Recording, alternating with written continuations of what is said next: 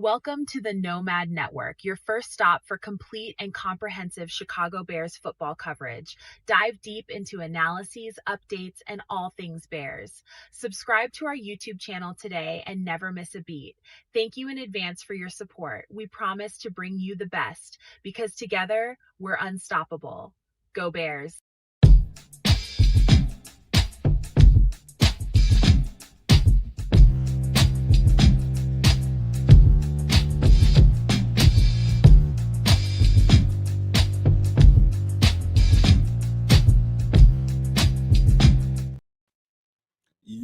Yo, no maniacs. Welcome into another edition of Feed the Bears this morning. Game day, live reaction. Hey, in Cincinnati, looking to get back on track today, man. We want to see this team, man, really get to where they want to go with the trade deadline looming coming up Tuesday. And I think we're probably going to have to do a show somewhere around, I think the trade deadline is at 3 o'clock. I think so. So we'll probably try to go, at least I'll try to go. The guys that come, if they can come. But we'll try to go live somewhere around 12, 1 o'clock, maybe somewhere in that neighborhood, just to see if the Bears are active. I hope they are, because I feel like there's a couple of deficiencies there, man. We might have to do something if we want to, especially if we win this game. Like, in my opinion, if we win this game and win this game handedly, there's all kinds of reasons why the arrow should be green in a trade situation. I think they should, in my opinion, because I think, obviously, if the team is playing well and you still feel like you have some shorts in certain areas, you ought to do something, in my opinion. But we'll get into that later on as the fellas get in here and we go start talking about this game. Let me put up the inactives real quick. Give me a second. Pull up that banner, because we do have some good news. Is we got Tyrique back, but the inactives today are Luther Burden, DeAndre Swift, Roschon Johnson, Dominique Robinson, Case Keenum, and Ruben Hippolyte. Ruben Hippolyte hasn't played all year, so we expect that. And up off the practice squad today is Britton Brown. So let's just see. Let me get in the chat real quick, see who's saying what. Shout out to Cloud Chasers Radio, #1 up in here, and manifesting them 3 turnovers. Hell yeah! And so how I think we get to those 3 turnovers. This is my opinion. Looking at the Bengals on film, so long as Joe Flacco is in the pocket and comfortable in the pocket, and there's no front-facing pressure. And so what I'm trying to get at is the defensive front, the defensive tackles, getting pressure up the middle, moving Joe Flacco off of his spot. Cloud Chasers Radio, this is where I see some of the potential interception being coming, because when he has to move off of his spot, he's inaccurate as shit. So long as he's in that pocket, he's got time and he's clean, he throw that ball all over the yard, and ain't really nothing he can't do at 40-something years old. And so, to me, in my opinion, in order for us to win this game, the pressure is going to have to come from the front. From the front, the nose tackle and the 3 tech. That means Trevon Dexter. That also means Grady Jarrett and whoever else they have rotating in for him. That's going to be important. Also, I pay attention to this particular wrinkle, listening to Ben Johnson. Sometimes he sounds coded. Most of the times he's pretty straightforward with what he says. But somewhere during the week, I remember hearing an interview where he was at the podium, and they were asking him about Dio and what he sees in Dio. What does he think he can bring to the table? And one of the things he said was he saw really, really good pressure from the inside. When he's playing at the 3 tech or something like that, that seems to be a role that they relish him playing. So the more they can put him on the inside and not on the outside, the better they think he can perform. So look forward to him kicking in on the inside on pass rushing downs on a regular basis. And I think that what that means is more opportunities for, of course, Austin Booker. So I think he's going to get several reps today. I don't know. I couldn't tell you exactly how many, but I think he'll get, depending on how good his wind is right now, I think he'll get a lot of opportunities today. And I think he'll take advantage of it. Kids, you can come in anytime you want to. So, yeah, that's where I think we are. Shout out to everybody watching. Come on, jump in the chat, man. Get this thing pumping. We got about, let me see, about 20 minutes before kickoff.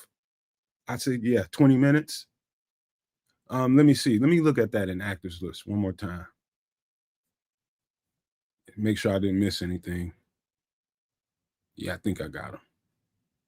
Again, running back Britton Brown has been brought up off the practice squad.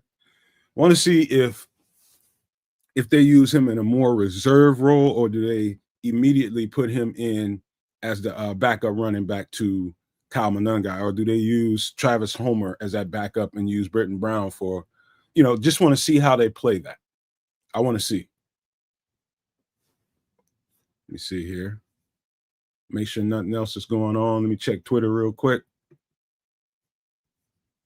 Make sure I ain't missing nothing.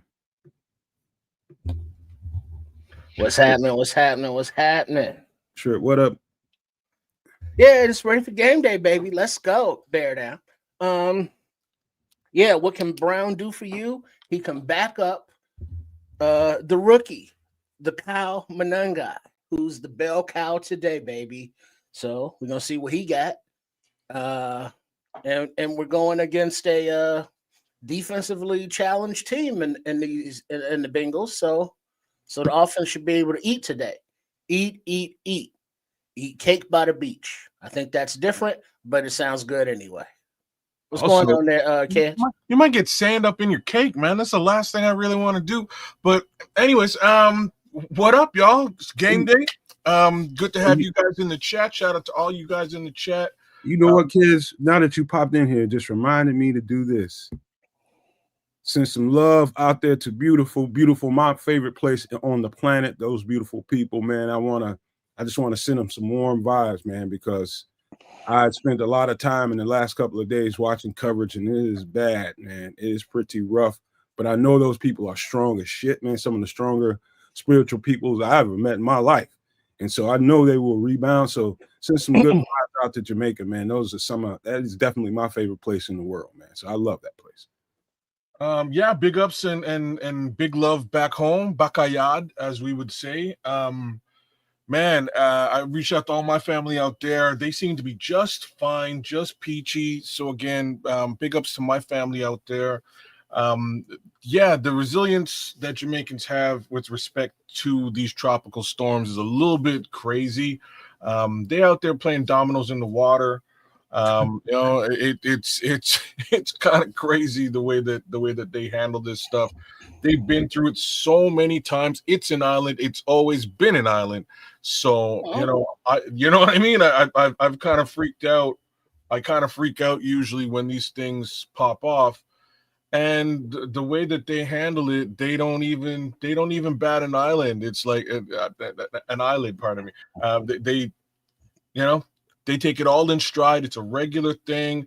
They dry out their cars, sit them up on some blocks so they can drip, and eventually the water will subside and they'll be back to to doing things the way that they do it. So yes, there was a lot of damage on the outer portion of the country, of the island, coming in from the ocean, if you will. But once you get further into the interior, a little bit less damage actually occurred in the interior of the island. At least that's how it was conveyed to me. So again, shout out to all my people back home, and stay up. Everything will be cool, man. Quick question: have you ever heard of the Pelican Bar? I can't say that I have. No. So basically, it's a one of a kind place. It's sitting out there in the middle of the water on a little peninsula out there, and basically a guy, I forget the guy's name, but I almost had a chance to go there when I was there. Mm-hmm. It's basically made out of driftwood. So I bet you it's drifting for real right now. I don't know. I can't find no information. I'm still looking, but I got to visit that place, man. That's it got knocked down before, I think in 2012 or 14, and they built that thing back up in a month. Probably one of the previous hurricanes. Again, apparently this one is it was the worst the worst hurricane you could have, but Again, my country is it's a very resilient place to live, man. Those people are very strong. They would take this in stride. There's a fair amount of loss of energy, power, etc. So again, they'll be hunkering down and letting things sort of get back to normal. But they're hardworking group of people, and again, very resilient. So I have all the faith in the world that things will be pretty all right. It'll be irie, if you will, as we move forward. I can't wait to go back. I wish if I had it my way, I'd be there right now helping them. I had it my way. I literally would be there right now, hands in the dirt, hand in the sand, doing everything I need to do to help them get back to where they need to go. That's how good I feel about the place. I work for free out there. Well, I heavily considered, setting up some sort of donation case scenario for them, but at the same time, I don't really have the stroke with respect to where I would send it to have things actually accomplished and done.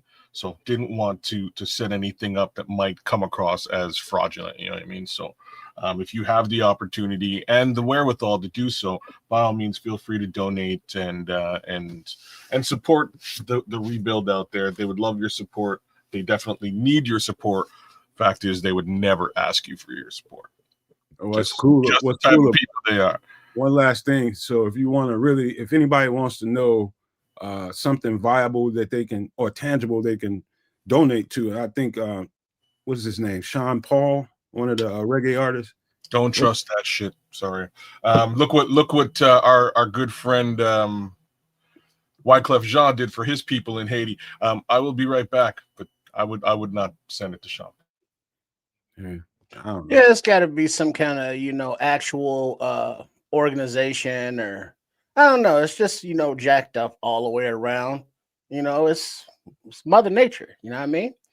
That, hurricanes, they happen. And whether you believe in climate change or not, the climate's going to do what it's going to do. It don't care whether you believe in it. So, when the hurricanes, the earthquakes, the tornadoes, the heat waves, the droughts, the polar vortexes, or is it polar vortex I? No, you was right the first time. Okay, polar vortexes.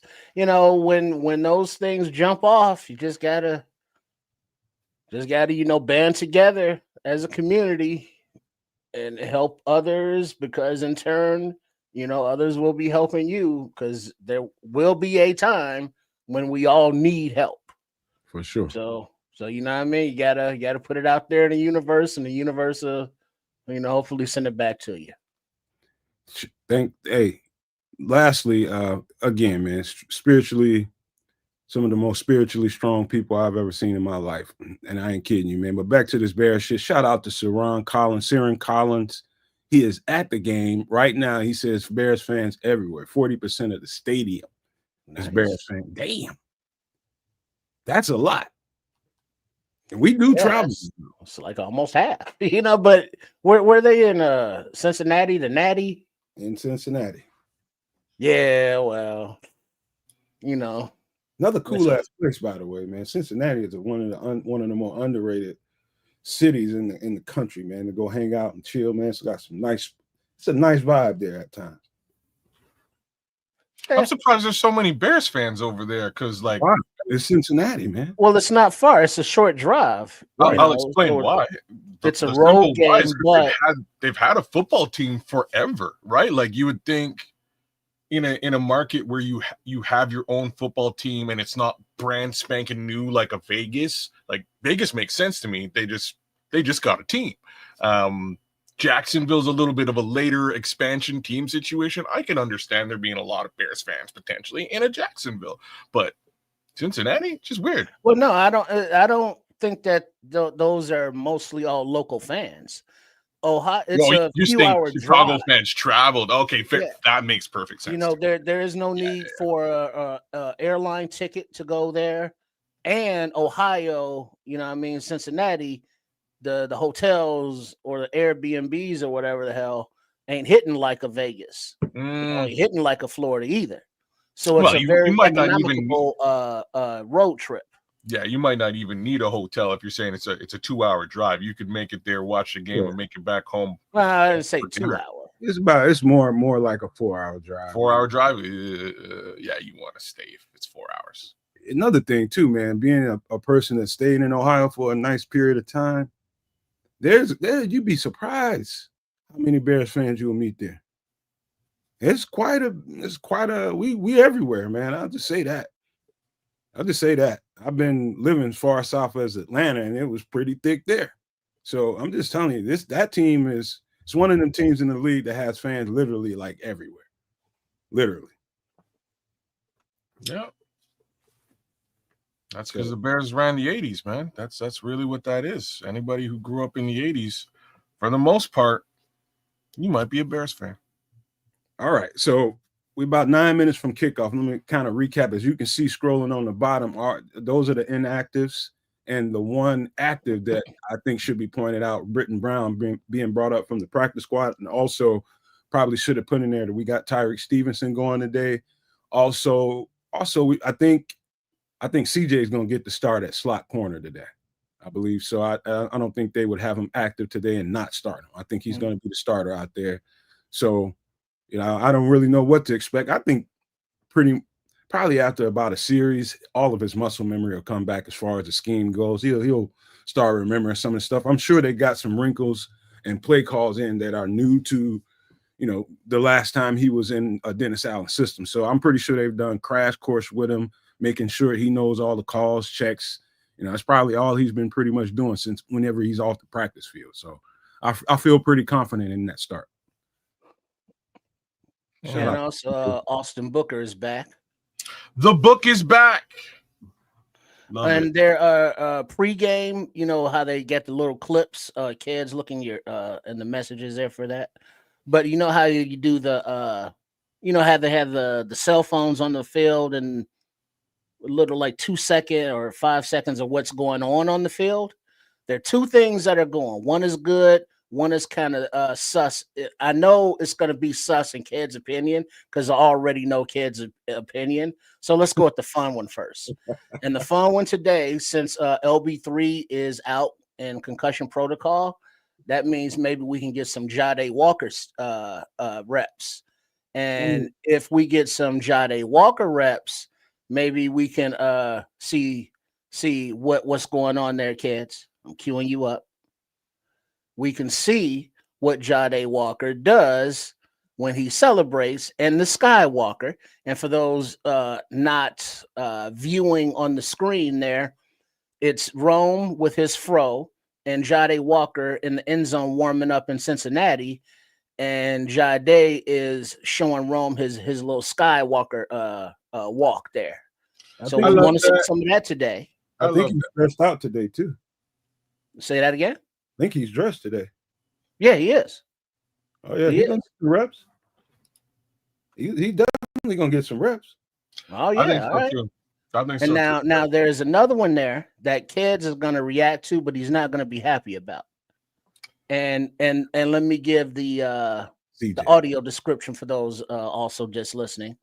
This is our starting quarterback. I'm looking at it, and I'm gonna see why you. Well, we all want to look at it, though, kids. All right, you see what I'm saying? That's kind of the thing. That's kind of the thing. It's a visual video kind of thing.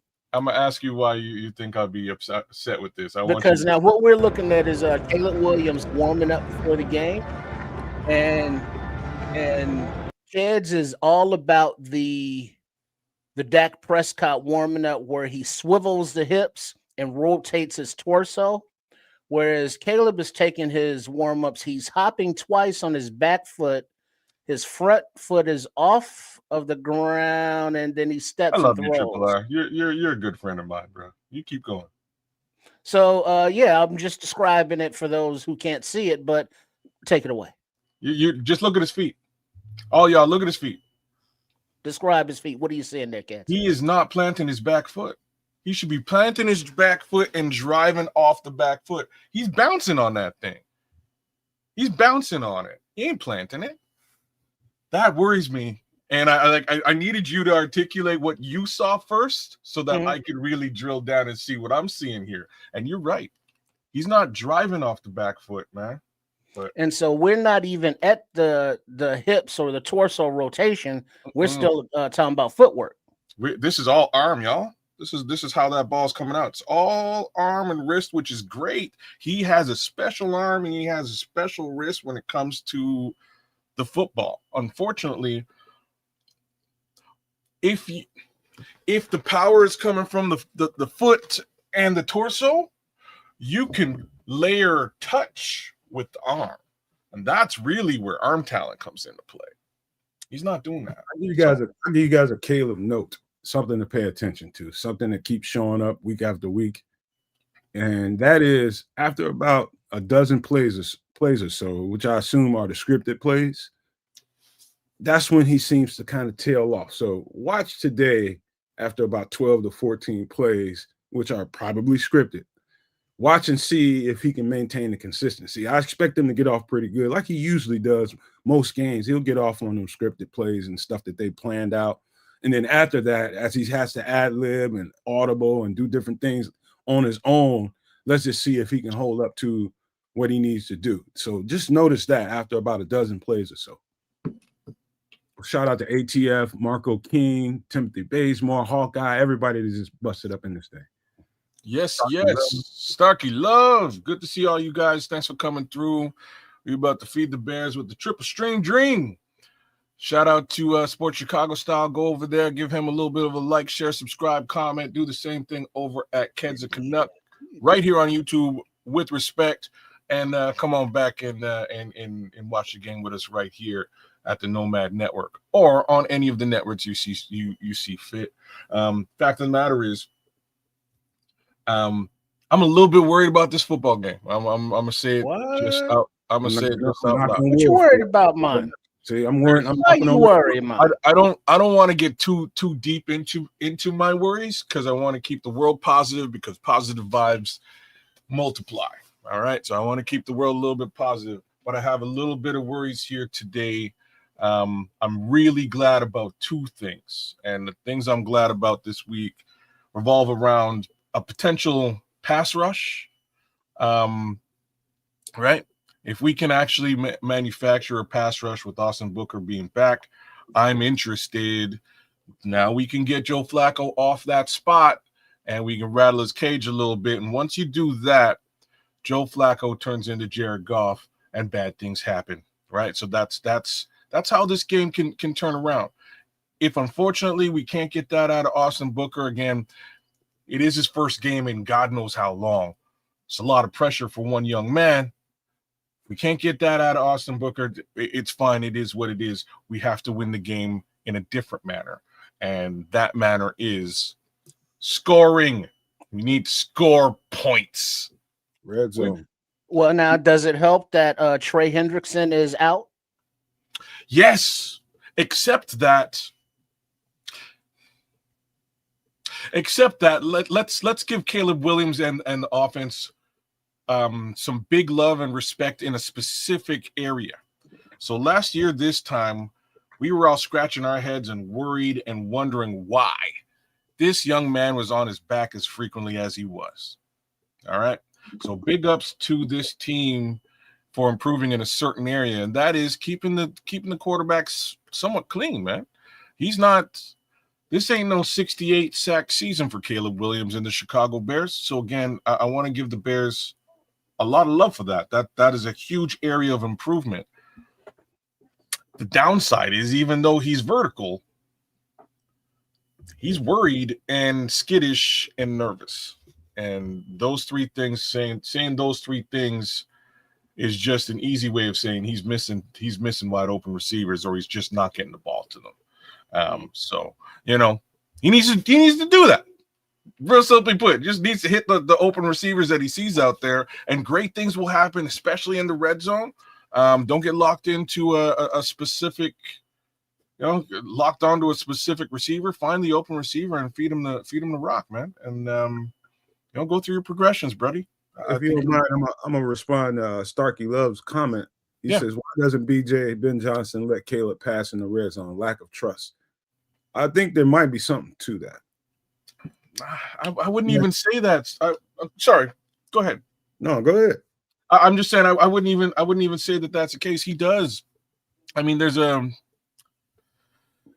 one play last week where he took the snap. It was a rollout. He rolled out to the left. I'm quite certain it was DJ Moore who was wide open in the end zone. I might be wrong with who the receiver was, but somebody was wide open in the end zone.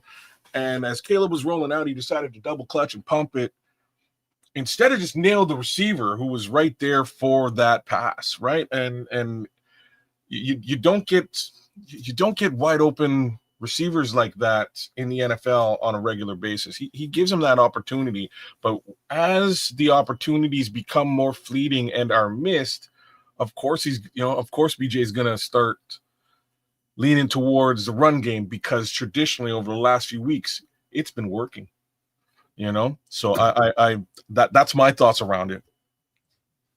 Yeah, I do believe there's something to that. I think he's something, whatever it is, red zone, as I can remember that being a problem all through camp too. For whatever reasons those are, it's been I hate to call it a handicap right now, but at this point, man, I think you can at least say it's kind of hampering us a little bit, the performance down in the red zone. So, be honest with you, Starkey, I wouldn't be surprised. At some point, he's going to have some kind of confidence in him down there, because if you start being too predictable, man, it's an easy, because you only have to defend a certain amount of space. That makes it really, really easy if they don't think you're going to throw the ball that much.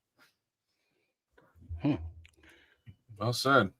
Well, now that we are about to get closer to kickoff, they're talking about how Joe Flacco had to get an injection before the game to get his body right and ready to go. So I think the mantra in the defensive Chicago Bears huddle should be pound on the Flacco. Yeah, I just don't know which shoulder it is, though. I think it's his throwing shoulder. I'm not sure of the exact injury, but well, maybe you're right, because if you're saying that he had to get an injection, yeah, maybe it is the throwing shoulder. All right.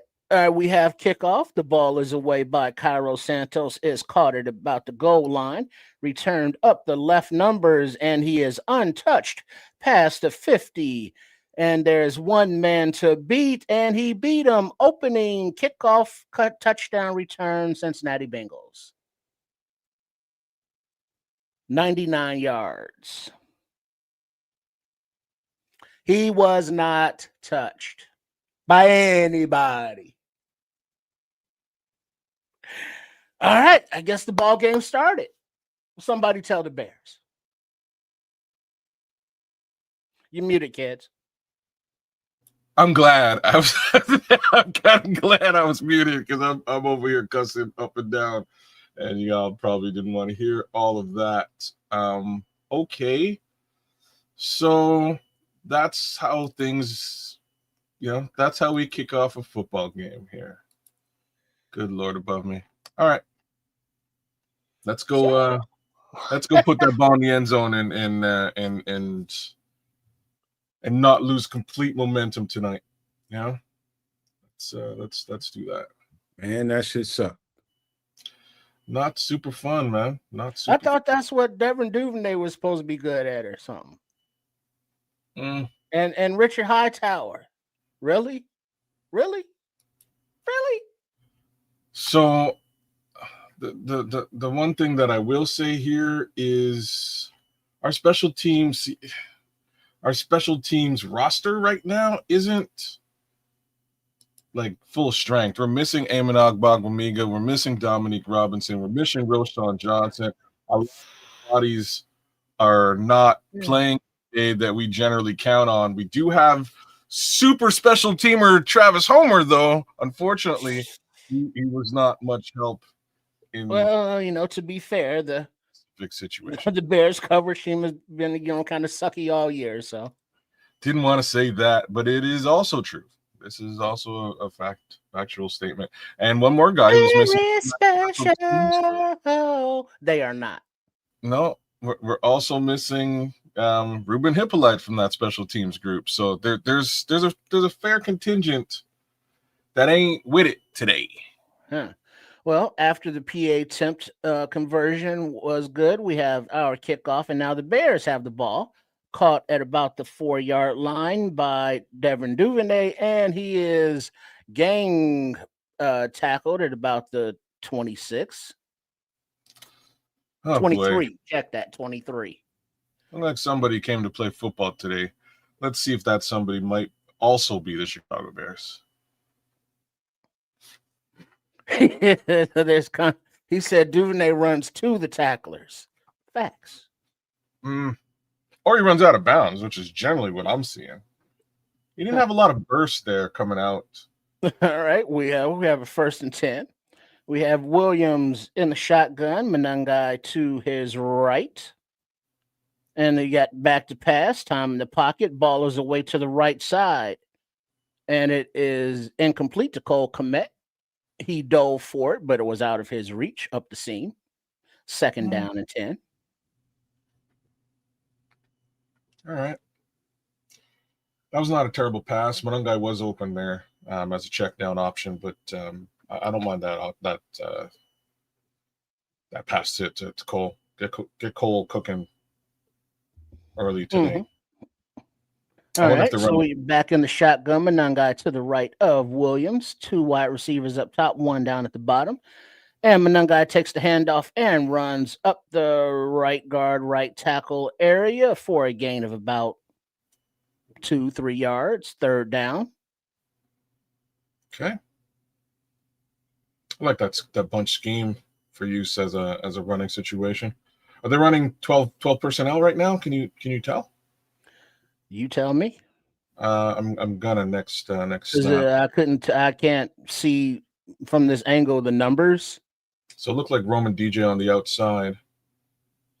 All right, we got 3rd and 5. Check that was 5. All right, in the shotgun again. This looks like that's not.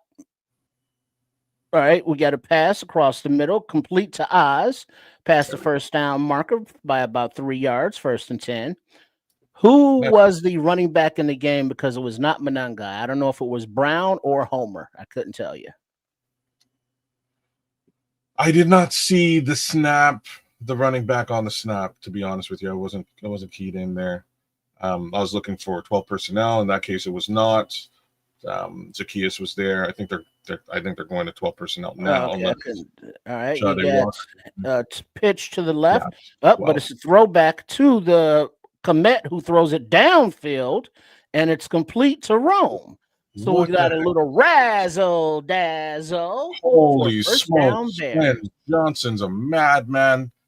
That was crazy. That shit looked raggedy as hell. I'm surprised they got that off, but it looked. Hey, it worked out. It worked out. I'll take 10 yards. Now they're snapping the ball fast, but there's a flag and stop at your play as the Bears were going in a hurry. Don't lose it if you're going under tempo, but hopefully that's a flag on the defense. Maybe they had an extra man on the field, which would explain the tempo. Wait, Cincinnati's challenging the ruling of a complete catch. To this day, never knew Cole Kmet was a lefty. Y'all notice that? Oh, I wasn't paying that much attention to the pass. I'll be honest with you. I was a little bit worried the whole time. Now we go into break, and it looks like a good catch by Rome. He juggled it up high, but he got control and both hands. Yeah, wasted challenge. Let's go. But we know how the refs have been diddying the team. So hey, what are you gonna do? No comment. No diddy. But yeah. But something I wanted to mention real quick is that so the chat is saying that was probably Homer in the backfield, because the only reason I could tell there was a different guy is that Manungai is wearing orange cleats, and that other running back that came in had on white cleats. So I don't know if it's Brown or Homer. So if anybody can get the angle or the number, please do tell. Real talk, I can probably get it here. Bear with me. A couple minutes. Calling for High Towers here. Well, I mean, the granted, there's been a lot of churn at the bottom of the roster, which usually the special teams is, but he's had the Booker. Well, all right. The Booker is not Booker. Was Hardy. I'm trying to think of. But all right, Homer's been out, Johnson's been out, but there are other athletes out there that are playing, and he doesn't have any kind of scheme, it seems, to address anything because I don't know. I mean, the one big return that the Bears did have, and that was last week across the 50, was called back because of a flag, which has been the story of the season. So that was the biggest return I can remember. Please correct me if I'm wrong. So you're talking about on the Cole Kmet pass? Sorry. The Cole Kmet pass. You were wondering who the running back was? Who's the second running back that's not Monangai? In both cases, it was Monangai. But orange he had shoes. Different color shoes on. Orange shoes. You'll see it when you go back. All right. So who was in the backfield? Was that Oz? It was somebody in the backfield next to Caleb Williams that did not have on orange shoes. There's nobody back there with Caleb. There was a bunch formation on the left-hand side. Monangai moved out. They're saying he dropped it. 2nd and 10. I didn't see it like replay. You're saying he dropped it? It looked like a. Okay. Oh, well, there you go. Like I said. All right. Back to pass is Williams. The ball is released down the left seam. Incomplete as it was contested. 3rd and 10. Oh, wow. Yeah, they didn't show any replays of this thing in slow motion of this not catch, but going to break, he had the ball from the angle I saw. What the? Woosa. See, he wasn't. Woosa. Why are you, man? Woosa. 3rd and 10. Williams in the shotgun. White shoed person in the backfield with him. I can't tell. You're right. He scrambles. There's a blitz coming. He steps up into the pocket. He's tackled, but there's a flag on the play. That was Travis Homer on that one. Okay, Travis Homer. There we go.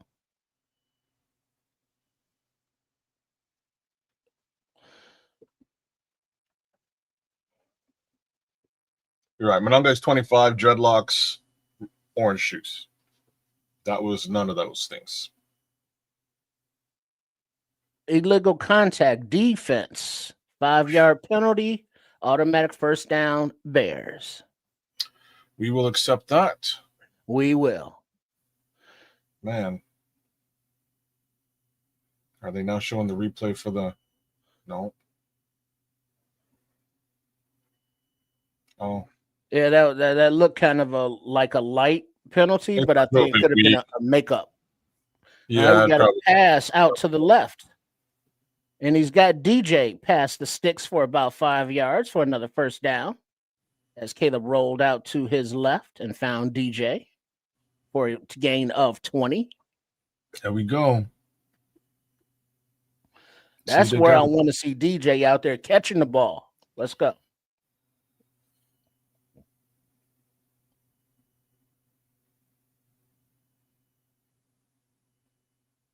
All right, we got Monangai in the backfield, Williams under center.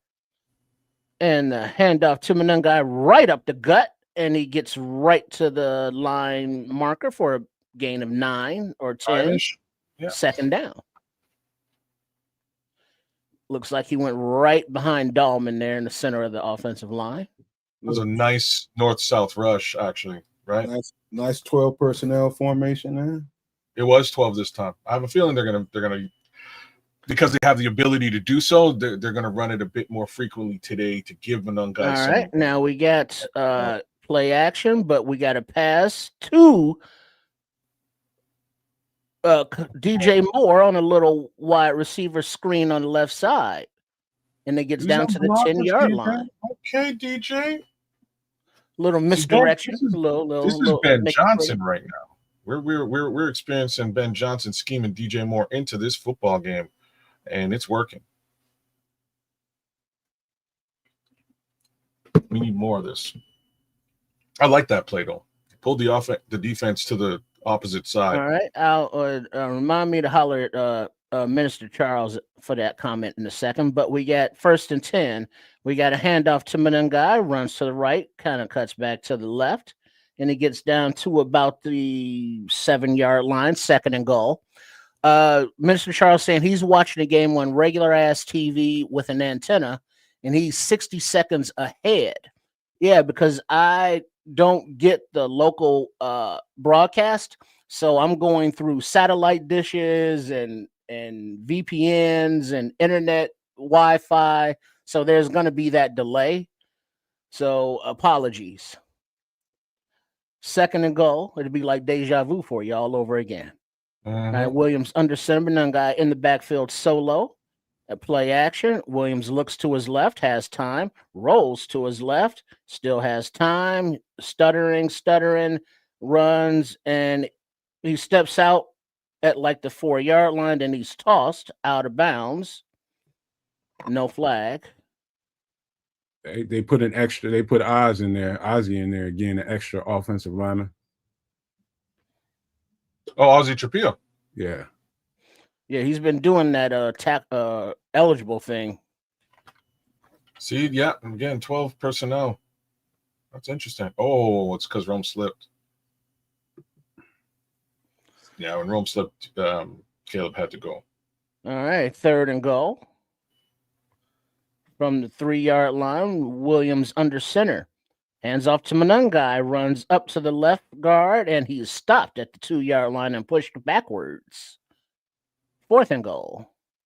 Ben Johnson looking at his card, clicking his Sharpie, calling in a play.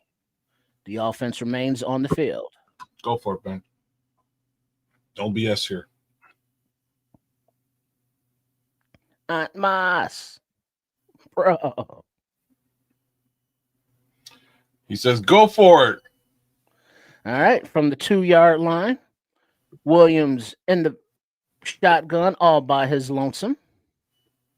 All right, there's a handoff, there's another handoff, and then there's a pass to a wide open Caleb Williams in the end zone for a touchdown from DJ Moore. Touchdown Bears. The Philly special in Chicago. Double reverse business on your ass. Yes, sir. Razzle dazzle. Knew I should have put him in the end zone on my parlay, man. I had a feeling. Way to go, Ben. Way to go, Ben. That's how you scheme it up. That's how you scheme it up. Oh, man. My dog's hearing me clapping like crazy down here. Now he's going crazy, too. So he's cheering for the Bears upstairs. That's pretty cool. Bring out the wrinkles, man. Make sure you get some in that red zone. That's how you get it done, man. Go in your bag, man. Go in the bag. Yeah. Belt to ass. Hey, DJ. First touchdown pass of the season for DJ Moore. Ladies and gentlemen, Caleb Williams in the end zone as a receiver. Doesn't get much better than that. 7-7. Bears and Bengals. I'm feeling you, Minister Charles. That tempo and that play design. I'm feeling that too. Same. Yeah. Belt to ass. That's all I'm saying. Belt to ass. Keep doing it. Yeah, don't let them tee off on you when the clock is coming down. You control when their movement is. But I don't expect them to get much by way of pass rush. And so far, I haven't seen much by way of pass rush from these Bengals. So. Hey, kid, do me a favor. Say this in Jamaican. Get your bottom beat, man. You're getting the bottom beat. Get your bottom in English so he can say it in Jamaican. Get your bottom what? Get your bottom beat. Get your bottom beat, man. Get your you rusty. Get your wait, it would be get your backside. Get your backside whoop. Hey, you know what? Hey, kids, when I was over there, it took me a while. Get to no backside whoop, man. What did y'all get whoop with in Jamaica? Shockless? Say again? Sandals. What did the the what did you call the grandmas or moms in Jamaica that beat the children, and what did they beat the children with? Oh, whatever's available. Or like a bamboo branch, or what do you mean? Whatever's Where's it available? come from, man? What we don't have like a special name for it. It would be like bring me that thing that's up. Oh, okay. Because growing up, I had to go out and get a switch. You know, switch was like yes. a branch off of a tree. Branch off And a then tree. like Hispanic or like Puerto Ricans get the chanclas, the sandals, the flip flops, and like We would just moms, say, bring me, take one off and sling it and hit them with it. bring me the thing that's on mine, and then you would go, what thing, Mom? And then they'd whoop you more because you asked which thing she was talking about. So it would just be an excuse to get your delay tactics. You know what I'm saying? Hey, kids, Bring me the thing that's on mine. I was at the Sunfest when I was there, man, and Buju Banton was about to go on stage, and I kept hearing these people say, "Top, mash the top," and I'm like, "What the fuck are they talking about?" And they say this a lot, like when they say, like when something mash it up. Yeah, they say mash it up. Mash it up as the kickoff is away. And once again, we have a return that gets to about the 47-yard line. Tackles are these? As he squirted up the right numbers of the field. Who was that? Awesome starting position. Yeah, that kickoff coverage. These tackles are lackluster on the special teams group. All right. Under center is Flacco with a running back and a fullback. Yeah, he has a AC throwing shoulder joint issue, but he hands off the ball and behind the right guard or so. The running back takes it for a gain of about 12. First down, Bengals. Damn. Is that young Canadian boy? Are you from Canada? Oh shit! Come on, Smitty. I had a black and white TV that I had to use pliers to change the channel on, and had the literal aluminum foil for the antennas. Come on, son. Old school. All right, Flacco hands off inside. Oh, Samanje P. Ryan carrying the ball for about 4 yards before he's gang tackled by Brisker, Edwards, and a couple others. Jody. Flacco. ASAP fans know what I'm talking. Big Bill got to tighten up. That went right through him. Yeah, that's twice too. The last one went right past him as well. Yeah. All right. So right. 2nd and 5. You got Flacco in a little pistol. And he's back to pass. Ball is out to the right. And it is complete to T. Higgins. Man, he beats Tyrique Stevenson, and then he gets a little yak. Gets down to the 10-yard line. 24-yard gain. First down, Bengals. Yeah, he beat Stevenson on the slant and then broke a tackle and got that yak. 35 was in on the blitz. Who's 35? That's exactly what I was about to ask. Is that CJ? That's CJ. Oh, okay. So CJ came in at 35. They're sending CJ on the blitz. Interesting.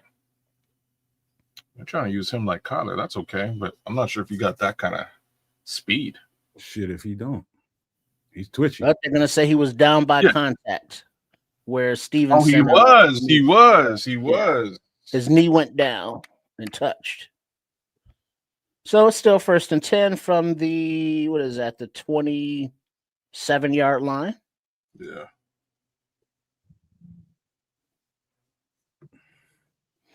All right. So we got Flacco under center.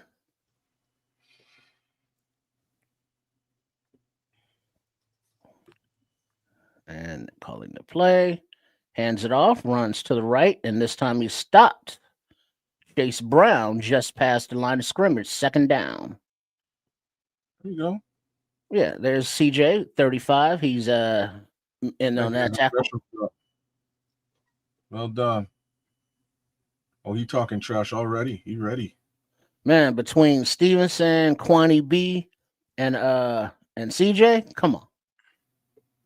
And you don't want to have conversations with this secondary, that's for sure. No All right, conversations. down and 9. Flacco in the shotgun, running back to his right. Takes a snap, hands off. A Smart little chase stutter motion. step. And a gain of about another Nothing. yard or 2.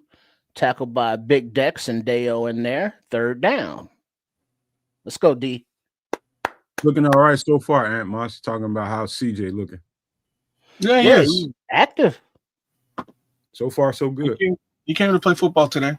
You know, we gotta see how he's at the end of the game. His conditioning. You know, he hasn't played in a minute. 3rd and 6. All right, Flacco in the shotgun all by his lonesome. 4-man rush. Ball is away, and it is dropped. Oh, he dropped it. Yeah. By number 30. That Ooh, would have been a 1st and run. Yeah, he would have had some Brown yak on that dropped too, it. man. He would have got some yak there. Yeah, he'd have been running for a while.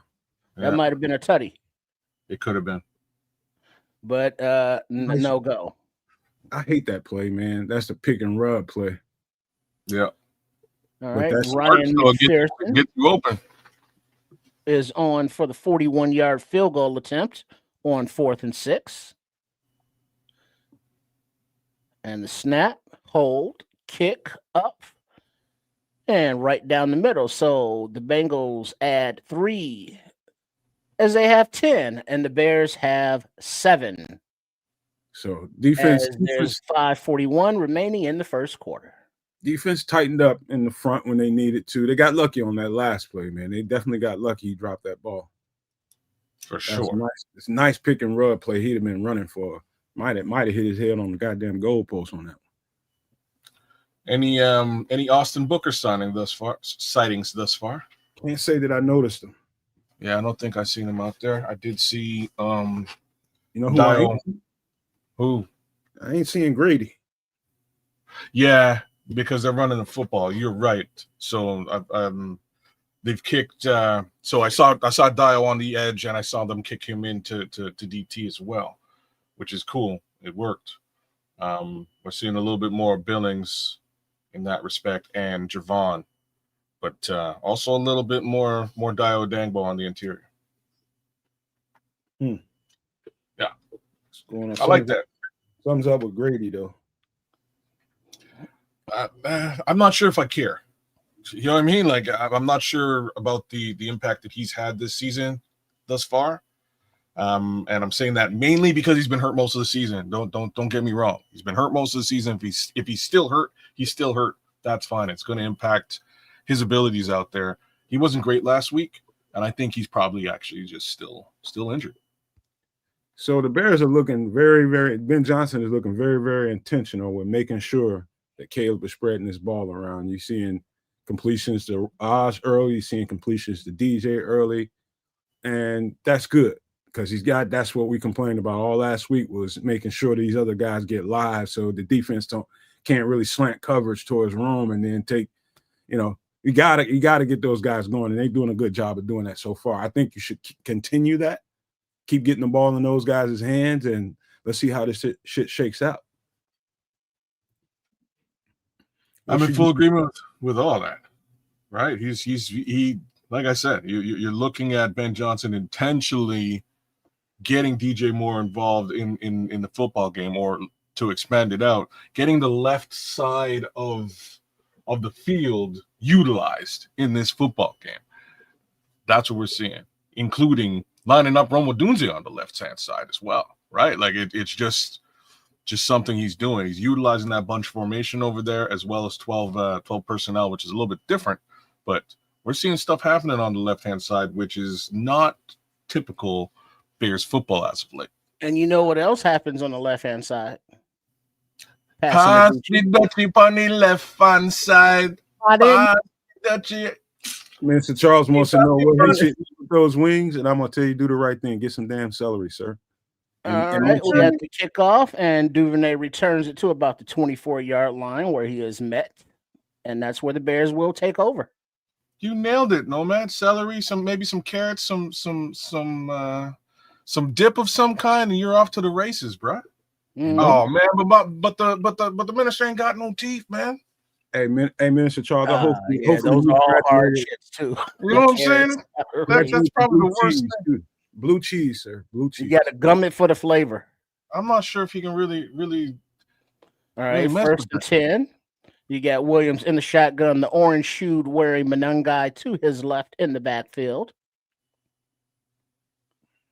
All right, blitz coming, but the handoff to Manungai to the left. Ooh, and he finds a nice seam and gets about 12 yards. Man. Yeah, Kyle's feeling it too, man. Did Nice explosion. I like that explosion. Did y'all see what damn Theo, what the Eagle just did, man? He just sent somebody into heaven, man. That's the first time I've heard a positive all the way to heaven report from you. But I'm under Williams, Williams under center, Manungai in the backfield. And a play action. Williams has time. Time he rolls. He steps through, and then he in the field, running up the right side, makes a couple guys miss. Gets past the stick by about 3 yards and slides out of bounds. Yo, hey, Theo lost his block, man, but Tooney just came and cleaned that shit right the fuck up, or Caleb would have been sacked. So Caleb out there a little wiggly in the field.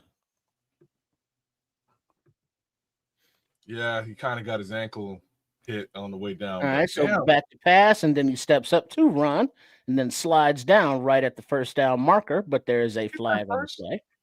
Oh, holding? Damn it. Oh. They are discussing. Why you say holding? Because that's always the call in these situations. If it ain't, I'm happy. Well, the call is bad juju out of you. Illegal shift offense. Number 2 was moving at the time of the snap. 5-yard penalty. Replay first down. Well, not quite as bad as holding. All right, so there we go. Back them up 5 yards. Damn it. JJ McCarthy with 2 TDs today, huh? Yeah, and there's TJ Hawkinson. I knew I should have taken that Hawkinson trade from King Booker World. In the shotgun, hands off to Manungai. Ooh, cuts to the right, and then it's pounded down hard. Ooh, ouch! Dumped. Oh, he got second down. Nice gain. He gets up. Nice. He got stamped on that one, boy. That was a thumping. Yes, they do, Mr. Mayhem. Yes, they do. We doing that again, man. Come on, man. He did it. I'm disagreeing with it. I didn't even refer to what it was. Looks like we got 2nd and 7. White shoes in the backfield at running back. Williams under center. And the white shoes takes. Oh no, I'm sorry. That's Manungai. He's still in there. The shoes were camouflaged in the logo. So what do you... It was camouflage. I was hypnotized. I will accept it. Because you see the orange and the white and orange here. Look for the dreadlocks, man. Look for the dreadlocks. That should. Man, I ain't even had nothing to drink this morning. Stop tripping. Oh, snap. All right. So we got 3rd down and 5. Williams in shotgun. Manungai to his left. Manungai takes the handoff and runs off the right side. Slips a tackle. Gets the first down. Past the 6 by about 4 yards. Yeah, feed the rook. That boy out there running that thing. Feed the rook. I love it. Darnell Wright made the springing block. Love it when you have the faith in the offensive line and the running back to call a running play on 3rd down and 5. Love that. Dude, was that 52? Dahlman crashed over. Kmet out there blocking. Tooney and Cole Kmet made that happen. All right, you got a pitch to Manungai to the left, and he's a little patient. He gets about 3 yards. Oh, 2nd down. Too, man, by Geno Stone. With the power game on that one, boy. I like that. Got people pulling and shit. Yeah, feed the rook. Let's go. What you got, kid? Man. Yeah, Starkey Love. He's right. Setting up that play action. You're damn straight they are. That's how you do it. It's exactly what you want to do. All right. Under center is Williams. Munungai in the backfield. Play action. Plenty of time in the pocket. Short pass to Munungai, but the pass was a little off. Wrong 13 guy. personnel on that one. 3 tight ends. It was nice looking. And it looks like Munungai was able to make the reception for a short gain. He kind of settled it down, and Caleb threw it more toward the sidelines. Nice catch. So 3rd down and 6. This is might be when you want to use them tight ends, sir. All right, and the shotgun is Caleb. Now we got white shoes in the backfield, and a pass to the left side, looking for DJ, is batted down, incomplete. 4th and 6. And Taylor Britt. Well, you can't say that, Starkey. He hates the way that every pass by Caleb is overanalyzed. Well, it's either on target or not. So I don't know. I mean, how do you overanalyze that? It's like, well, why is it off target? Is it the footwork? Is it pressure? Why? But we have a field goal attempt. It's up, 47-yarder, and he shanked it wide right. Damn, the wind must have got a hold of that thing. That thing was moving a little bit. But there is a flag on the field. What the hell happened there? Newman is out there. I see you, Newman. He did kind of put a little spin on that thing. Offside defense, number 38. Oh. Lined up in the neutral zone. 4th and 1. 4th and 1. Go for that shit. That's going to hurt. See, we got a call going our way, man. We got the ref giving us one here. Williams coming back out on the field. Ben Johnson calling the play. Let's go. Let him hang. Oh, yeah, he way offside. Those huevos hang. Let's go. And get this first down. Get las ratas. Williams under center. Munungai in the backfield. Hand off to Munungai, and he burrows right up the gut.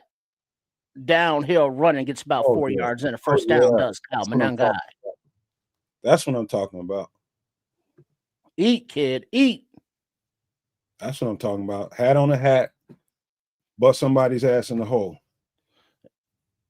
It looks like Rome led the way in motion, then cut right up the hole. So Rome was basically the fullback.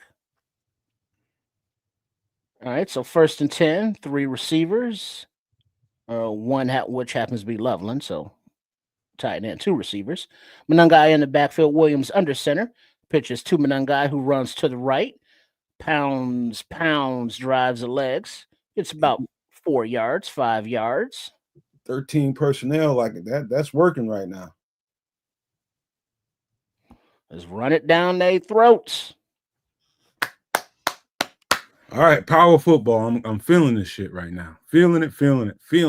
Don't forget, you guys, stop and hit the subscribe. I mean, not the subscribe button, but hit that as well. If you're new to the channel, please hit that subscribe button. But if you're here watching the show or listening, please stop and hit the like button. We would greatly appreciate that on all 3 channels, because we are streaming 3 ways today, on Kids of Canuck, here, and Sports Chicago style. So please do us a favor and hit that like and subscribe button. Indeed. Yeah, Munungai's running hard out there. I like it. Gotta love it. One cut downhill, get it cracking. All right. Yeah, I was just kind of in my mind planning out make for halftime for sustenance. Oh Lord. I figure I got that skillet in there. I'm gonna cut up some hot dogs, throw them in that skillet. A little with some I got some peppers, orange and yellow peppers, and I got some onions. Throw those up in that skillet. and then like let that like a little bit, maybe throw some garlic up in there, and then like crack open an egg or a couple of eggs and scramble them up, like and then pour that over that concoction after it for a few minutes, and then mix all that up.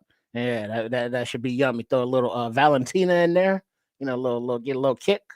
Yeah. Oh, you gonna do like fat chops on what is that?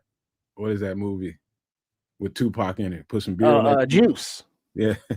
Yeah. So I do got beer, you know, throw a little beer in there too, a little flavor. I did that one time just to see how it was gonna taste. It wasn't bad, man. I gotta admit. I was like, okay. I don't know if I was willing to do that again, but it wasn't bad. Let's see, Mr. Charles said he ain't ate a hot dog in over 25 years. That's probably good, Mr. Charles. They ain't those things ain't the best for your health. I mean, all it is rolled up bologna. That's all hot dogs are. That's all it is. And all bologna is flattened out hot dogs. Yep.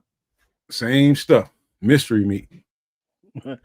Say Santos is got a weak leg. Yeah, 47-yarder that just went zoom.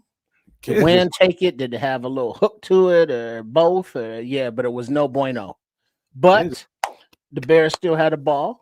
You know, the penalty did not give them the first down, but they were able to execute with the ground game and the power run. But now we have Williams in the shotgun and DJ Moore in the backfield, but a handoff to Oz on the end around to the right to the end zone. Touchdown Bears.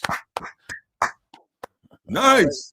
All the misdirection going on. And all right. That's the way to take the momentum back right there. Just keep pounding the shit out. Look at number 81 on that block. Is that Carlson? I want to say Carlson. It might be Smythe though. Carlson, Smythe. They're the same guy to me. I think Carlson is 88 and Smythe is 81. I think somebody help me out with that one. Kids dipped out. Okay, but let's go. All right, Oz. All right, you know we got the little handoff, a little jet around to the right. I see you. Appreciate it. All right, the PAT is snap, hold, kick, clean. So the Bears take the lead with 14:51 remaining in the first half. 14-10. That's what I'm talking about. Production down in the red zone. TF down. Old Ben Johnson is in his bag today. Yeah, he is. Saying, which way is the ball going? Who's getting it? I don't know. It's over there. Is it over there? Woo-hoo. It's over there. Now it's in the end zone. I forget it's Christmas season now that Halloween's over. You know, Thanksgiving ain't a thing no more. But they got the commercials with those old ladies who's sitting on the bench looking at the kids play. Then they get the package, and then they slid down the hill, and they had the flashbacks of when they were young and vibrant and had their whole lives ahead of them.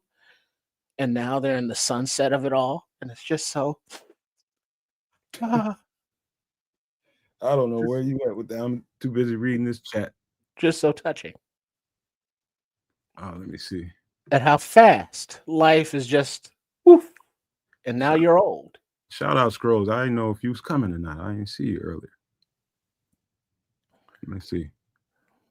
Yeah, man. That counts as a TD pass? Does it? Or is it handoff? Or that I guess was a little pitch. I don't know. I can't.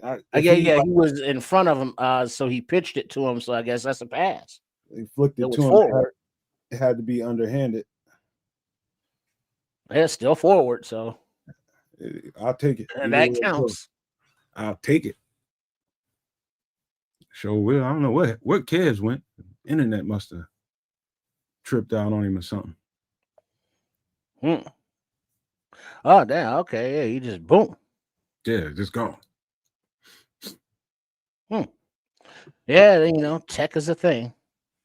Shit between computers, the internet, or anything in between that's not in your house.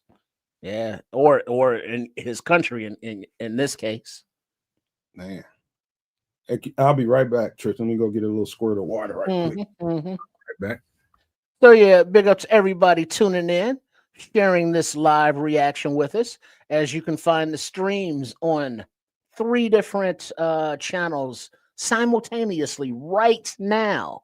The Nomad Network, at Cads of Canuck, and at Sports Chicago Style. Hey, how you doing? At Triple RSCS, if you know, that's the handle. All right, so we got the kickoff, and it rolls to about the 7, and it's picked up and returned to about the 32-yard line by P. Ryan. And he is hit hard by Owens and somebody, and they're calling for the trainers. And when the players are doing all this, it's not good. He's holding his right leg. He's writhing in pain, and we have a timeout on the field. His right ankle. Nope. Stop. He hops up. Oh. And then jogs off. Okay. I don't see nobody hurt. Good shit. Right on. Okay. Yeah, he looks great coming off the field. It was kind of weird. He don't have a limp or nothing.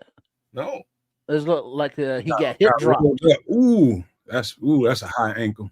Yeah, he got rolled up. What was that, number 48? That is DeMarco Jackson. DeMarco Jackson, 43. Okay. Yeah, he hip dropped him on his ankle. Yeah. Yeah, but he's on the bench and he's feeling it. He looks like he's in pain on the bench, much more so. All right, and the shotgun is Flacco. The pass is off to the left. Ooh, a tight squeezing is caught by Higgins. Oh, man. Under CJ. Nice blitz. Oh, no, I'm sorry, Nashawn Wright. Check that. Nashawn Wright was right there. He could have been a bit more instrumental in that. They're being aggressive with CJ Gardner Johnson, sending on plenty of blitzes. Yeah, there's a little forward toss by Williams to Oz, so forward pass. All right, 2nd and 2. Flacco under center, running back in the backfield. Flacco kind of rolls to his right and floats it out to Jamar Chase, incomplete, as he's covered by Stevenson. Base formation. 3 linebackers with Noah Sewell, and Austin Booker was on the hunt there. Right on. Oh, flag. That's right, Stark. You got him off his square. That's exactly how you gotta keep him like that. Mm-hmm. Not sure what. But there is a flag on the play that I did not notice previously. Yeah, late flag. Probably something formationally. An eligible man downfield on the offense. Beautiful. 5-yard penalty. Replay the down. Back them up 5 yards.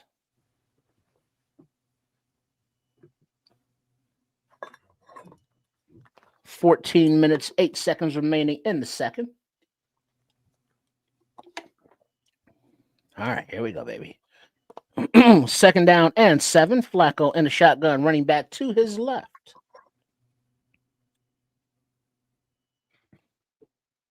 And the snap, handoff, fake handoff, quick pass out to the left, and it is complete to the tight end for 3-yard gain, 3rd down. Booker's still out there? But there is a flag on the play. Interesting. Probably a holding offense. Oh. They're calling a false start. No. Nope. Had a hand on his hat. There is no foul on the play. They waved it off. They pick it up. What you got, about 3rd and 2, 3rd and 3 here? I don't know if they got very much. 3rd and 2.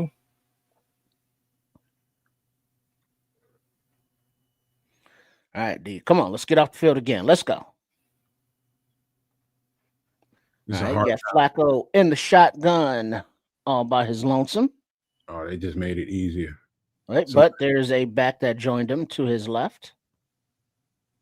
But the back runs out. Flacco all by his lonesome again. And changing the play, checking the play. The flag. There's a little movement on the left side. Back him up. Yes, sir. And they spent a lot of time trying to figure out what the hell was going on. Ball there. Start offense number 75. Back them up. Yeah, they didn't snap the ball for like ever. Yeah, they still had 10 seconds to go too. But Booker got a lot of motion going around. Booker made big boy jump. He couldn't hold his water. And I'm worried. Look at the refs giving us calls, huh? All right, 3rd and 7. Well, I don't know if that's giving us calls. I mean, moving. I'm just trying to help the naysayers. I mean, he's in a shotgun. You're on the ref And there's side? a blitz coming, and I wouldn't say all they that. get to Flacco. Dio was CJ right there. gets the sack. Courtesy Okay. of Dio. Courtesy Okay. of Dio. Get him, CJ. Get him, C. That was CJ on the sack?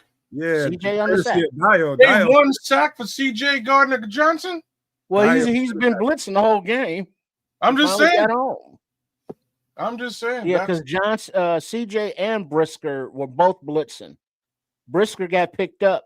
Johnson didn't. And Just so was and just Dio on the other outnumbered them. side got flushed out, but there was nothing they could do after they addressed. Out-leveraged him. Yeah. I'm sure you meant Kyle. What is Kyle's last name right now? All right, 4th and 13, and the punt's away. Fair caught signal at the 18-19 yard line by Duvernay, where the Bears will take over. Right on. I'm sure you meant Kyler Gordon. Kyle who? Kyler Gordon. I was just responding to Stark. He says CJ is doing Kyle Fuller's job. Mm-hmm. Kyler Gordon, you're right. He said Kyle Fuller. Went back in time a couple years. That's right. He knows how to use them scrolls to be aggressive with him. That's the kind of player. So what do you think? Play action on Monangai on first down, or do you hand off and just let him eat? I'm saying momentum has swung our way. It's time to take a shot down the field and really put your foot on them. Put feet on them boys, man. You're a brave man, sir. Put feet on them boys. I say different things. I say eat that clock. That's right. I said feet. Eat it. Eat it good. That's what I say. I say eat the clock. Get in the end zone, but eat the clock. Y'all want to be conservative. I want to be aggressive. That sounds like you. Mm-hmm. Kick ass. You kick ass. Belt to ass, man. Put belt to ass like you're supposed to. Wow. Trade deadline's looming, man. I want to see them boys be aggressive, man. Put some belt to ass for them. What do you think? Think they do something in the deadline? They keep this momentum and they start keep doing what they're doing, man. I see a couple of the deficiencies. They might make a move. See, that's the thing. I get that most teams use the trading deadline to get that one player, to get you over the hump for that season. I can see this trading deadline as the opportunity for a jump on changing over some of the players in the scheme, meaning if there are, young players on one of the teams that are selling that fits, Ben Johnson or Dennis Allen's scheme better than what we have, you trade for those guys because, look at the train wreck in Miami, was it Seattle, and a few other places that are going to be sellers. Damn, so it's like, well, what y'all got that we want or could use going forward beyond this year? That's what I want to see. Don't count out New Orleans, man. Might be some availabilities there. What do you want out of New Orleans, though? Anything defense. Anything defense? Something that Ben, not Ben, but that the coach is familiar with over there. He's got some pieces over there lingering. All right. We got Williams under center, Monangai in the backfield. I see those orange cleats. All right. Nope. Monangai takes a little pitch up the right side. Not right side, but behind the interior offensive line for about 3 yards. He keeps running like that. He's gonna wear this defense the fuck down. And just keep pounding. That's the plan. That's the plan. Not to mention, it's gonna eventually open up play action in a big way. All right. 2nd down and 6. Williams under center. Play action to Monangai. Time in the pocket. He's looking. Time expires. He's moving. He's escaping. Oh, he ran into psychopath. Stay up. Oh, brother. The sack goes down. I'm pretty damn sure there was a shot downfield there. There was 2, but even then. Yeah, I can't wait. Now they're showing the replay. Don't go doing that. I don't want to see the replay. Yeah. There's a check down wide open. So there's Kmet, there's Monangai, there's Colston Loveland. There's bodies. That's Yeah, the shit. throw the kid the ball. There's nobody near him. He had time. So That's the shit in I'm the talking. shotgun, 3rd down and 10. Time in the pocket. He's looking. The pass is away. He takes the Loveland short, and he's about 3 yards shy of the 1st down marker. 4th down. That's the Shit. shit I'm talking about, Caleb. Get You the gotta ball take. over the friggin' line, bro. This is 3rd down. It ain't 2nd down. No, I would say I'm gonna read Squeezy's comment. He says, "Question: Can Braxton Jones be traded when he's on IR?" My understanding of the rule is no. Sure. No, I mean, I think you can, but I don't know who would want to trade for a guy on IR. that's my point. Like, it's just I think you can train a guy on IR, but like he ain't playing for you. Why would you do All right, that? 4th and 2. The punt is away by Tory Taylor, and it's going back, caught over the shoulder, going at the 5-yard line toward the end zone. Good ass kick. So he runs up the right side. He gets about to the 15 where he is tackled. Good ass kick. That's a booming punt right there. That was a blaster. Yeah. Yeah, and it looks like Caleb is getting that look in his face of shaking his head of disappointment or It's all right. confusion. Like, it's okay. I think he just kind of clued into the mistake, and that's why he wound up hitting up Colston when he did, because he realized Colston was wide open on the previous play. That doesn't help though, but at least he's starting to clue in. You know, sometimes you gotta flush the previous play out of your head. You know what I mean? Just flush it out and move on to the next play. And at third down, you need to push the ball beyond the sticks. Like that's the job. So, quick question, kids. How many plays are we into this? About 12 to 14, right? I might actually be able to tell you. Passing plays specifically 9 attempts. No, how many attempts altogether? How many plays? We get off script. We get off script after about 12 to 14 plays. Grand total 9 attempts. So that's how many attempts he's taken. There's a few running plays as well. So 12 carries in the mix there. So we're probably in and around 21 plays right now. Par for the course. Par for the he's got to see some of that. That shit was wide ass open. I think it was either Cole or Colson over there. Well, there were open passes all over, right? There were. Colson was wide open, but there were Cole Kmet broke open very early into the progression. There was stuff there, man. There was stuff to be had. I'm like about 15, 20 yards on that one, man. He left that on. If he hit Cole when like early into the progression, yeah, it would have been a nice, easy 15 to 20 yards there. There's really nobody there with him. Colston, it would have been a bit of a it would have been a 1st down, but it would have been before the sticks and a little bit of yak. He's learning.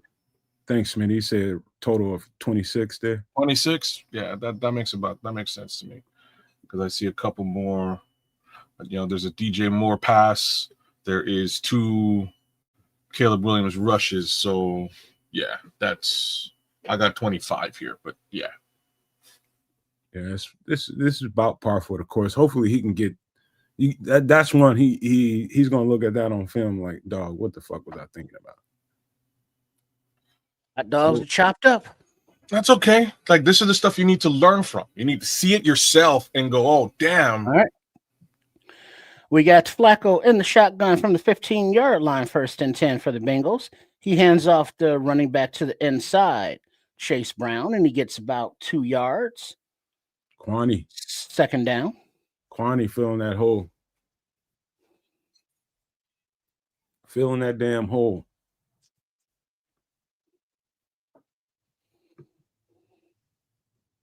Yep. Let's see. We ain't gonna get on him. Let's just see what happens in the next drive. It's okay. Same token. Love the graphic that just popped up. Let's get some takeaways. Down and 8. Flacco in the shotgun, running back to his right. Let's get an interception. Ball is away to the left side. Chase. Oh wow. Jamar Chase is complete. That's smooth as all hell. And it looks like he moves the sticks. He's pushed out of bounds by CJ. Chasing greatness. 38 receptions. 54 targets. Well, they're going 3 games large here, but All right. Flacco hands the ball off to the right, and the running back gets about another 2 yards, 3 yards. Second down, Chase Brown. yeah.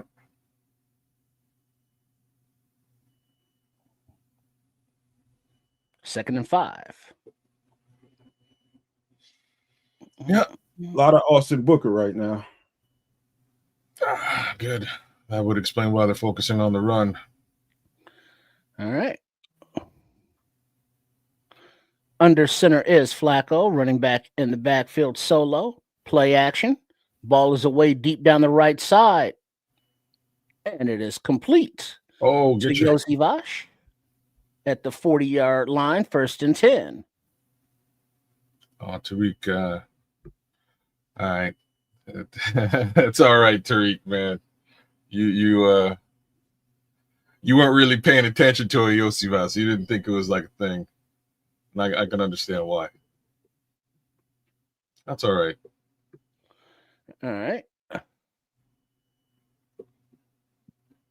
1st and 10, the Bengals from the 42-yard line. Flacco back to pass. And is incomplete. Oh, no. Sweat. Yes. Wait. They rule that Big Dollar Bill has the ball. They're tackling Dollar Bill. Wait, there's confusion. That might be a fumble. There's confusion on the Could be field. a fumble. Flacco- Hold on, chat. Ruling on the field is a fumble. Montez Sweat gets the ball out. Dollar Bill recovers it. Bears ball. I more or less just called that one. So let's get a takeaway here, man. Yeah, Montez Sweat sack, forced fumble. Let's go, Montez Sweat. Let's go, Dollar Bill. Let's go, Bears. Definitely a fumble. Turnover number 1. Big Bill gets on the ball. He ain't playing. Turnover number 1. Yeah.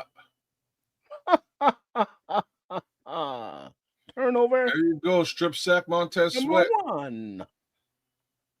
Hot. Let's go.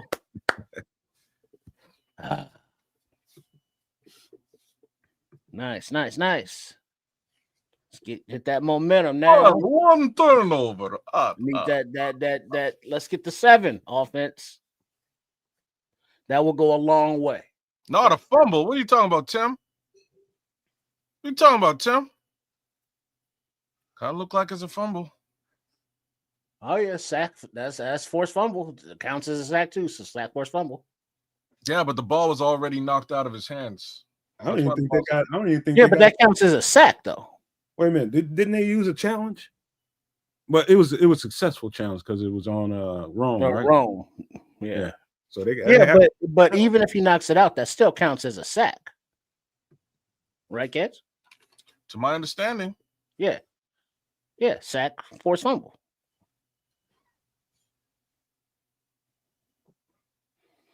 Oh, I love it.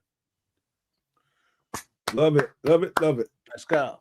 Oh, damn. And the Panthers take the league on the Packers too? Haha, FGB. Let's go. Oh, yeah. I want to hear all about that. I want to hear the Panthers whoop them. That'd be great. Mm-hmm. All right. Oh, no. What you looking at? Fantasy or something? You know I'm looking at fantasy, bro. Just took a quick. I'm seeing touchdown here and there, and unfortunately, I didn't realize C.J. Stroud wasn't playing football right now. Got Davis Mills in there. What happened to him? I don't know. I'm not sure, but Davis Mills just made a big pass to Nico Collins, and I'm realizing Davis Mills. What? Right? So that's where I am. About to hamstring a whole bunch of people right now. Oh yeah, especially early into a Sunday afternoon. Hell yeah. The amount of people who got CJ Stroud lined up in there. I hope I'm facing one of them people. I gotta check. I hope I'm facing one of them people because if CJ Stroud's sitting. Hold on.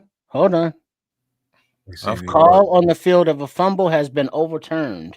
Of course. They determined that Flacco's arm was moving forward. 2nd and 10. That's Flacco back to pass. He throws it to nobody.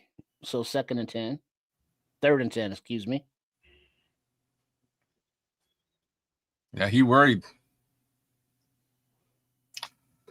Damn it, Tim.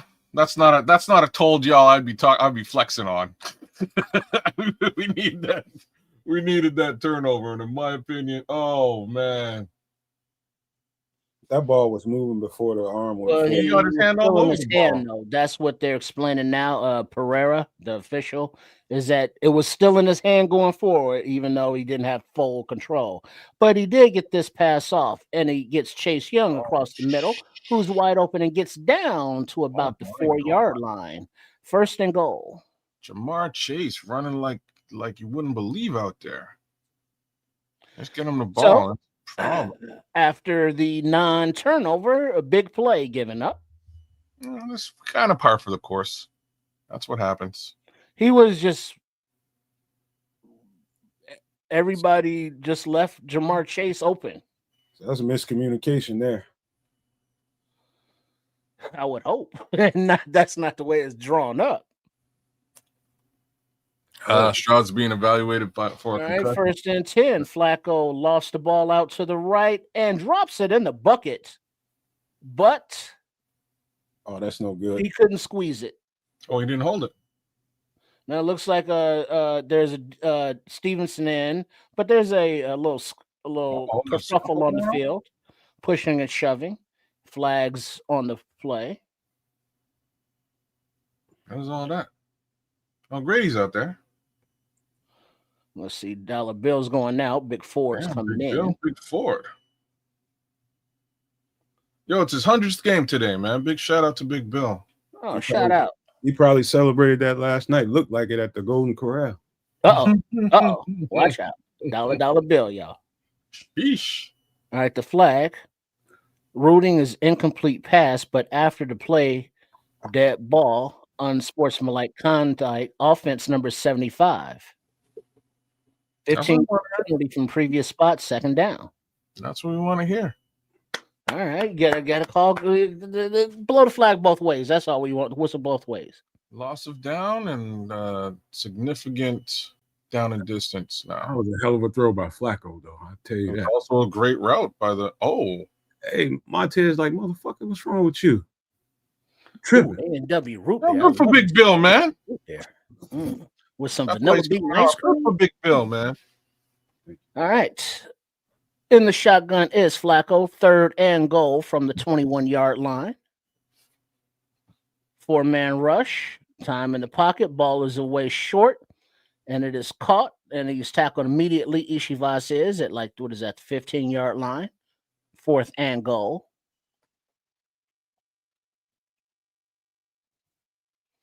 Come on, D.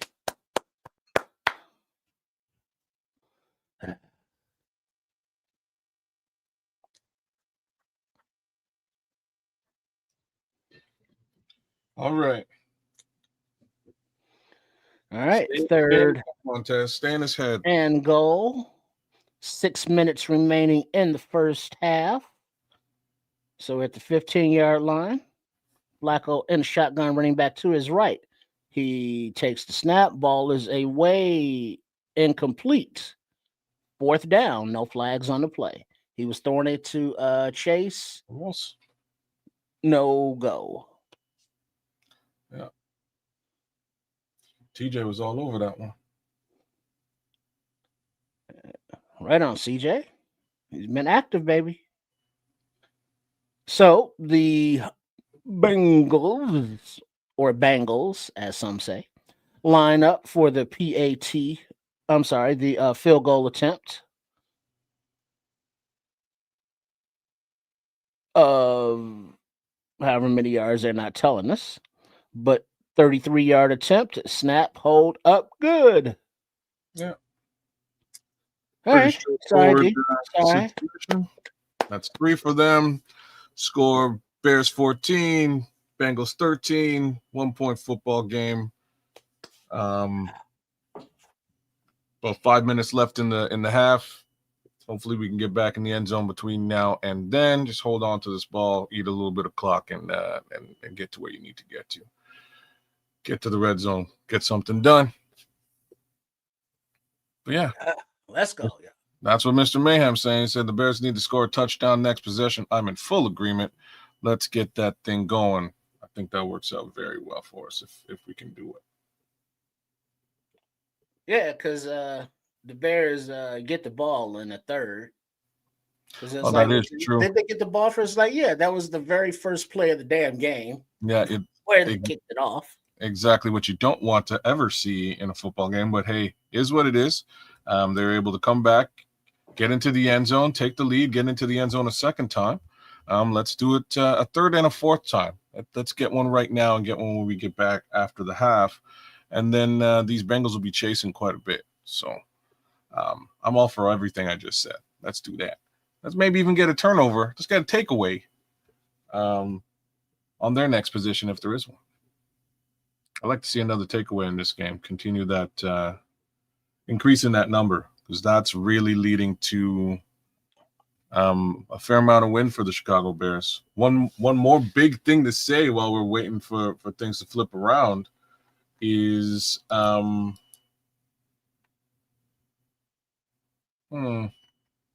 would you believe that for once we're not leading in penalty yardage? Would you believe that? Bears 5 yards penalties, 35 yards to the Bengals thus far. I think that's mostly courtesy of that last penalty on 75. But so far, so good. A little bit more of a disciplined outing. My thoughts is if you can keep this game disciplined and out of the negative penalty area, you may not need the takeaways to win a football game, right? A little less shooting yourself in the foot. That's all. And at these fly Bengals cheerleaders, wondering again, whatever happened to those honey bears? Whoa. I was touching junk on national television. What a strange situation. All right, not sure who their kicker is, but he's lined up to kick the ball to and the ball is up and away. Duvernay is back. There we go. And he nails it down about 3 yards deep in the end zone.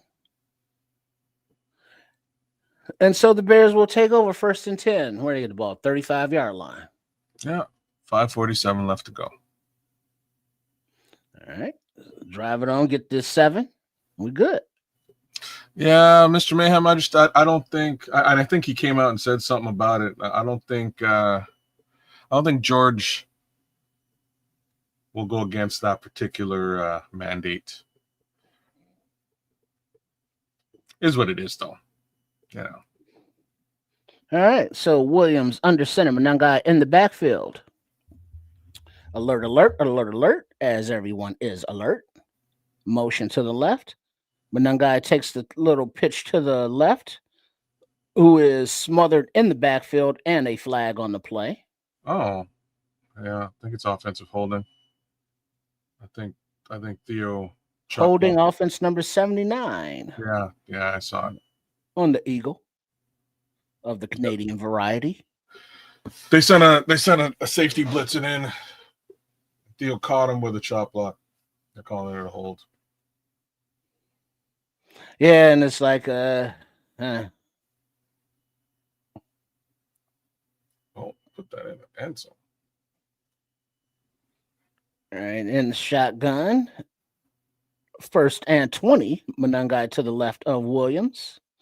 Is in motion to the left. Pass is out quickly to the right to Colston Loveland for about a 4 or 5 yard gain. 2nd down. I'm sorry, 3 yard gain. 2nd and 17. So Starkey Love, I think my answer to why they're pitching to the left is you kind of have to establish a threat on both sides. If everything's going to one side, they're going to clue in. All right. So In the shotgun, 2nd and 17 is Williams. Monangai to his right. Back to pass. Time in the pocket. And Williams escapes to the left. And he takes off on the ground. And he runs out of bounds about 3 yards shy of the first down marker.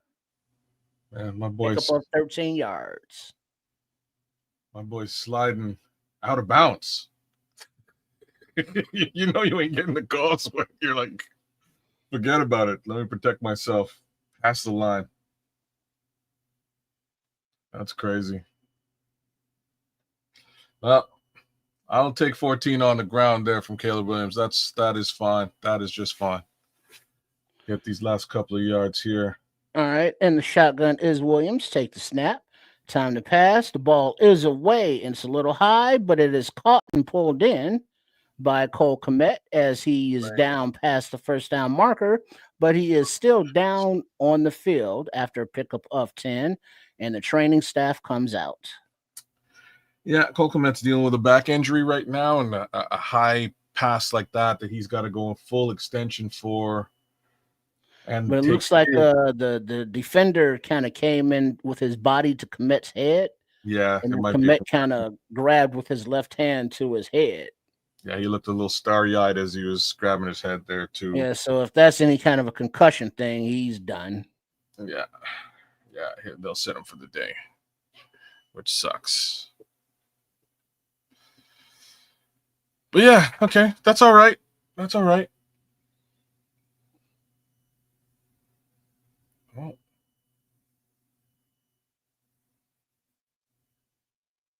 Word. All right, I missed that last play, fellas. I had to run in the kitchen real quick. Oh, Kmet's hurt. Oh, fuck happened. Made a nice catch, but it was a little bit high. He had to extend, and then he got drilled on the way down. Caleb threw him another goddamn medicine ball, huh? I wouldn't call it that. That's what he's calling it. I wouldn't call it a medicine ball. It was just too high. You know, again, not getting your feet set. Sailed it a little bit, and the defender that got to Kmet just cranked him in the head. Like Kmet was going down regardless. So it looks like it might be concussion protocol situation. We'll have to wait and see for a couple minutes. Yeah. Scrolls are saying not a medicine ball at all. I wouldn't call that one a medicine ball. You know, I'm not calling it anything. I didn't see it. So fair enough. Yeah. He does get amped in sales balls. It's just you just got to get your feet set for these things, man. You can't be, bouncing on your back foot. That's what he does, though. I know. To sail him a little high at times. But that's why he sails him, because he's not steady, not set. Elbow to the head, huh? Yeah. Yeah, he didn't hit him in the head. He was tackling him, and the way he was falling, he kind of ran into his head. Yeah, it's kind of physical game kind of thing. As Kmet is being escorted off the field to the blue tent. Oh, snap. All right, 1st and 10. Williams is under center right from the 49-yard line of the Bengals territory. 12 personnel. Hand off to Monangai on the right side, and he plows forward for about a 7-yard gain. 2nd down. Nice block running behind Darnell right side. There you go, Starkey. Got that right side run. Mm-hmm. And they're talking about the accuracy issues because he was wide open. He could catch that in stride and keep running, but he had to jump, and now he's out. Yeah. So Williams under center. Play action. Time in the pocket. He rolls out to his left. Throws across his body, and it is caught by Loveland. Beautiful play. I'll answer this quick. Chris Franklin, he says, Nomad, do you think Ben putting too much of a load on Caleb? No, I don't think so. I think he's just is still learning how to do the progressions and read the shit the right way. That's just a work in progress. I don't think it's too much of a load. Pause.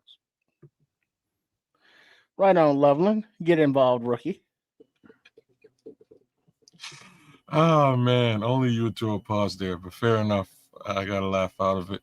All right, play action to Manungai. Caleb still has the ball rolling to his right, looking. The ball is away, throws out of bounds as there was no receiver open. You see, there was second and 10. There was he could have hit. It wouldn't be for game-changing yardage, but he could have hit Colston Loveland right there. Well, he didn't see a receiving open that he threw it to. Let me rephrase. Fair.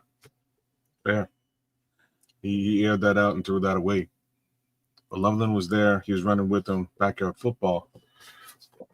But maybe that's just chemistry with Loveland is not All quite. Right. Under center on 2nd and 10, Manungai in the backfield. Hand off to Manungai, who runs a little bit to the left, takes a little plant step, goes right back up the pipe, and moves the crowd about 5 yards past. Darnell right! No! Darnell right! First down, Bears. Love it. Wow, fucking Now my dog going crazy. Darnell right! Yo, wait till you see this. Wait till y'all see this on replay. Jonah Jackson, Darnell Wright picked him up and turned him around and is like, go on, keep running, bro. You keep going. I got your back. And then he came and moved the pile. I'm going to move all three of y'all. Nice. Oh, but man. I like that little, because he was running to his left and he planted and cut up the field. It was beautiful. It was a very nice run. Very nice run. Well, no dancing. You just when you see him on top of Manungai like that, you really don't know how big fucking Darnell Wright is until you see that. That motherfucker is humongous, man. Wow. And it also, Manungai is not a very imposingly tall gentleman either. I'm just saying, I'm not a stat guy, but a Smitty Q is that, and am I reading that right? Smitty Q's comment there? Somebody verify that. The inaccurate pass. I know I ain't drunk. I ain't high. He says Kyle 14 carries for 92 yards. That's somewhere about right. Is that correct? I will tell you if it is correct. I don't know about 92. Correct. Yeah, bang on. You got it. That's exactly what it is. And this guy has him going for 100 yards plus today, so that's par for the course. Let's keep going. Yeah, DeAndre Swift over there on the sideline chewing on his toothpick with his hoodie up. Like, Starkey love. Oh man, that's not what you want to see, really, if you're DeAndre Swift. But I'm sure he's hyped, giving the young rookie some love because he deserves it. Boy, run that thing, man. Ooh. CJ Stroud took a shot as he was sliding down from a defender. It looked like he got a little concussed as well. That's why he's out of the game. You don't think so, Jay Krillin? Why don't you think Manungai wasn't a polls pick? Well, he picked him, so he was a polls pick. I mean, whether he won him or not, he picked him. So be accurate now. Yeah, hey, Smitty. Shout out to you, Smitty. We believe you. I believe you, bro. Yeah, I wasn't saying that Smitty wasn't accurate. And I wasn't being accurate. I was like, damn, 14 carries for 92 yards in the first half. In the first half, that's pretty wild, huh? That's why I was tripping. That's a winning formula. If you can keep getting them yards like that on the ground, you're gonna win this bit. So I want to go back to Chris Franklin. Cole Kmet is heading to the locker room. He does not have his helmet, but he's walking alone. With training staff. As Manungai takes the ball and runs off to the right side and is out of bounds at about the that's a good 13-yard line. Smacked in the mouth there. Yo, 29 running like he's throwing elbows out there, man. Yeah, 25. I'm just saying. No, 29 on the Bengals. Because Manungai, did you see that little shoulder at the end of that play right there that Manungai gave to the defender on the way out of bounds? Yeah. That's a tough little bastard, man. Yeah, Cole Kmet's probably out, man. Yeah, concussion protocol. They ain't coming back from that. Down for the day. You keep You don't have to put too much pressure on Caleb if he keeps running the rock like this. Keep feeding his ass. And that's what I wanted to say with respect to Chris Franklin's question to you about the load that Ben Johnson is putting on Caleb Williams. Thank you. I was waiting for it. At the end of the day, a whole bunch of running. Hold your load and talking about that load for a minute. Oh. 2nd down and 8. Williams is under center Monangai in the backfield. And Monangai gets the rock and he runs up the gut for about 4 yards. Yeah. 3rd down. Oh, he's feeling it now, boys. He's feeling it. He's wearing them out. I told y'all. 3rd down. Throwing shoulder at the end of these rushes and get a couple more yards. Yeah, watch for them hands on the hips. If you see a bunch of hands on the hips, I'm 100% accurate. You're talking about the defense? Yeah. Telling you. Hey, Kyle's feeling it out there. 6.2 yards a carry. Yeah, they getting worn out. Yeah. Man, I love that run with Big Bill, man. That was a great run. But long story short, this amount of run, you can't say Ben is not taking that onus off the quarterback a little bit. All right, and Monangai's falling forward every tackle. Let's go. He's in the shotgun to the left of Williams, but the Bears take a timeout on 3rd and 2 with 1:42 remaining in the first half. Cool. All right. Big BJ Hill tired, boy. 92. Watch him. His ass tired. He was like, hell yeah. Somebody hands on the hip.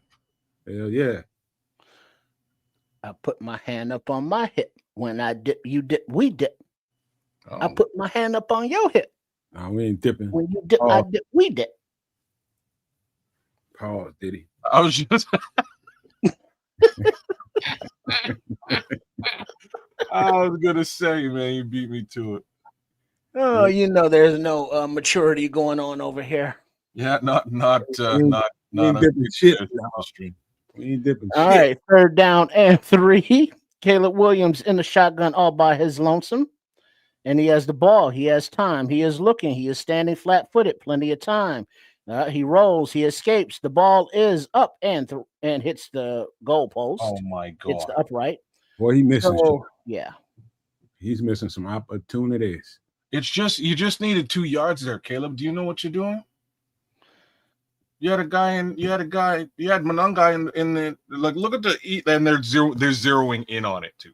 Look at Monangai. There he is. Monangai is covered. Down. Yeah, but if you hit him quickly, first down. Well, in the back of the end zone, looked like Loveland was there if he ripped it. There's but Loveland. Have been looking at it. Smythe too.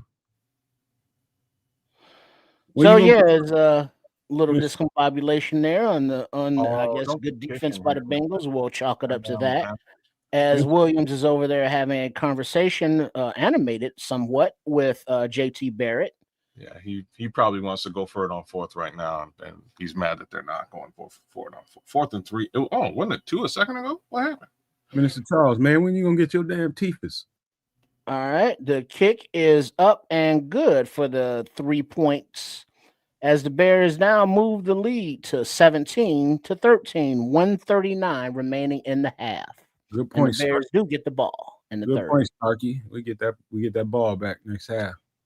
Well, as long as we go into the half with the lead, that's a great way to go. Let's get a turnover right here, though. Let's get a takeaway right here and see if we can get back in for at least another 3. Still struggling in the red zone. Still struggling, ATF. ATF, you nailed it, brother. That's what we need, man. We need 7s, not 3s. That's it. Oh. We got to get Mr. Charles some damn teethus, man. I don't know how we do that. Got to get him some, man. Better go to the old folks' home, beat the hell out of somebody, and get you some. Oh, that's one way to do it. Smile at him with his own teeth. Oh, snap. Yeah, Kmet is being evaluated for a concussion.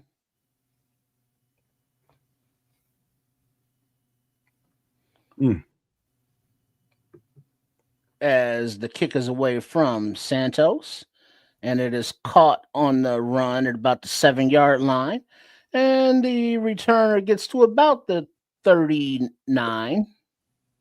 Man, where the Bengals will take over. 221. For us, that's Blackjack. Travis Homer. And like I knew it too. You know, I'm gonna shut up. Sometimes I have to. All right. And the shotgun is Flacco. And he's back to pass. Ball is away to the left side. And it is nice chase completion. Caught him And he in his runs out of bounds. 1st and 10. 21-yard gain. As he found a open spot in that zone. 3 defenders there, Jamar Chase.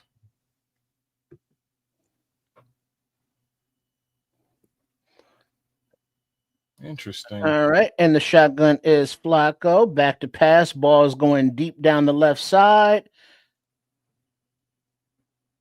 And it is no by T. Higgins.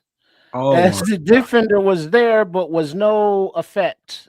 Nishan Wright. Oh man! So touchdown Bengals, lucky. And they take the lead, 19-17. Talking about lucky. Lucky, I don't know. You don't call that luck. Let's see if Now he got mossed without T jumping. That's the perfect matchup there. He just didn't make a play on the ball. I'm not sure what you mean. T, that might have been an interception if T didn't grab that mother. That's a man. He one of the best deep ball trackers in the league. This is all it is to it. That should have been an incompletion or an interception. That's crazy. It's definitely a crazy catch, Tim Bazemore. And the PAT is up and good. So just that quickly. Damn sure helped Bengals take the lead. How did that go down so fast? Damn sure gave me a fantasy boost. I know that. Why, you running with Joe Flacco? 44-yard touchdown. Okay. All right. You know, eventually our offense is going to have like deep strikes like that, right? We can hope. That I'm not hearing any positivity from the peanut gallery here at all. All right, how much time we got though? We got enough to get in the end zone. We got enough to get in the end zone. You're right, ATF. That's why we need 7s. That's why. Damn straight. That's why. Damn, we got a lot of time, man. That's crazy. I'm gonna pop out and go look at my fantasy right quick. I'll be right back. Okay. Yeah. Bears 17. Bengals 20 off some sort of a circus catch. And the kick is away. Caught on the run at like the 10-11-yard line by Duvernay as he cuts across the right side of the field. He finds the lane. He cuts it up the right sideline. He turns on the Jets and is pushed out of bounds. But there's a penalty flag on the play. You're bringing it back because of a block in the back. You got to hate these things sometimes, man. Almost time. During the return, holding number 20, Jade Walker. Damn it, man. The one time we have a decent 50-yard return, but it is. That would have been perfect. Damn.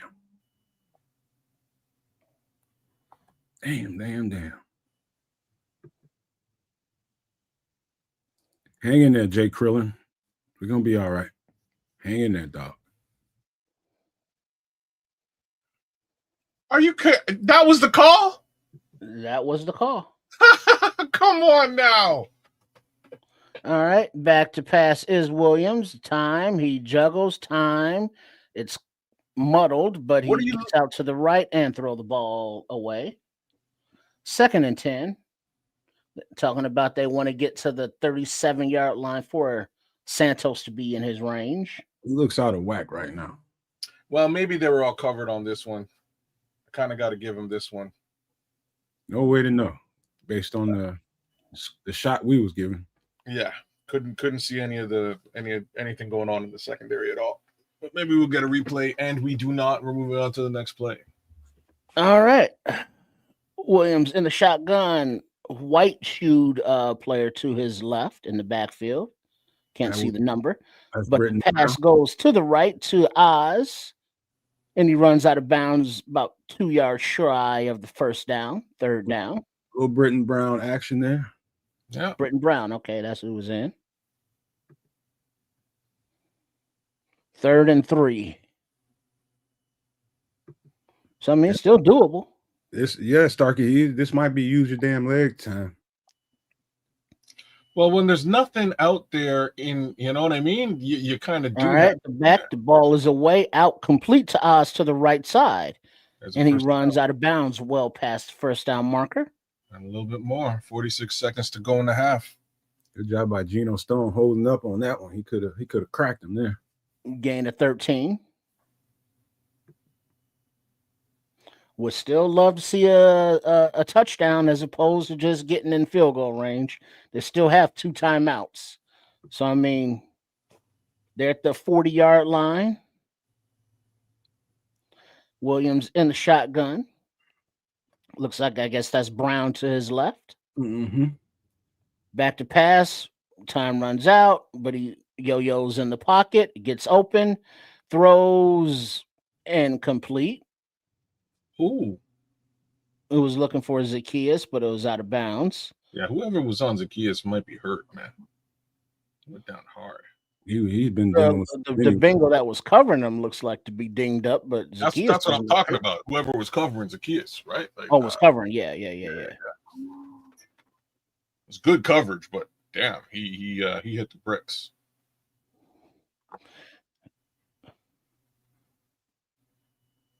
And that was just a 4-man rush, but I guess there was nothing to hit there. I mean, from these angles, we just can't see down the field. So we don't know what the receivers are doing. That's fair. If anything. Goddamn Theo saved his bacon on that one. Yes, he did. Mr. Mayhem does not trust Santos. We ain't got no choice. Yeah. Cottage cheese and pineapple, some vanilla pudding, Lay's and a Jolly Rancher. Right on. Damn. Straight. Nothing healthy in that. All right, let's go with the shotgun. Williams, he steps up, he takes off to run, and he dives for the first down marker, but they're marking him short. He's well short. He won't be short because nobody touched him. 3rd down. Okay. Well, no, he was giving himself up, so I think they just called it dead where he goes down. Probably right. Yep. There's a timeout. A timeout. See, this 32, 31 seconds. Looks like the Bears still have 1 timeout remaining. Go in your bag. They never put up on screen who called this timeout. Go in your bag, buddy. The Bengals have 0, so I'm assuming it's them. All right, 3rd and 2. Bears have 1 timeout remaining, 31 seconds.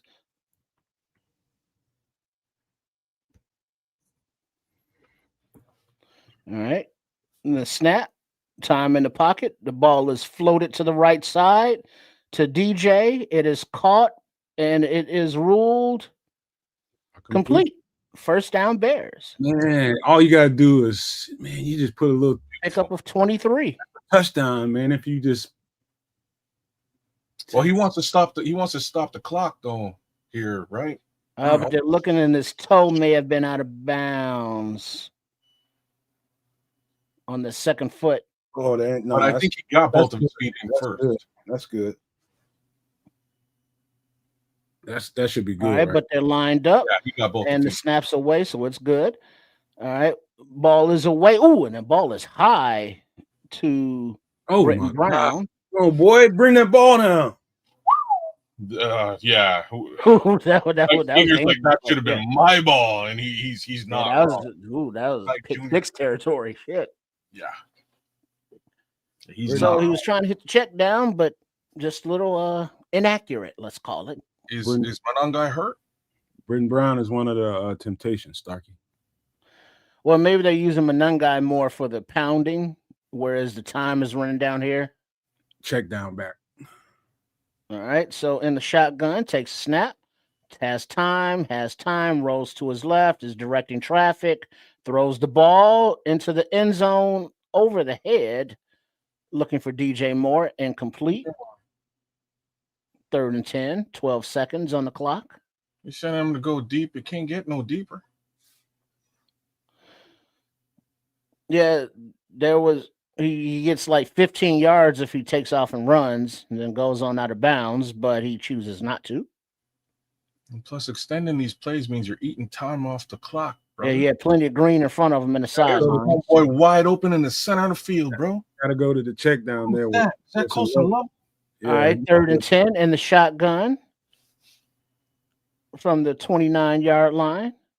Back to pass, goes to the right, passes up, and it is they going nowhere as Williams is being helped off of the turf and getting up kind of gingerly and slowly. 4th down, Bears bring out Santos for the 3-point attempt. My boy just ain't seeing the field down there like he should. He's a little too rushed, man. Could have called that, though. A little sped up, and I don't like that shit. There's no reason for all that. You gotta calm down. All right. Commentators giving it to us again. 40-some yard attempt. Santos. Oh, shit. That is not even fucking close. Hey, somebody had to touch. Somebody got a hand on that. Pyro. Somebody got a hand on that. It was bad from the jump. I don't know if anybody got anything on it. Oh, they definitely got a hand on that. I could tell by the trajectory of it and the way it was moving. They definitely got there was a penetration between the left guard and tackle.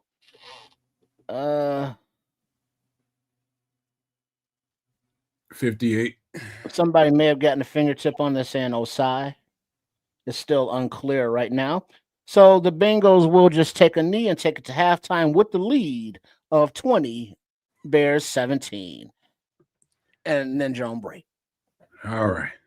Make sure everybody knows that we're streaming in 3 different places, right here on the Nomad Network, also on the Canuck channel, and at Sports Chicago Style. So do us a favor, stop for a second.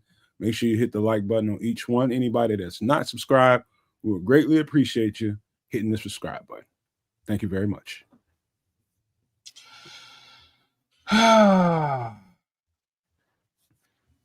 That's why you get 7s, not 3s. It says ATF.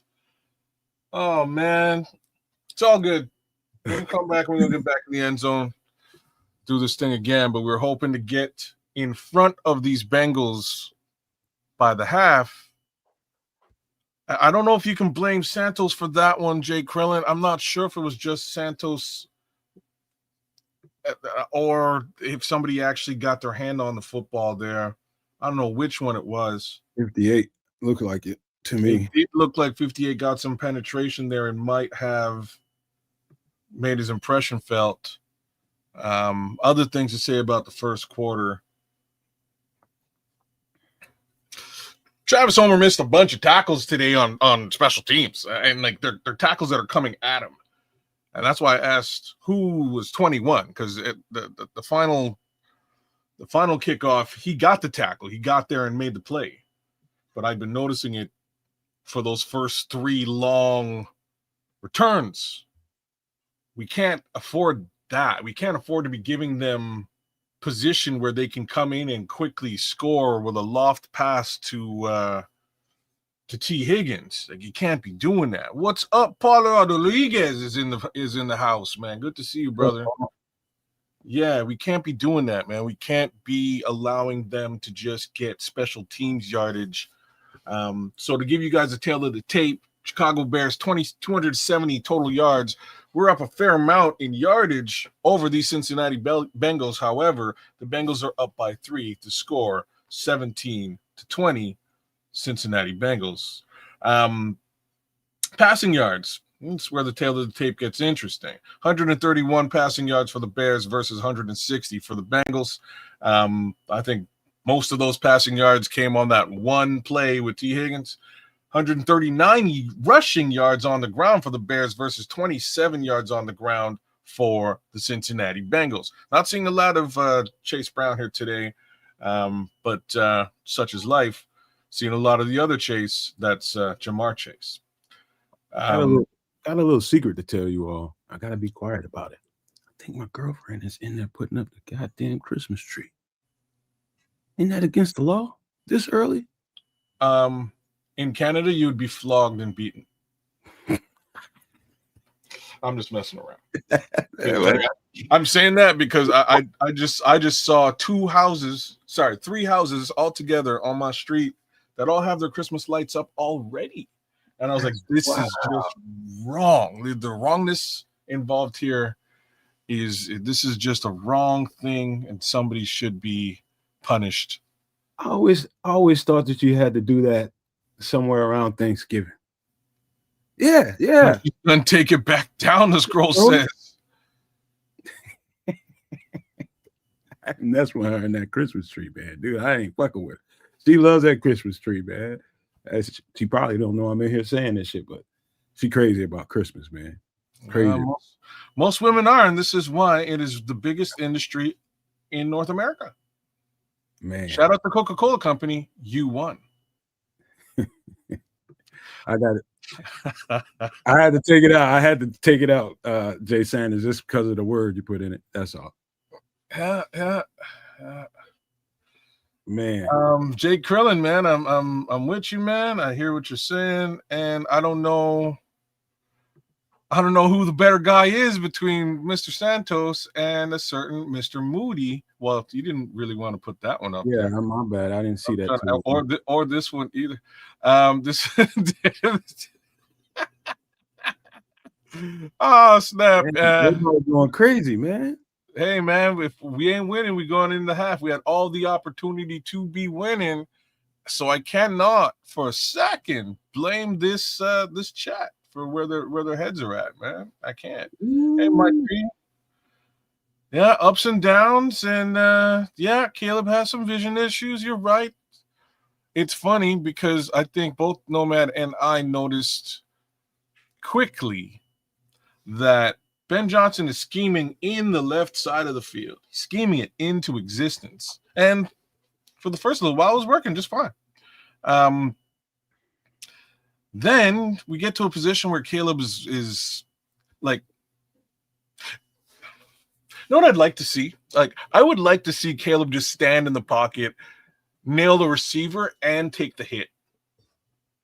Oh no! See, that's part of. You know what? I'm glad you brought that up because I had to. Thank you very much. That's a good point, man. He just won't stand in there long enough. Sometimes you got to take one on the chin, dude. Take it on the chin, nail the receiver, get up, dust yourself off, do your Jay-Z impression, and go back to work. Man, dog, I ain't seen that, bro. You got to stay. You got to be still, man, and just deliver a shot, man. And you're gonna get one. Brush your shoulders off, take the hit.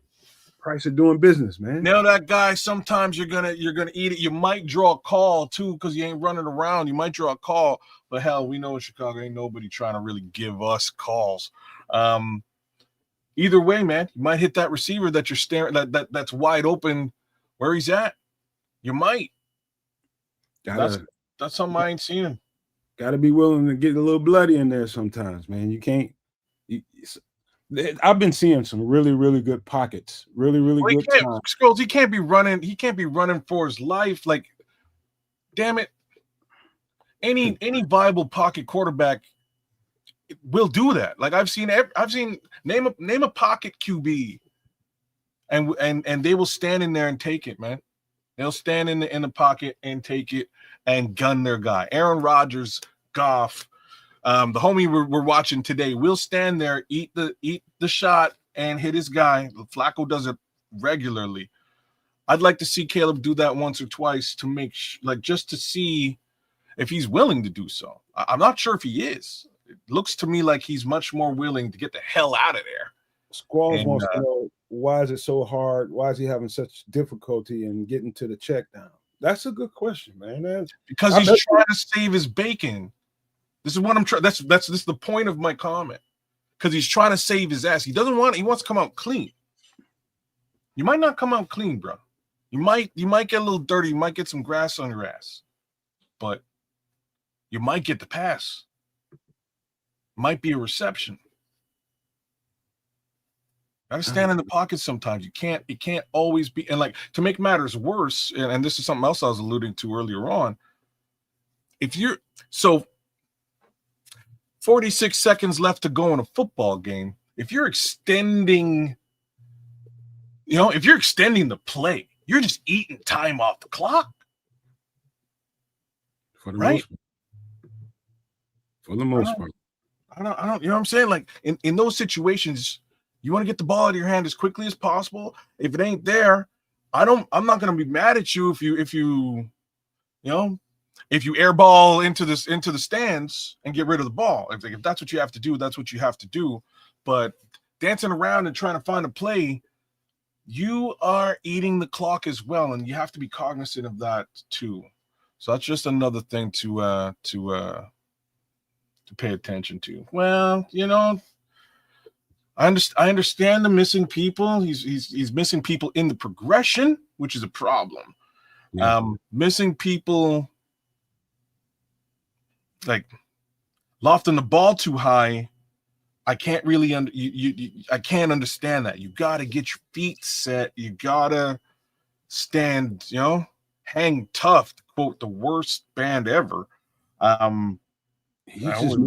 He's making the rudimentary shit too difficult, man. Like the check downs, just take the easy one, let them catch and run it if you do nothing else. And times when you're out there and the pocket is they're giving you a good pocket, you're not seeing what you need to see down the field, man, go ahead and put on the Jets, man.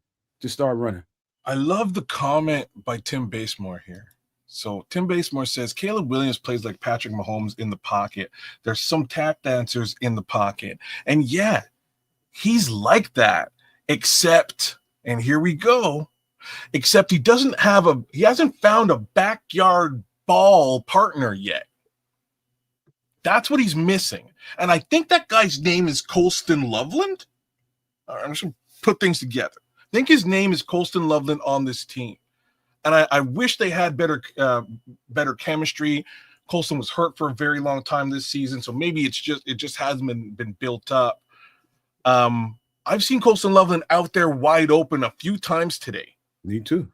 I've also seen Caleb on the rollout after doing that tap dance you're talking about, Tim. Rolling out now, he's shucked and dived and duck everybody available, and he's now rolling out. And Colston's running with him. He's in front of his, the defender, and he's got a big body radius. Instead, Caleb Williams threw the ball out of bounds. That's an easy 7 yards to Colston Loveland on that play. You know what? In the back of my mind, you know what I'm thinking. Sometimes when he's back there and tap dancing and not throwing the ball, sometimes it makes me think he's locking on to 15, and 15 ain't so much available right now. That's what he's doing. You're nailing it. He's locking on to 15. 15 ain't available. He's already ignored the guy who's short and underneath, because that's usually how these plays are layered. There's usually a tight end like underneath where Rome is going deep. And if Rome ain't available, he's going to chuck the ball out of bounds more than likely, as opposed to hitting the tight end. Man, it's he's probably getting tired of getting cussed out right now, because I know Ben Johnson is giving it to his ass right now, just giving it to him. Like, dude, you missing the rudimentary. Stop making this shit too complicated, man. Stop making it so complicated. It's tough sledding out there, no matter how you slice it, man. Tough sledding, just gotta say, but. You can't say that I can't say that he's playing bad football, but he's not playing good football at the right time. Like, there's times when you got those opportunities, certain opportunities where you got to capitalize, man. You can't leave your offense out to dry like that, or your defense like that, man. You got to make sure you get what you need to get down there. So, and that last series was just check down city. All you had to do is drop that thing off. Drop it off. You're going for the deep bomb? What are you doing? Get the first down, right? So I'm like, I'm not mad or being overly critical, guys. I'm just put, just to put it out there. I think all of these areas are areas that he can improve in, and I think it's all well within his wheelhouse to do so. Don't get me wrong. You know what I'm saying? Like, these are the issues that I'm sort of seeing in a football game here, and I've seen them in the previous football games as well. But I think he can. I think in each one of those areas, I think there's room for improvement, and I think he can improve in these areas. He needs to have somebody sit down and go, dude, you need to do look at what these two guys are doing. And I'm talking about Dak Prescott and CJ Stroud. There's a couple of guys. I'm sure there's more guys who do this. They are doing a motion where they're getting their feet set on every pass. You need to follow that and get that in place. That'll help you from sailing your receivers when your feet are moving, including Lamar Jackson. Lamar Jackson does it differently. He does like a slide back. It gets his foot in place and nails his pass. So those are three guys that you should emulate. But we're getting right towards kickoff here. Our good friend Chipolar, that ninja on break. Oh, here he is. There you go. For the second half. There you go. Ninja's always back on time. Be right back. Duvernay takes the ball and gets it to the 27-yard line or so. Ish. Yeah. And there's a flag where? On the field. Uh-oh. Generally what it generally is. Probably going to bring it back. I hate those flags. Illegal formation kicking team. 5-yard penalty from the end of return. First down Bears. All right, so I was wrong. Love it. So thus far, I'd like to. Oh, she's in. Oh no. What happened?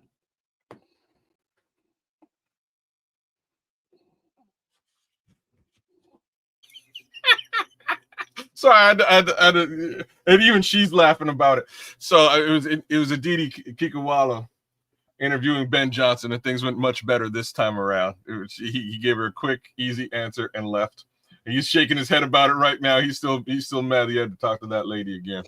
All right, 1st and 10, play action. Kept time in the pocket, but the pass is out to Monangai, but is dropped. Maybe a 1-yard gain, but he couldn't catch it. 2nd and 10. Couple injury updates. Cole Kmet is still in questionable with concussion. And P. Ryan is doubtful with a possible ankle injury. Okay. All right, 2nd and 10. Williams in the shotgun all by his lonesome. Back to pass. Time. He's looking. He's scanning. Time. Rolling to his right. Time. Let's go get dumps it off. Finds a receiver. Finds DJ Moore for the first down. But then Moore grabbed his back. That's a miss. Or he grabbed his left hammy. His left gluteus maximus or minimus. But he's on the sideline. He's able to get off. Yeah, he's been hurting a little bit for a while now. That was not a good situation for him. There's a couple of defenders in play. They say a receiver was all by himself, but he missed it. I couldn't hear which receiver. Friday Walker on the field. But 1st and 10, you got to hand off to Monangai, who runs to the left and finds a nice little crease and gets about 7 yards. 2nd down. All right. So I think Monangai on the day is over 100 yards. Kyle Monangai, 16 carries, 100 yards, official. Hello, parlay. Let's keep this thing going. We need to get Kyle Monangai in the end zone. Oh, we parlaying today? Of course. Last week was a thing. I didn't really have faith in last week. I had a feeling strange things were going to happen. Williams under center, Monangai in the backfield. Takes the handoff, makes a little cut, and gets past the first down marker by about a yard. Move the sticks. Kyle Monangai, first down Bears. Yeah, you ride that hot hand being the running game. My man just flexed, and they got a first down on his ass. Big 98. What you doing? That's when somebody's supposed to come pop you in the back of the helmet. He's that good. What you flexing for, fool? He just got the first down. DJ Moore back on the field. 17 for 107. In the shotgun. Play action. Time to throw. Williams dumps it off to the left to Monangai, who makes a man miss and a spin and breaks free. Oh, no, you didn't, my boy. Okay, first down. A gain of about 12 yards. Look out, boy. Right on, Rook. Let's go. First down. Damn. That's notable right. alumni. The McCourty twins did go to Rutgers, didn't they? Isaiah Pacheco. There's another 7th round running back. Hey. All right. Got a handoff. Fake handoff. Williams still has it. Gets the defender on the yo-yo. Gets the pass off. But gets the pass to Zacchaeus. Nice. Only means Zacchaeus. You're right about that, Starkey. Monangai gonna be in the hot tub the next 2 days. Ice tub. In hot tub. Make it sweat.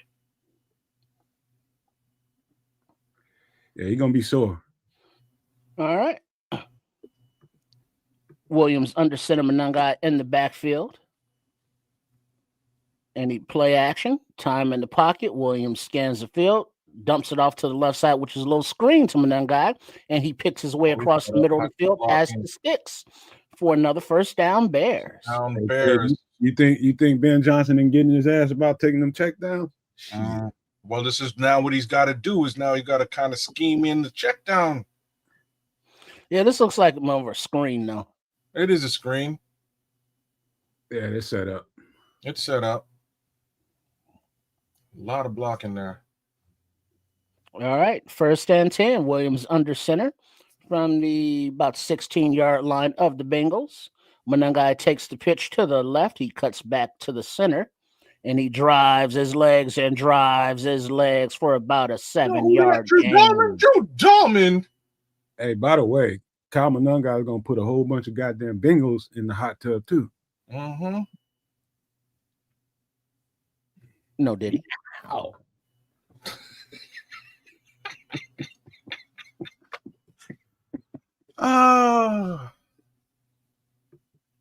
Y'all jumping too early, Starkey. Too early. But he definitely gonna get a whole lot more touches. Swift gonna be right back in there at the start. All right. But 2nd and 3. Williams under center, a tight end at a fullback. Monangai at the running back position. Monangai takes the ball, runs to the left, meets a crowd of defenders right at the line. But there's a flag on the play. What's the flag? He's out there by Oz. Yeah, we wearing their ass out, Tim. Exactly what I was talking about. Hit him late. Holding defense, number 94. Half the distance at the end of the run. First down, Bears. Only time you do that is when you're trying to get a some kind of stunt going. Let me see what happened here.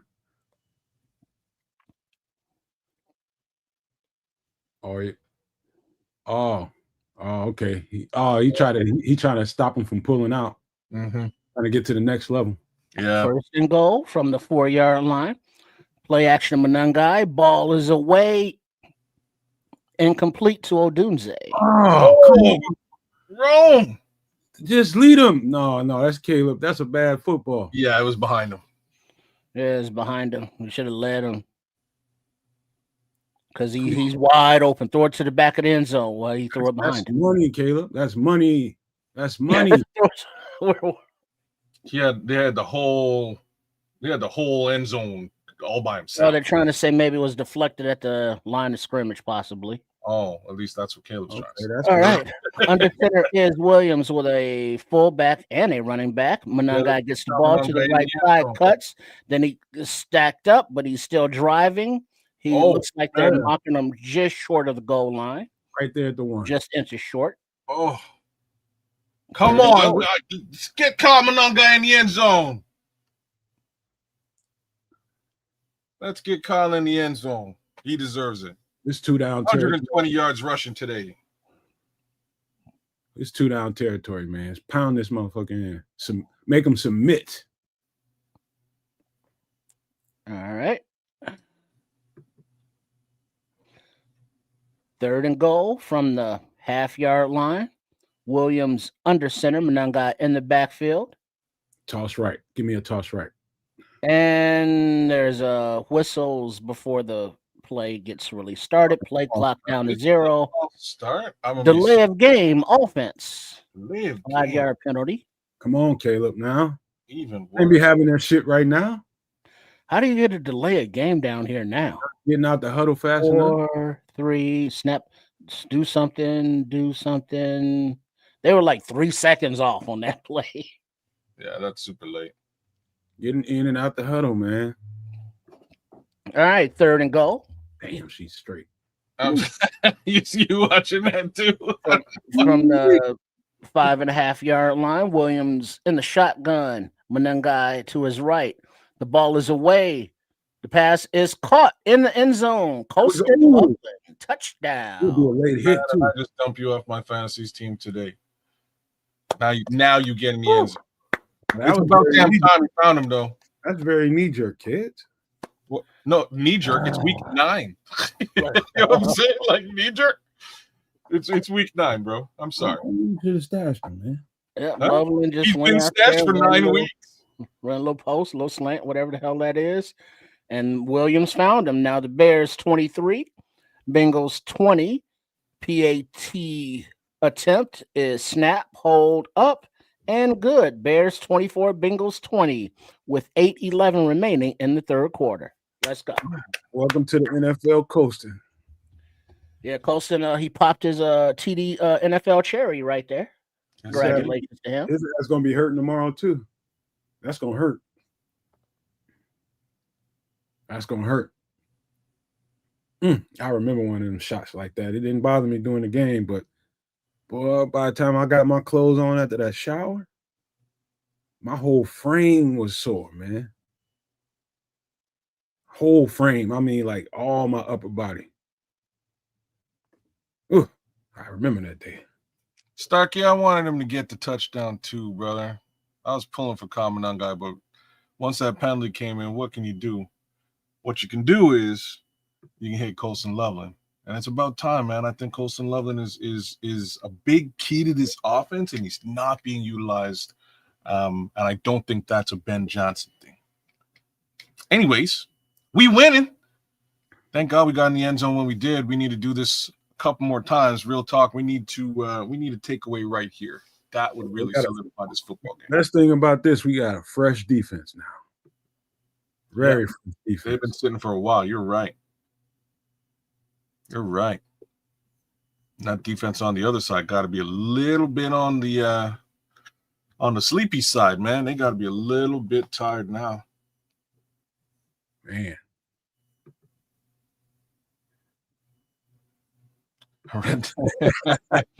You reading Tim? Yeah, I'm reading Tim too. I'm laughing.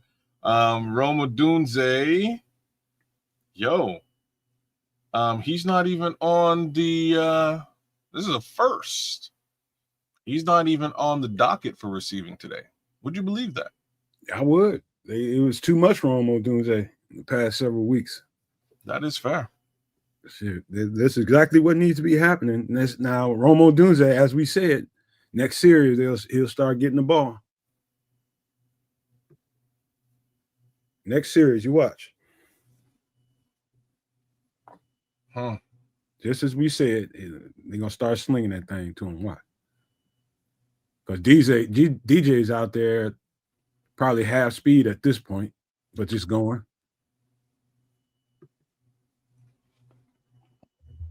Well, he's got enough attention. What are you laughing at? It's a scroll, man. Take it easy. He ain't hating him. And the kicker's away. Oh. And it is caught at about the 3-yard line. Returned and banged down at about the 30-31. See, okay, I'll take back what I said about Travis Homer. There we go, Homer. Uh-huh. I'll Talking take back shit. what I said. Talking shit. No, I'm just calling it like I see it. He missed two, and the 2 tackles he missed resulted in a big gain from the on special teams. Okay, we get to be human now. But he just got 2 nice tackles on special teams, so he's getting back. He's getting his get back. 1st and 10, Flacco under center, running back behind him. Handoff running back to the right, gets about 3 yards. Dio. 2nd down. Big tackle from Dio Dangbo. Around 3 yards. Caleb had more TD passes than DJ Moore. It's about Up. Notch. Take it easy, Notch. Settle down, Notch. Take it easy, bro. All right, Flacco in the shotgun takes a snap, time in the pocket. He takes his short receiver, Yoshivas, for a gain of about 3 yards. 3rd down. He's getting tackled. Take it easy. Take it easy. CJ Tremaine in there. CJ, you want some friendly fire there. 3rd and 3.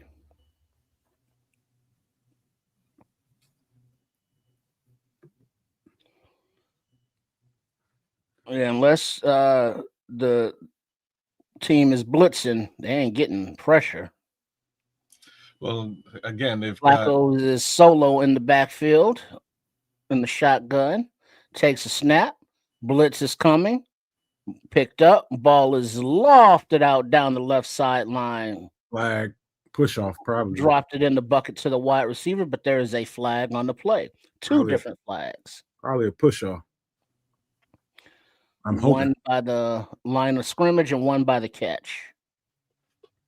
Let's see if somebody held. Yep. Oh, yeah, that was Nation right there. Yep. Holding defense number 26, Nashawn Wright. Penalty is declined. 1st down, Natty.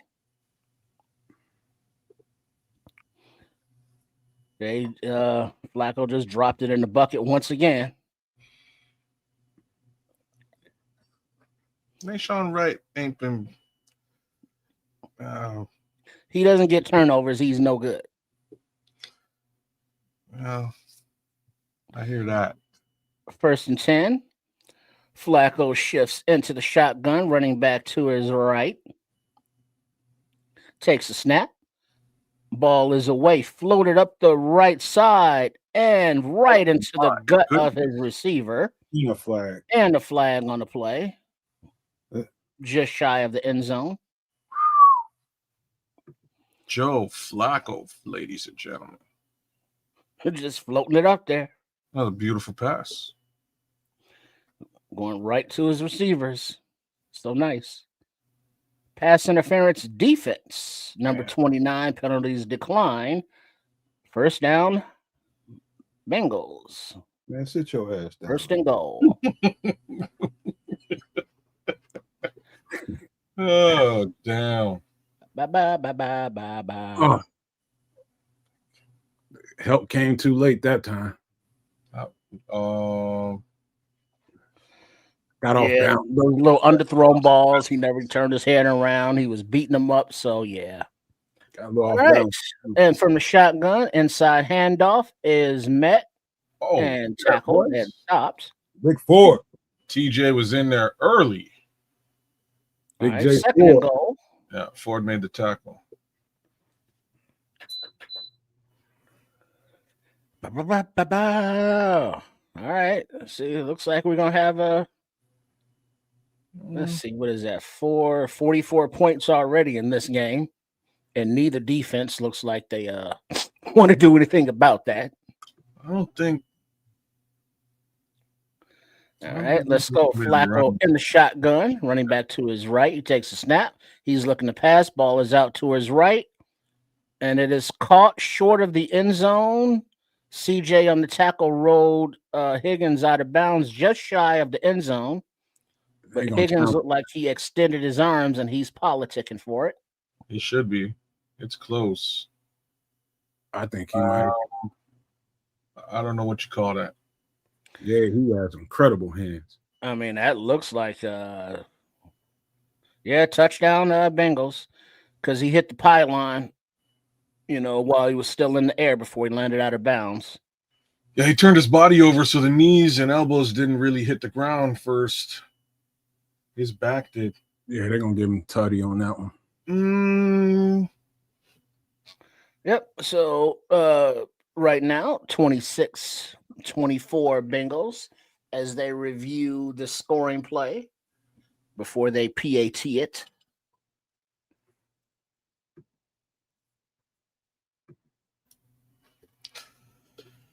Yeah, that kick return is not helping. Starkey.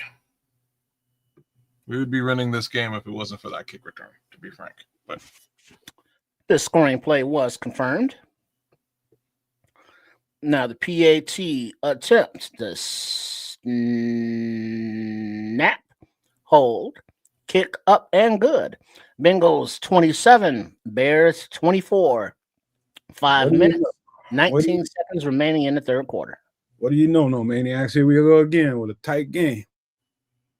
I like it like this, though. Be honest with you, I love it. I hate when you say that. I like blowouts way better. I like when the Bears destroy other football teams. Just got to put it out there. Unfortunately, I don't see that anywhere near enough. Well, it's the NFL, man. Somebody think it was Naj or AC Adams says any given Sunday. This is true. Any given Sunday, man. Teams can bring it. I don't care where you playing it. They got pride too. So I'm with it, man. I like the tight games. Hey, I was just wondering. I don't remember it. I know Montez Sweat he tipped the ball, but has any Bears defender actually touched Flacco like hard repeatedly today? There was like one sack, wasn't there? Pause. There was a sack. Sorry, it didn't even count. It was a CJ made that sack. Oh, sorry. Yeah. CJ Gardner Johnson got a sack. Outside of that, we haven't really been hitting home. At the same time, Austin Booker, I've noticed, hasn't been on the field as much as I would have expected. He got a few snaps there for a while, and the pressure was building. And then, since then, we've seen a lot more of Dio Dango today. So a little bit. I'll just say Austin hasn't taken full advantage of his reps so far. Best thing I can say. That's a fair comment. Steelers taking the coach to the woodshed. They was winning. Coach was winning last time I looked up, but that was a while ago.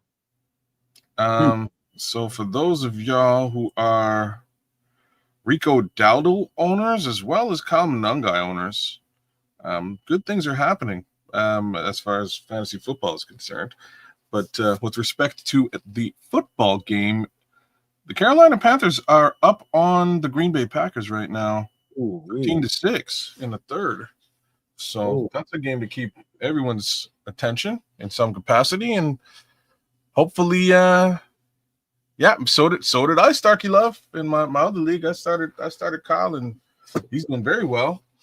I actually picked him up he was on waivers today, and I was like, I know he's going to get a lot of run today, so let me give him an opportunity. He's doing very well. But FGB is really where I was going with the other comment. FGB, and all right, continue on. As the returner, it gets Blackwell. And he gets to the 27, but there's a flag on the play. Yeah, I think that was a helmet-to-helmet hit. He got smacked for sure.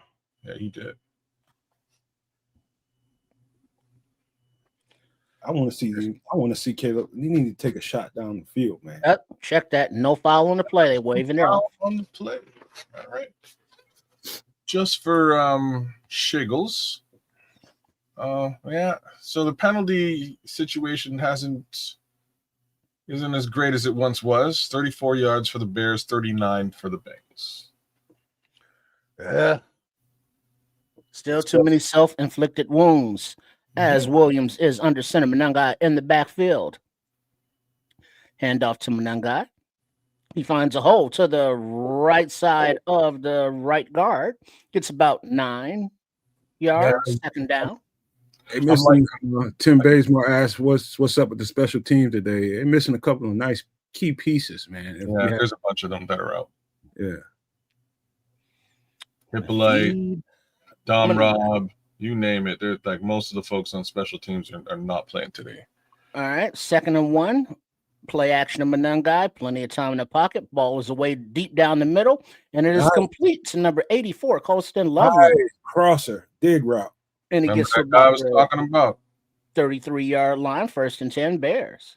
Yeah, of course, the day I drop you. 31-yard gain. That's what I need, Colston. I told you, knee jerk, man. 10-week knee jerk. All right. Hey, man, you got it. I wouldn't have dropped it. 10-week knee jerk. That looks like the same touchdown play that Loveland ran, but to the other side. Yeah. And obviously more room on the field. Especially knowing Cole Kmet was a little hurt. Center, handoff to Manungai. Ooh, he makes a man miss and dances. And he finally gets tackled there after a 3-yard little nifty run. Looks like he's asking out of the game. I think he's hurting a little bit after that tackle.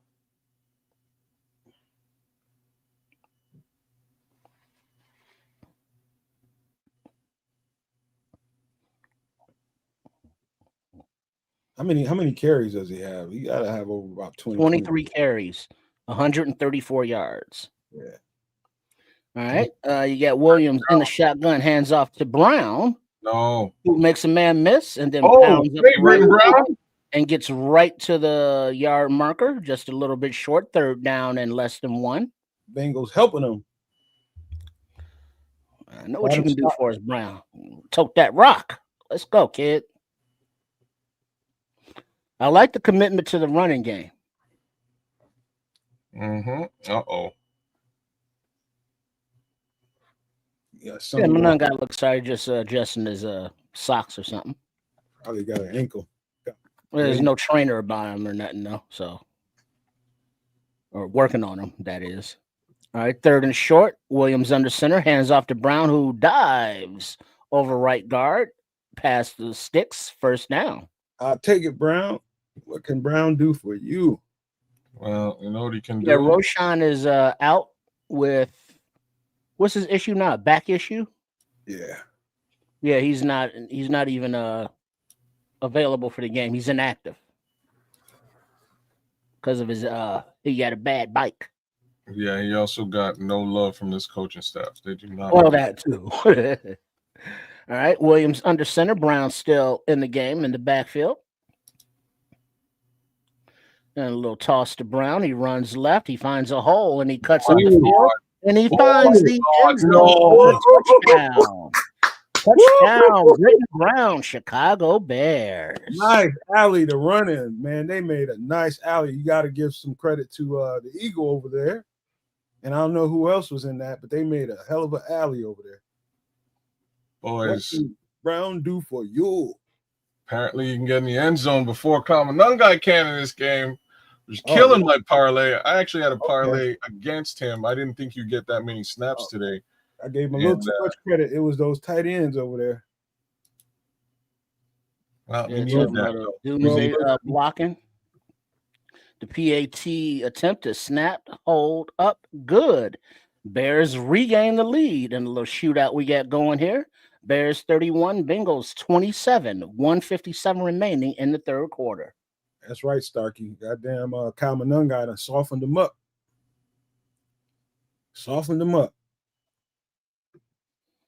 Yeah, great block by Doomsday. Good point there. That was a good block by Rome there. Yeah, that's a Swift is sitting on the sidelines like, fuck. So everybody look good now. It ain't just me. Even Britton Brown. From the practice squad, why don't you? I can't remember who that was the Bengals was playing last week, but this game is looking very, very similar. It turned into a goddamn shootout. Both of them damn near scored 30 points. 40 points. Man, I knew I should have just put $100 straight up, or $500 on Kamanungai going over 100 today. That would have been worth my while. But That would have been worth it.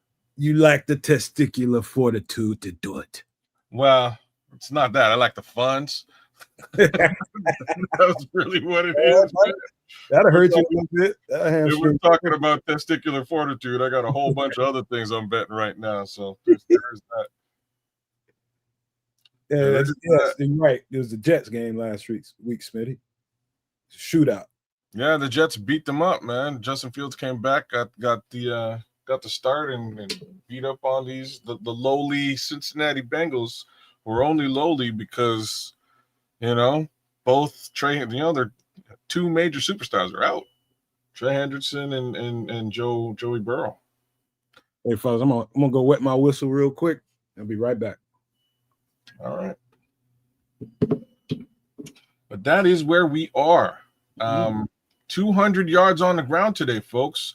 217 in the air. Bears total yardage 421 to 256 for the Cincinnati Bengals total yards.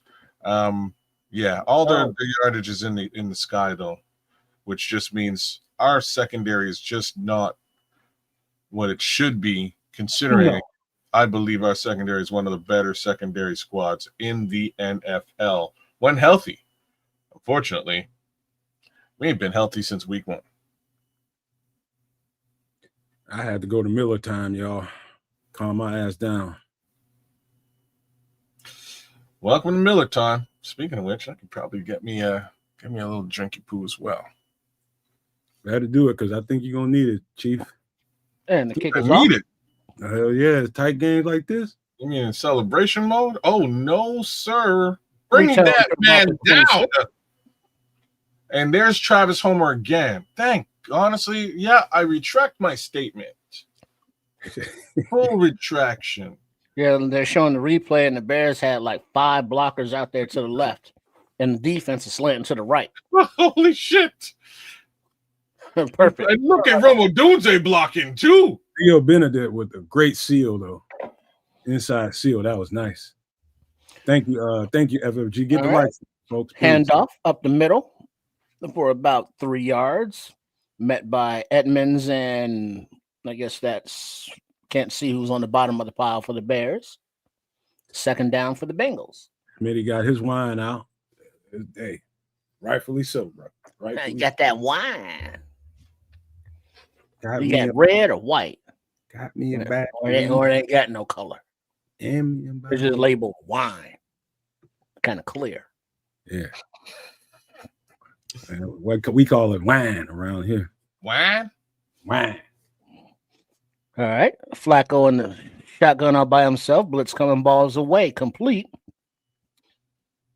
to Brown, the running back. First down. That was a blitz beater. They had the heat coming that time. Mm-hmm. Well, you see, that's the problem. When they blitz and they don't get home, which they really haven't except for once, there's always somebody open.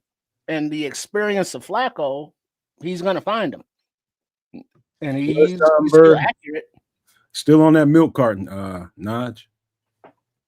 Oh, he's biting his nails right now because the Vikings winning. Flacco under center. Handoff, little end around, little misdirection.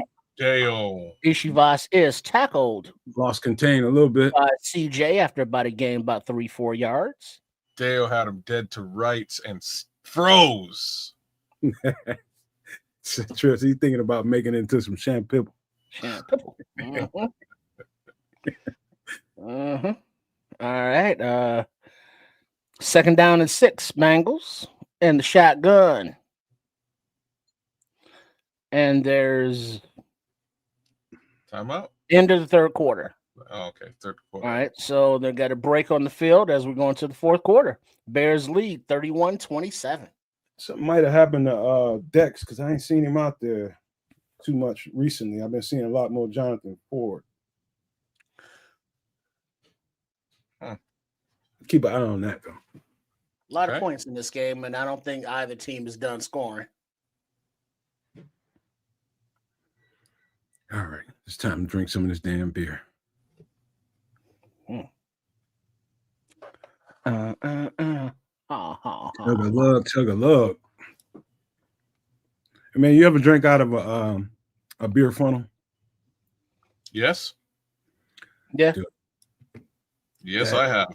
that is the funnest shit ever. I'm gonna have to get me. I've kept one of those since college, and I ended up giving my last one away to somebody that was having a party. I was just like, fuck it, I don't want it back.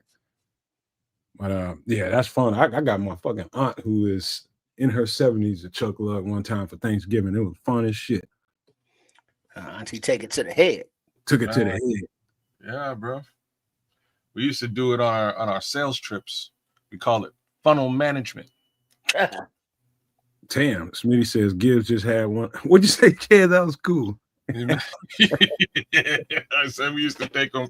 So there was one sales trip. We rented a bus and we had to go to a ski lodge for like a big sales summit. So I'm sitting at the back of the bus, and in comes my friend. He comes in and he puts down a cooler. I'm like, dog, what are you doing? He's like, yo, we doing funnel management today, boys.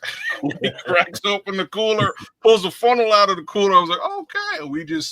We just crushed it for a solid couple hours driving down to the ski lodge. You know, midway through, we're wrecked. It was a good old trip on that bus, man. We had fun. Party starter, man. Hey, you know what, ATF? The cool thing about the one I had, the last one I had, it was a dual funnel. So it had a shutoff valve, so you can fill both of them up, and it's a race. So those are instant party starters, man. Instant. Here, have a little drinky poo. That's all good. Mm-hmm. Yeah, we got. Yeah, Timothy Basemore came in hot. I see that. So the one that I had, there's no chance of that other All right side of the funnel crossing over. Trust here me. we go. 2nd and 6. There's pressure, and he goes down by Austin Booker. Baby, the book is back. The ball is loose. There's ball. And that's Dexter back on the field. Sack force. Booker, baby. And there's Big Dex. Yeah. Big Dex recovering the ball. That's what I'm talking about. Flex on their ass. The book is back. That's what I'm talking about. Ooh, Austin Booker said, "Get out my way, little man." Move. Get out the way. Ball clearly came out. Clearly came out. Damn, he just got treated. Let's go. You know, Orlando Brown, you ought to be tired. You ought to be ashamed of your damn self. You about like 100 pounds bigger than that dude. Yeah, I think we were right. The book is back. Let's let him go.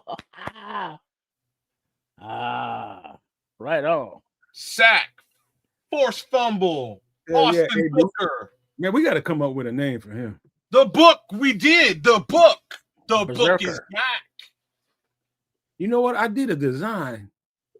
I shouldn't even say it out loud, but I do have a design as cool ass nickname. I'm Orlando Brown Jr. He wasn't even a speed bump. Oh, he just got his shit handed to him, bro. Annihilated.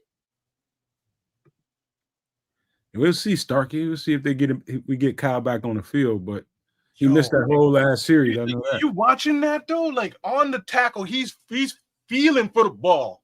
He made sure that ball. It's confirmed. You got Williams in the shotgun all by his lonesome from the Bengals 38-yard line. Backwards pass to looks like T-Bag. Yeah, and then T-Bag throws it back to the left to Williams, who's running up the sidelines after a huge game, runs out of bounds. Oh, shit. Get in the bag, dude. Get in the bag. That was a dope ass play. Yeah, get in the bag. Was that T-Bag? Was that 17? That was 17, man. TB17 came to play. Yeah, that's him. Oh, that was he froze him. Dazzle. He froze him out there when he got the ball too. That worked well. That was beautiful. Well scouted, Ben. Well. All right. 1st and 10. Williams under center from the Bengals 18-yard line. A little quick bubble out to the right to Zacchaeus, and he might get back to the line of scrimmage. 2nd down. Yeah. Darnell let one get away from him there. He's all right, though. Yeah, that boy Booker about to be a star. You're right. That's what I'm trying to say. And it seems like the Bengals are having an issue at linebacker with an injury off the field and one taped up with an ankle. Mm. Monangai running their ass over. All right, Williams in the shotgun. Looks like Monangai to his right, who gets the ball and runs right up the pipe, and he It's gets funny. maybe 2-3 yards. 'Cause I was looking for down. the orange shoes, and he got them all taped up now. So I guess he has a bit of an ankle issue. That boy He's is fine now. shouldn't run for a little dude, man. Punishing. Yeah, he gives you something a little bit different than like you would get from a Tyrique Cohen. You know what I mean? Like he's a bowling ball, man. Mm-hmm. All right, 3rd and 8. Let's go. We got to make a play here, Mr. Williams. Use your legs if you need to. Here, use them legs. Right, Williams in the shotgun. It looks like, I guess, Brown in the backfield. A lot of motioning by the receivers and tight end. Snap and the ball. Time in the pocket. Williams yo-yos. He has nowhere to escape to, and goes down for a loss of about a yard. 4th down. Waited too late to run it, man. Yeah. Should have squirted out of there early. Pause for real. No, that was 21 in the backfield. Homer, excuse me. Oh, there it was on a drop down. Probably should have dropped that off to Travis Homer. He was 1-on-1. Yeah. Yeah, you should have dropped that off. He should be pissed at himself on that one. All right, so Santos in for the 3-point attempt. Snap, hold, kick up, good. Bears add another 3 for 34. Bengals 27 with 12:03 remaining in the 4th. He's freaking out on the sidelines. He's mad. He should be. Get your shit right, man. Check the goddamn ball down, sir. He's mad, man. I'm real glad that I can't remember who it was, but whoever was standing in front of him, I'm glad they were standing there because folks would be talking about that all week long. Who's going off like that? Yeah. At who? Quarterback coach?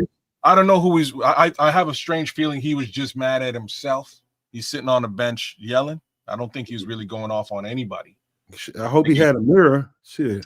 That's what I'm saying. I think he's just mad at himself for missing check down. Yeah, he had Homer check down 1-on-1 in the flat. All you got if he makes it, he makes it. But give him the ball, give him a chance to run that bitch. Man. All right, well, we up a touchdown, so they gotta score a touchdown in order to get back in this game. They gotta get a touchdown. Yes, they do. And Jamar Chase ain't made it in the end zone yet tonight. Yeah, I think they're doing a little bracket coverage on him. Noticeably, you haven't seen Kevin Byard very much in the play against the run. You know why? Because he's over top of Jamar Chase, making sure he can't do that deep ball thing he loves to do. Mm-hmm. Right on. I'm with you. That's smart.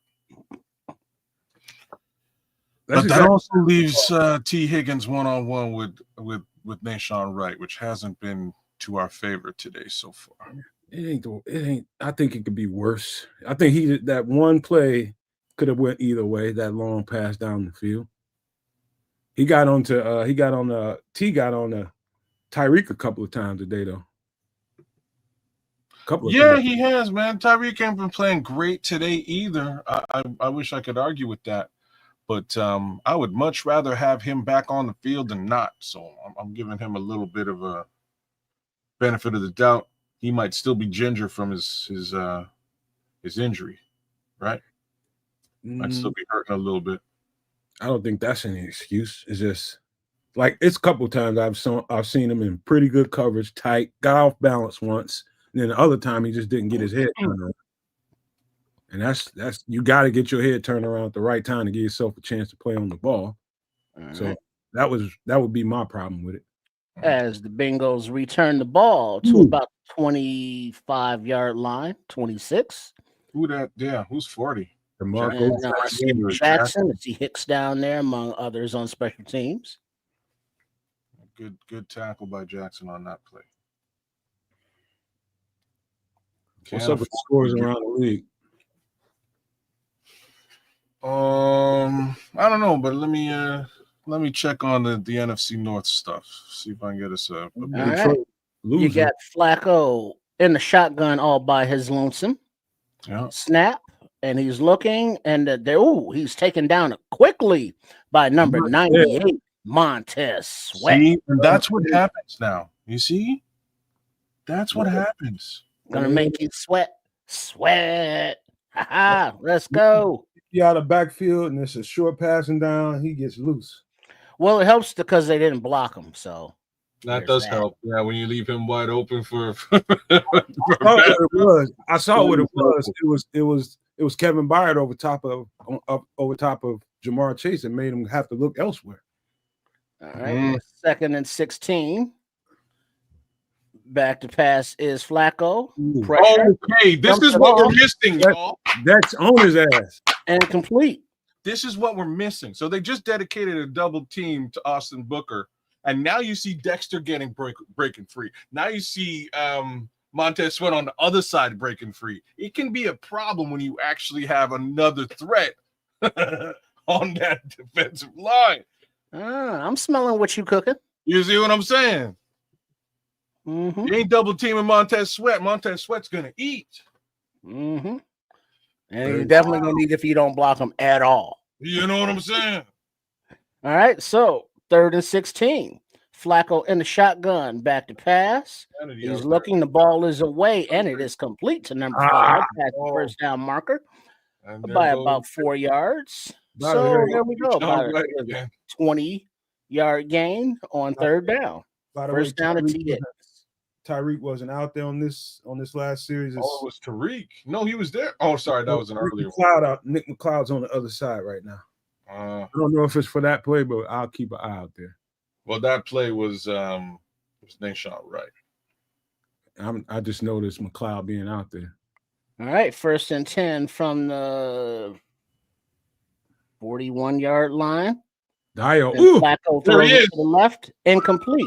No place to go with it as pressure was getting in. Everybody was covered. 2nd down. See, there go Joe Flacco again. Take the hit, get the ball off. Might not have been a completion, but, sometimes you just got to stand there and accept the fact that the coverage, the pass protection is gone. You might still be able to make a play. And that's a 40-odd-year-old man doing it. Practice one day this week, but he's a veteran. That's why he's got 30 years in the league, however many years he's been playing. You don't want to hang him up. All right, so he's in the shotgun, quick pass across the middle, complete to a tight end, just shy of a first down, 2nd down and short. By the way, Noah Sewell's out there playing for TJ. I don't know why. He must have got banged up very recently. He was just on the field.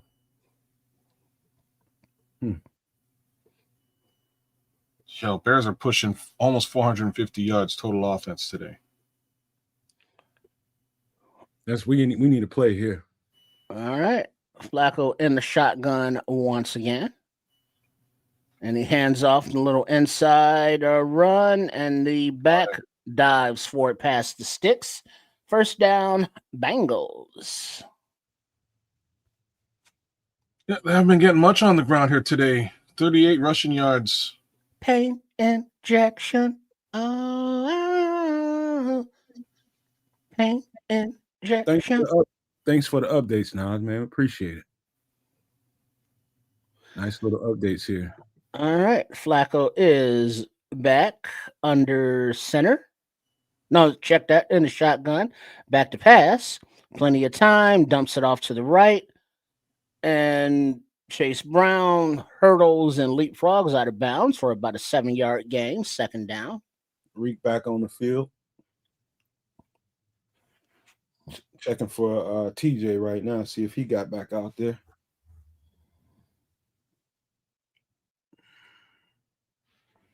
Mr. Charles doing his shit, boy.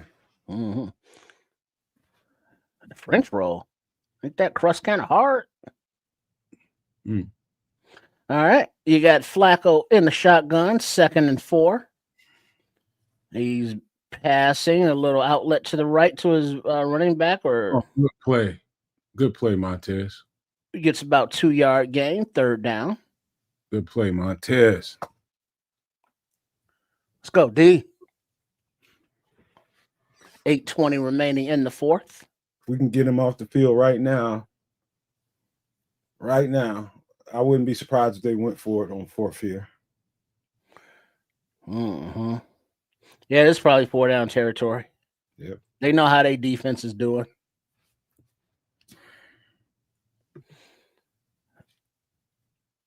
All right, so 3rd and 2. Flacco is in the shotgun, and he has people on both sides of him. And he hands off, and it first down run by the Browns, about 7-yard gain. I can smell that run coming. They're starting to trust Chase Brown right now that we're later in the game, and our defense is a little bit more tired than they were earlier in the game. Chase Brown has done nothing on the ground today. The Bengals are pushing 42 yards on the ground. But at this point in the game, it might be in their best interest to leverage Chase Brown in short yardage situations. All right, Flacco under center, running back in the backfield, play action. Time in the pocket. He dumps it off to that running back in the right, flat, and he steps out of bounds after about 6-yard gain. 2nd down and 4. There you go again. Yeah, He's just dumping it off, check down, deep, check down, run. Somebody's limping off the field. I can't see who. For who? For the Bears. All right, Flacco hands off the ball in the shotgun. Oh, and he is immediately met by get him, Jaquan. Edmonds at the line of scrimmage. Jaquan shot that gap, boy. Dio limped off. It was either Dio or TJ. Dio, that's the Bulls. Yeah, TJ been out. You said TJ been hurt? Yeah, he's been out. He's been out this whole series. He's been playing today. It's not the right sport. He's been going this whole series. All right. 3rd and 3, 6:10 and ticking in the 4th. From about the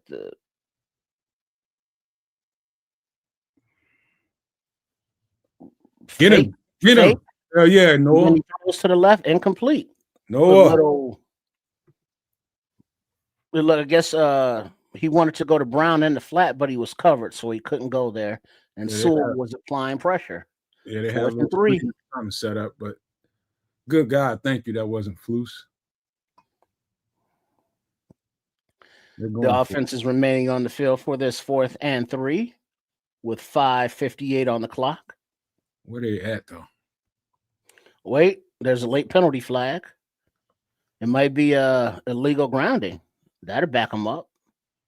Yeah, but all that. Oh, yeah. Grounding. Oh, yeah.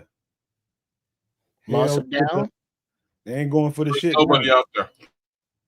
Let's see if they still go for it. I doubt it, but now you gotta start thinking about putting a kicker on the field or something. All I know is that beer. Flacco is looking at the wristband in the huddle, calling the play. 4th and 13. Let's go, defense. That beer got going way too fast.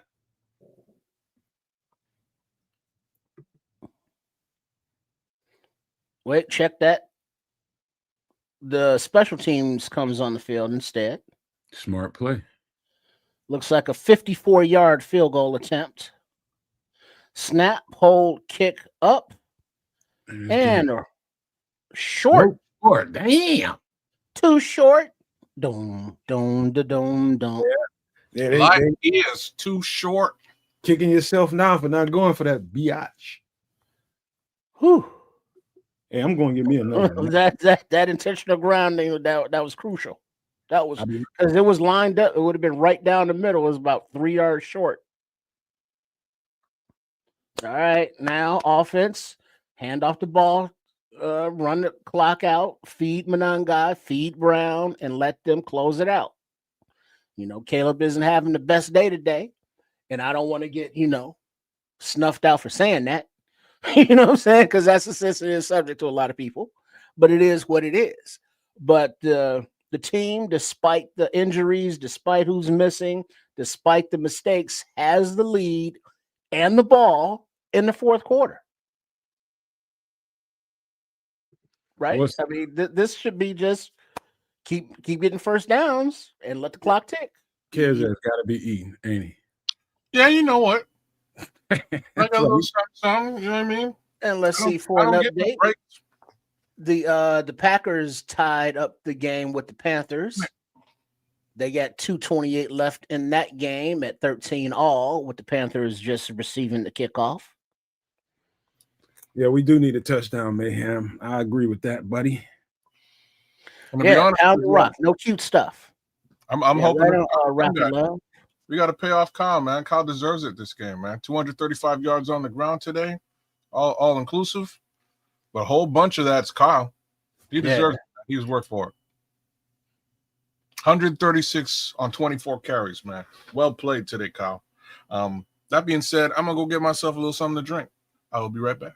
Hey, now it's a sensitive subject to scrolls and always will be, according to the Red Baron himself. Is he going third person on us? No, what is everybody talking about sensitive? That you can't have any kind of criticism for the starting quarterback that we have. Oh man, it's gonna have to be people gonna have to be understanding, because when it's warranted, he's getting it. Yeah, I mean, damn it, that's it's not good. It's not good. What do you want? I want good, obviously, but yeah. I mean, hey, when we got stuff good to say, it's gonna be said. But when it ain't right, it ain't right. So shit. You know. So hey, don't get in your feelings about it. It ain't personal. Nah. Don't take it personal. My quarterback, Tripp's quarterback, Kansas quarterback, as he is everybody else's. You got all the dickas in the crowd out there. As Williams is in the shotgun, it looks like Manungai to his right. I could still see the orange toes. Oh, he's spatted up. He takes the ball to the right. He finds a gate. Ooh, nice. He makes a man miss. He makes a cut and makes another man miss. He cuts up the right. Get him, Kyle. He has a huge run and a convoy in front of him. Get him. Get him. Let's fucking go. Get there. I see your 7th round pick out of Rutgers. That defense cannot. They are softened up. Run the shit out the ball. Darnell right out there leading the way like a man. Woo! DJ Moore out there making blocks with his injured warrior ass self. And Manungai got some vision, nice feet, runs hard, runs strong. Ball is nice, high and tight. It's beautiful. Shout out Jimmy. Williams under center in the eye. Play action, but DJ gets the ball on the end around and he runs to the left. Hit that lane, and he is out of bounds just short of the goal line, about the 3-yard line. And he hurting a little bit. Get up. No, he's up. He's good. Go DJ, go DJ, go. He extended the ball. He might have went out of bounds. Is that a tutty? Plane. Wait, did he cross the plane? Oh, that's a tutty, baby. Oh, they got to review that. Come on, that's a tutty. Give it to him. Give it to him. He cracked his head on that ground, though. Because he took off inbounds and he extended the ball over the pylon before it came out of his grip. It definitely ain't no fumble. It wasn't. He was out of bounds, so it's not a fumble. But the ball wasn't in his grip as he crosses the line. But Cincinnati's challenging. Did they call it a tutty? Hold on. So Cincinnati's trying to say that DJ fumbled the ball and it went through the end zone, so it should be Cincinnati's ball. So Cincinnati's trying to get the ball, saying that DJ fumbled it out of bounds, basically. That's going to be a tough one. Through the end zone. That's a tough one. Right. So, if he was in the air, he has the ball in his hand, he breaks the plane, that should be a touchdown. Even if he fumbles the ball after that, it doesn't matter. So it's either a touchdown or or nothing because he wasn't in bounds. He was never in bounds down. One thing I didn't see is where his feet was at. No, they were in the air because he took off. I was too busy watching where the ball was. I didn't see where his feet were. Yeah, that's got to be a tutty. Well, let me rephrase that. I would assume that that's a tutty because I was like earlier in the game that was a play call and then it wasn't. So I don't know what the hell be going on out here half the time. I know one thing: these motherfucking receivers blocking their ass off today. Yeah, they are. They out there working, putting in the effort. Tight ends too. They doing it. They doing their shit. That's gonna be interesting, man. Because I'm this rule right here is a little. This motherfucker's a little squirrely to me. I know if you fumble out of the back of the end zone or something like that, that's a considered touchback or something. Well, I think that's what they're trying to argue is out the side of the end zone. But at this point in the game, they, got to reach for every straw they can. Mm-hmm. Squirrely little rule. I'm not sure about it though. It's gonna be interesting to see what they say. Well, I guess a lot might depend on what Vegas tells them to say. LBVS. Isn't that what the kids say? That's wild. LBVS. I don't even know what that means. What do the kids say? Very serious. What? And very serious? Laughing, but very serious. Like, I don't get all that shit. Yeah, I try and keep my ear to the ground, know what the kids talking about. All right. Rule a bunch of shit. Out of bounds at the 1 yard line. Bears retain possession. So they ruled them out at the 1. Here comes a Coleman done got tutty. Yeah, they're calling them out at the 1, not in the end zone. I like them cleats DJ got.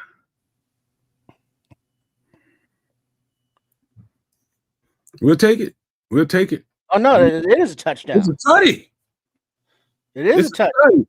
Okay, I don't know what the hell's going on. The game is pretty much over now. PAT is up and good, which brings it to 41 Bears, 27 Bengals. But on the screen, it said that they ruled them out at the 1. But Gene Sarator even has it as a tutty. Hey, that one's close.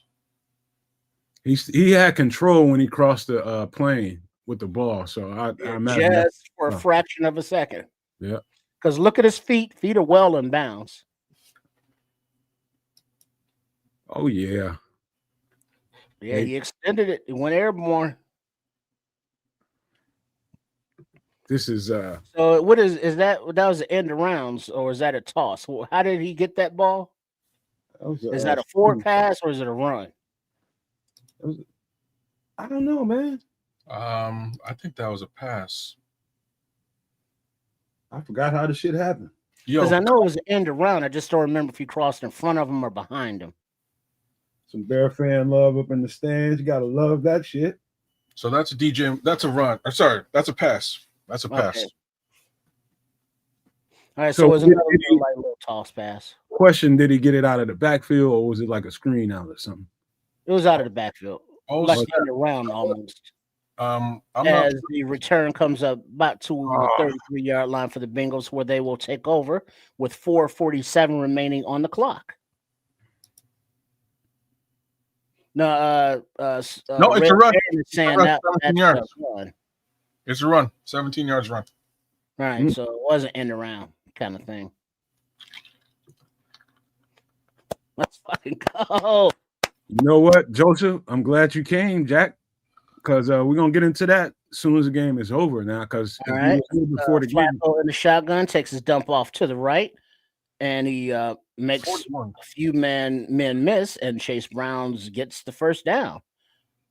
We'll definitely get into it afterwards, Joseph. 41 points for the Bears, Chicago Bears. Bears. I like that shit. Oh, I like that shit a lot, and this hasn't even been a good game all the way around. 497 total They're yards. showing blitz and they bring it, not getting home. The ball is away complete to Chase. There go Chase Brown or Chase Young. Yeah, I keep want to say Chase? Chase Young, but Yeah, it's Jamar Chase. Jamar Chase. Damn. And he makes a huge gain, 1st and 10. Gain of Yeah, 24 every other yards. Chase. Don is in the county eating a nasty ass grilled cheese sandwich. All right, and the shotgun, Flacco back to pass. Ball is low and incomplete to the left numbers to Yoshi Voss. 2nd and 10. There we go. There we go, CJ. And it looks like the Panthers and the Packers are going to overtime. Nope. There's a 1 second on the clock. Looks like somebody might be kicking a field goal. Can't tell. But it's 2nd and 10. Flacco is in shotgun, running back to his left. Let's go, D. And the shotgun, blitz coming. Blitz does not get home. Ball is lofted deep, but it is overthrown to Higgins. Incomplete, 3rd and 10. He couldn't find that motherfucker. Not this time. GB. Yep, it looks like the Panthers are lining up for a game-winning field goal attempt by Ryan Fitzgerald. Starkey love him with 90-yard attempt. These DBs need to turn around. All right, Flacco in shotgun. Back to pass. Ball away to the left. Yeah. Awesome with the pressure, baby. It looks like Nashawn Wright made a play there. Yeah, he did. In coverage. Yes, he did. The Panthers just get the Did the Panthers just get the Packers? No, it's a 49-yard field goal attempt timeout right now. 1 second left on the clock. 13-13 Panthers, Packers. Who's kicking it? Panthers. Okay. All right. You got 3:42 left on the clock in this Bears game. 4th and 10. Flacco in the shotgun, flanked by players. TJ little blitz coming. Oh, and he floats the ball across the middle to Chase. Brown, the running back. Hold on, First down and 10 Bengals. If you look, TJ got a club on his hand. Ball up. FGB as they take the loss to the Panthers. That's what I mean about that speed, kids. Mm-hmm. He wasn't fast enough there. All right. So in the shotgun, Flacco passes to the right. Interception. By Kevin Byard, and he's returning up the left sidelines, but there is a flag on the play. No, he's still going. He's going to the He house. is broken into the free, and he has one man to beat. And it's a horse collar. He ran out of juice. Line. And it's a horse collar. But there's a flag way back there. Mm-hmm. That's probably not going to be an interception at the end of the day just because of where the flag is, but that was awesome. I still enjoyed it.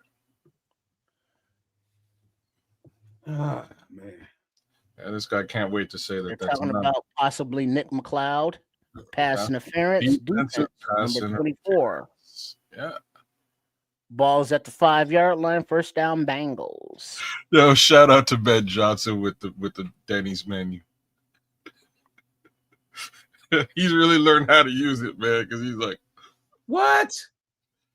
Now that's a shitty PI right there. Where's the pass interference? Well, he did, snag his outside arm, but that people usually get away with them most of the time, man. I say good play. All right. So first and goal from the 5-yard line. Wait, we have whistles. Stoppage.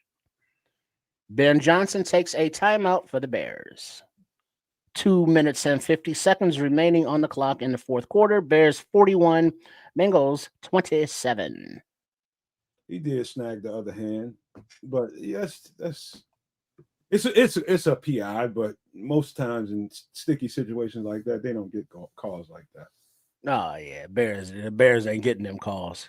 He grabs them. So yeah, Bears are 4-3 right now. Packers just fell to 5-2-1. Detroit is 5-2, but aren't they losing to a mini? I think so. Back. Let's go. I heard through the grapevine. And motherfucking hunt Bears. Let's go.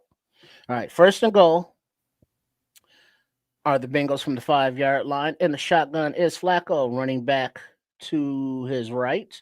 Back to pass. Plenty of time. Throws to the back of the end zone and finds Yoshivas wide open. Touchdown. Flag on that. Stevenson and coverage, but there's a flag on the play. It's either a holding on the offense. Well, no, they're talking about Yoshivas might have stepped out of bounds and did not reestablish.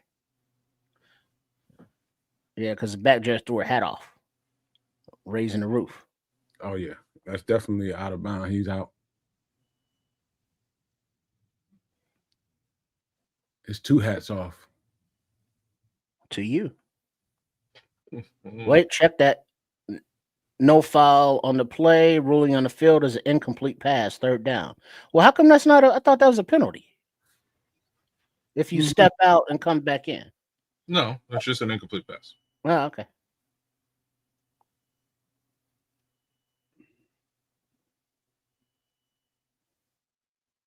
Yeah, he never reestablished. All right. 2nd and goal from the 5. Flacco back to pass. Pressure coming. Balls there's away. the interception. Intercepted by Tremaine Edwards. Go ahead. Go ahead. He's going to the run out of gas. He's going to run out of gas. Wait. Flacco is not going to get him. Pick 6, Tremaine Edmonds. Let's go. I would just like to say, turn off the lights. that I definitely called a season, like a completely different season for this young man. Big ups to Tremaine Edmonds and his play this season. That's what I'm talking about. Big love to Tremaine Edmonds and his play this season. Such a difference. Bears 47, Bengals 27. PAT. Night and day difference. The way we win this game definitely leads to the trade deadline conversation. I'm good with that. Good with that. This is a good win right here. Good win. Starting to establish a run game. Oh, man, this is good. This is real good.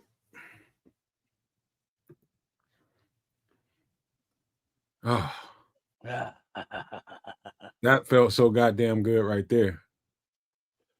All right, the officials are waiting to confirm to make sure that Edmonds wasn't touched.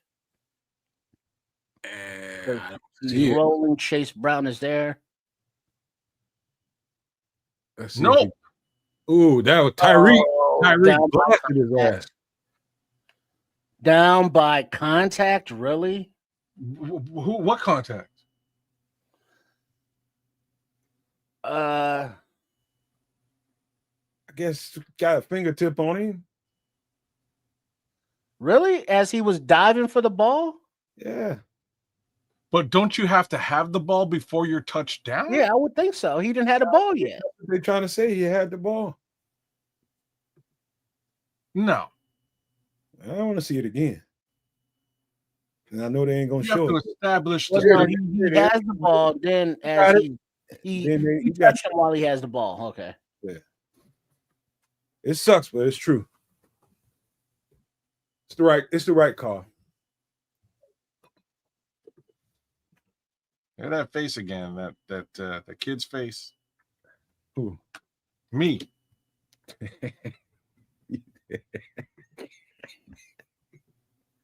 All right. It's handed off to Manungai. He picks his way to the left. Can't find a hole. Still picking. And he's finally tackled right at the line of scrimmage. Clock with 2 minutes, 35 seconds on the clock as the Bengals take their first timeout. Talking about that kid? Exactly. That's that face. He befuddled a little bit, huh? Well, it looks like let's see, with 1:55 remaining in the fourth quarter, Minnesota 27, Lions 24.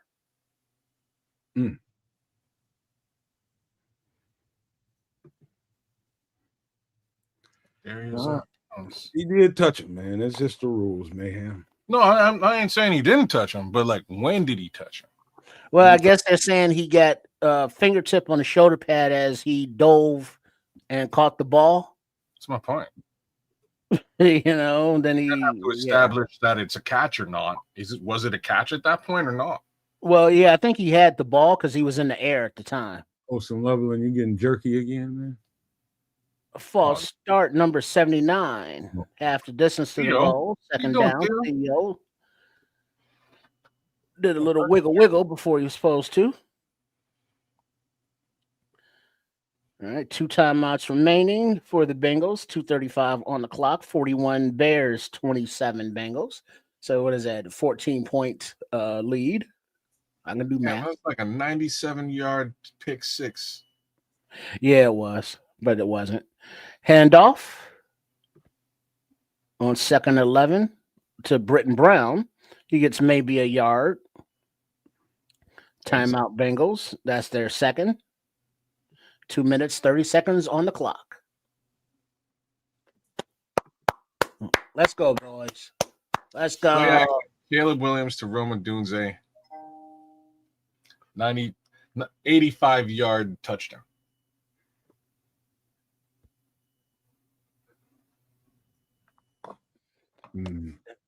Where are we right now? What's the down and distance? Do you know, Trip? 3rd and 10. It's going to 3rd and 10. So they're going to run it out here and punt it away. Yeah. Pitch to Brown in the end zone as he runs to the left. Brown getting 10 yards. Tries to get to the left sidelines. He slides down in bounds after a gain of about 7 to keep the clock running, and the Bengals have to take their final timeout. Burn it. Yeah, smart play by the young running back there, staying in bounds. Yeah, shades of Marion Barber, man. Back in the day where the end of Lovie Smith there, he couldn't make it he made it out of bounds, and fortunately, instead of letting the clock run out. Not a Marion the Barbarian reference. That's a Marion the Barbarian reference, sir. That's what it is. Yeah, that's a good one. It is. 4th and 5. Here we go, Tory Taylor. This is why we picked you in the 4th. You put this on the 5-yard line, baby. As he's in his end zone, gets the snap, ball. I almost got that. And it is caught at about the 45-yard line and run out of bounds, running parallel for the field. So 2:15 on the clock, 14-point lead, Bengals ball. Well, Bears 14-point lead, Bengals ball. Tyrique wasn't having him over there on the bench. He spun that boy around. All right, here's when you get your sacks right now. This is when you get your sacks. All right. And Flacco in the shotgun passes away to the left side, complete to Jamar Chase, about a yard past the sticks. Down to the 2-minute gain of about 11, and that will take us to the 2-minute warning. Starkey Love, he probably had his brain in Rio de Janeiro. You know what I'm saying? That's probably where his brain was on that play. And let's see, the Vikings get a big first down on 3rd down as the time is winding down there in the toilet.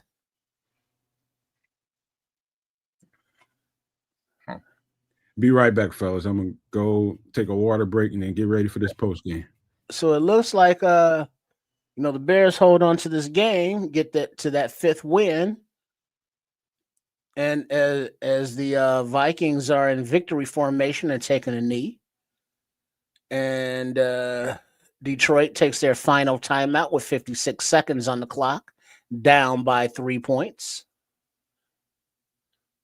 So, the Bears got the opportunity to move up, in the divisional rankings. Let's go. Let's go. Oh, you're saying the Bears are going to overtake the Vikings in the divisional rankings? Is that what you're saying? Well, right now the Vikings are 3-4, so the Bears are already ahead of the Vikings. Sorry, not the Vikings. My bad. I mean, Lions. Yeah, Lions are 5-2, about to go to 5-3. The Bears are about to go to 5-3, but head up, the Lions already beat the Bears, so I think they still have the advantage. I'm in for right Packers now. 5-1-1. Yeah, the Lions beat us, so they're ahead, even though Okay. we got the same record. Okay. And then we got bonus coverage of a tie with the Strouds and Denver at 15 points. So a few games coming down to the wire this week, 9 of the NFL. And that will be a final from the toilet. Vikings 27, Kitties 24.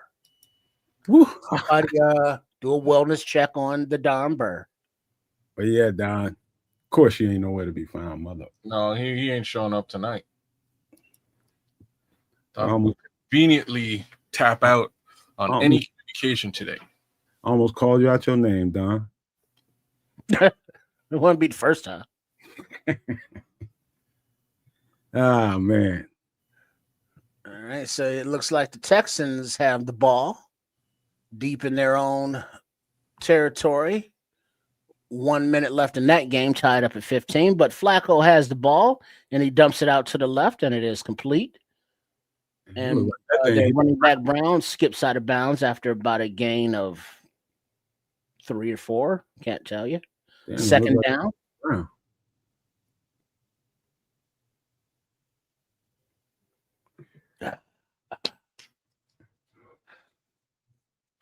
Man, that would make a good call. The only thing missing from the stat sheet was a Monangai tutty, but that's all good. All right, Flacco in the shotgun, back to his left, back to pass. Ball is out. Ooh. Oh. Complete to Yosivas. Past a diving defender, and he runs out of bounds at about the 23-yard line for a first down. Pick up 19. Rico almost took that motherfucker away. Yeah, he tried to break on that ball. It was just short. Oh, yeah. Monangai is definitely getting the game ball. Without a shadow of a doubt. Right. Tutty or no tutty. You're going to be in the locker room dancing in a minute. All right. Flacco back to pass. Ball is out down the right side and caught. End zone. Touchdown. No offense. No offense. Would you believe it? Completely no. Good pressure by what was that? That was Daniel Hardy. Daniel Hardy. Like 20 beating pressure and coverage. This fucking he went right up the seam and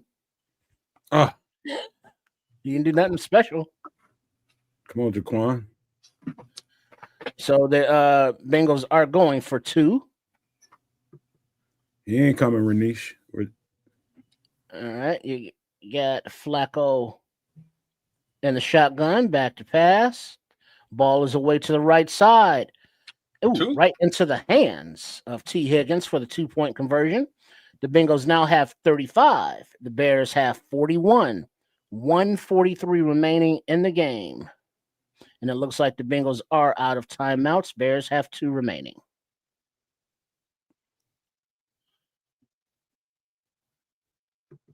All right, so 6-point game. It's all good. Only took 30 seconds, but we get the ball back to Monangai. Let's run it out. Let's go. Just finish it strong. But the onside kick, that thing. Hold tight, Bears fan. We all right. Hold tight. They ain't got no timeouts left, bro. Got you. Everybody's cheeks are all puckered up right now. Got no timeouts left. And it takes 45 seconds for every damn play. Do the math. Ooh. Yeah, they definitely bringing out the onside team for sure, Smitty. I was on every hands team on every team I've ever been on.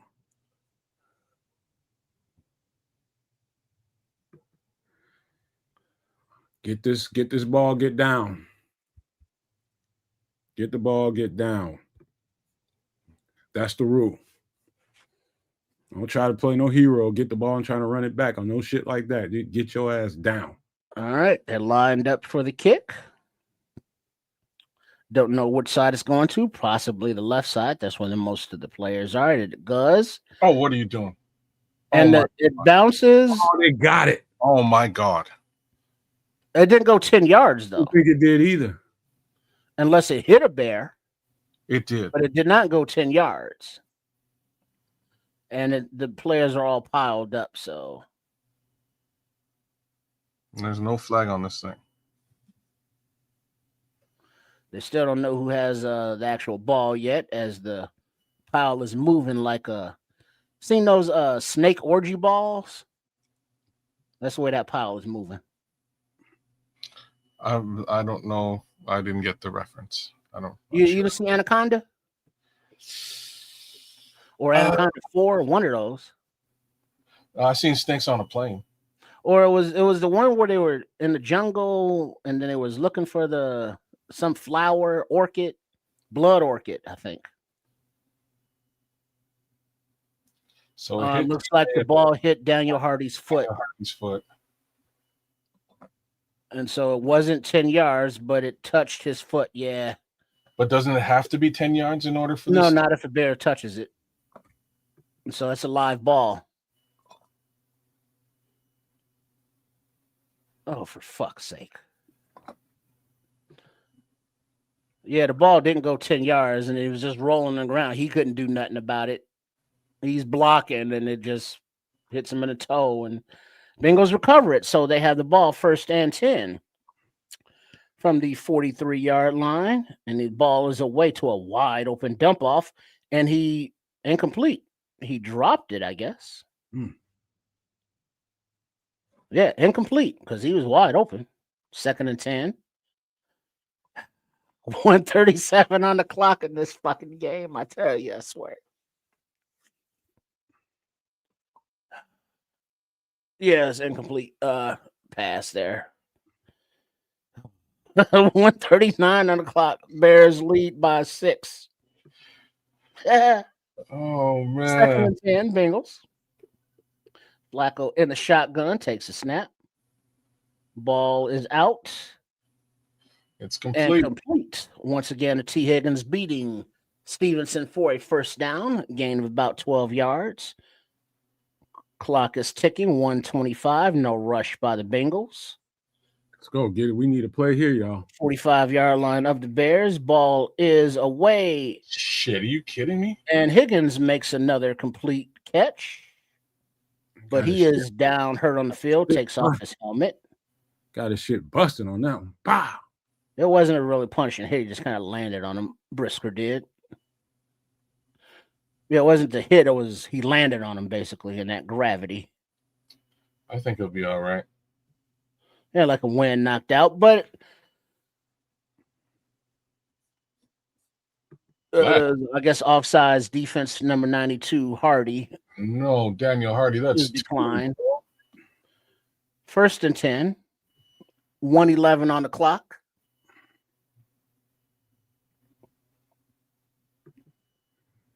Yeah, Higgins is walking off. Why Daniel Hardy on a field right now? Dio's hurt. So you go to Daniel Hardy instead of Austin Booker? He might be able to give you a speedball pass rush, man. He might also It's all right. be offsides.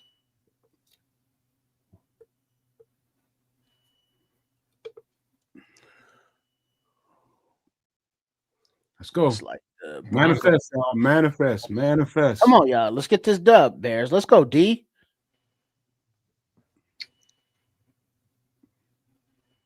Look like they got a semi NASCAR package in there right now.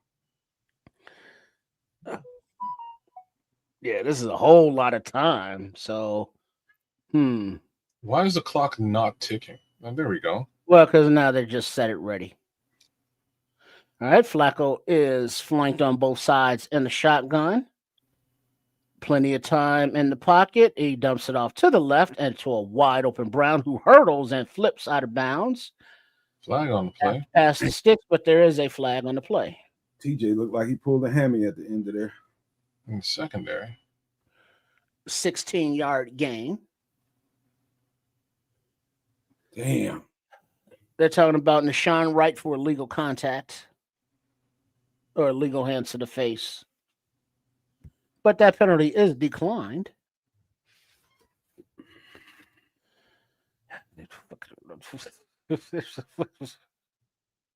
I just fucking.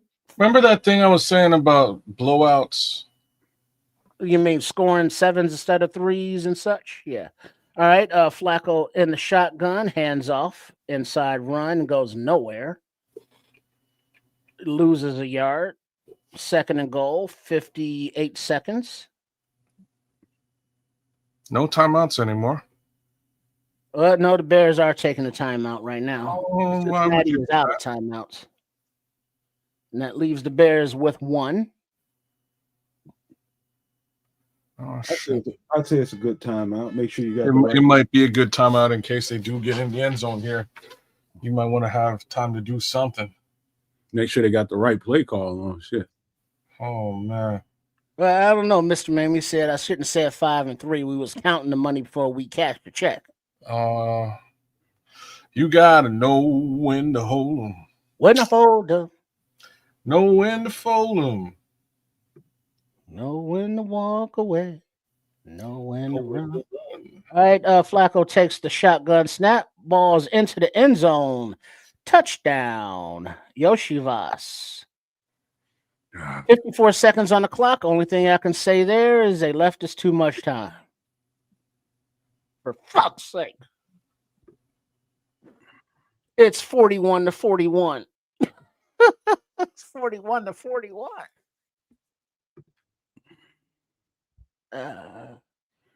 We all right, man.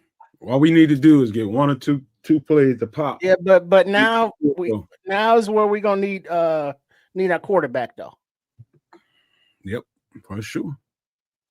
Because now the collapse of the Bears defense, as they talk about it, the PAT snap hold up is good. So the Bengals have a 1-point lead, 42-41, with 54 seconds left on the clock. All right, we got an opportunity. That's all. The only way you can look at it. We got an opportunity. What's done is done. What's done is done, and shit you can do about it. Ain't nothing you can do about it. We just gotta make a play here, or two. Here's the problem.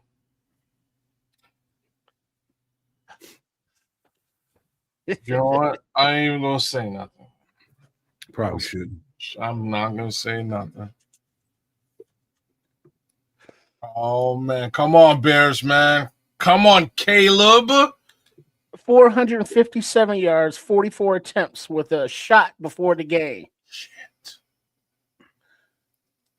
Joe Flacco, 436 yards passing today. 436 yards passing. Trish, that gotta be I'm hurting laugh. It is. It sounded painful. I'm hurting like a It was. All right. It's all good because here we go. First number one pick, Caleb Williams.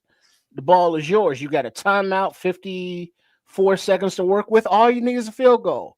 Now, Cairo Santos, we need. We can use a hell of a return here. All right. The ball is caught at the 5-yard line.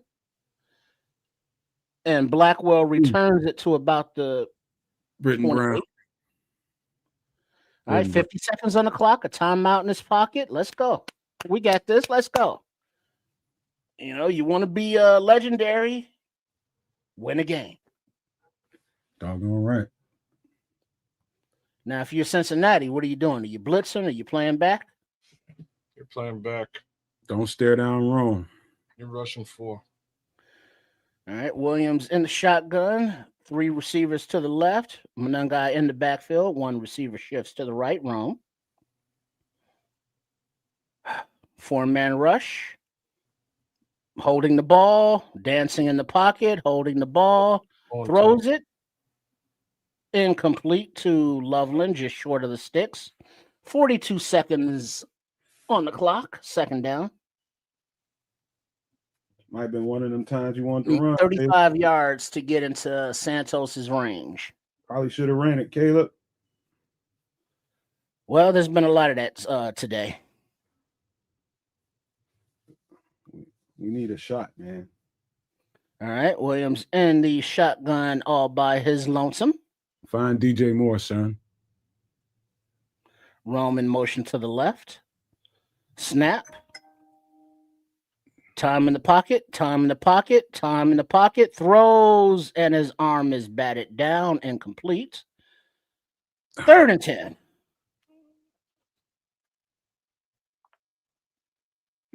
Come on, man. Come on now. I don't know who's open, who's covered. I don't know. From this angle, well, all I can see him is dancing in the pocket. So you got to give somebody a goddamn opportunity. Or run the goddamn ball. One of them. You can't be holding on to that motherfucker. You can't run the ball. There's not enough time.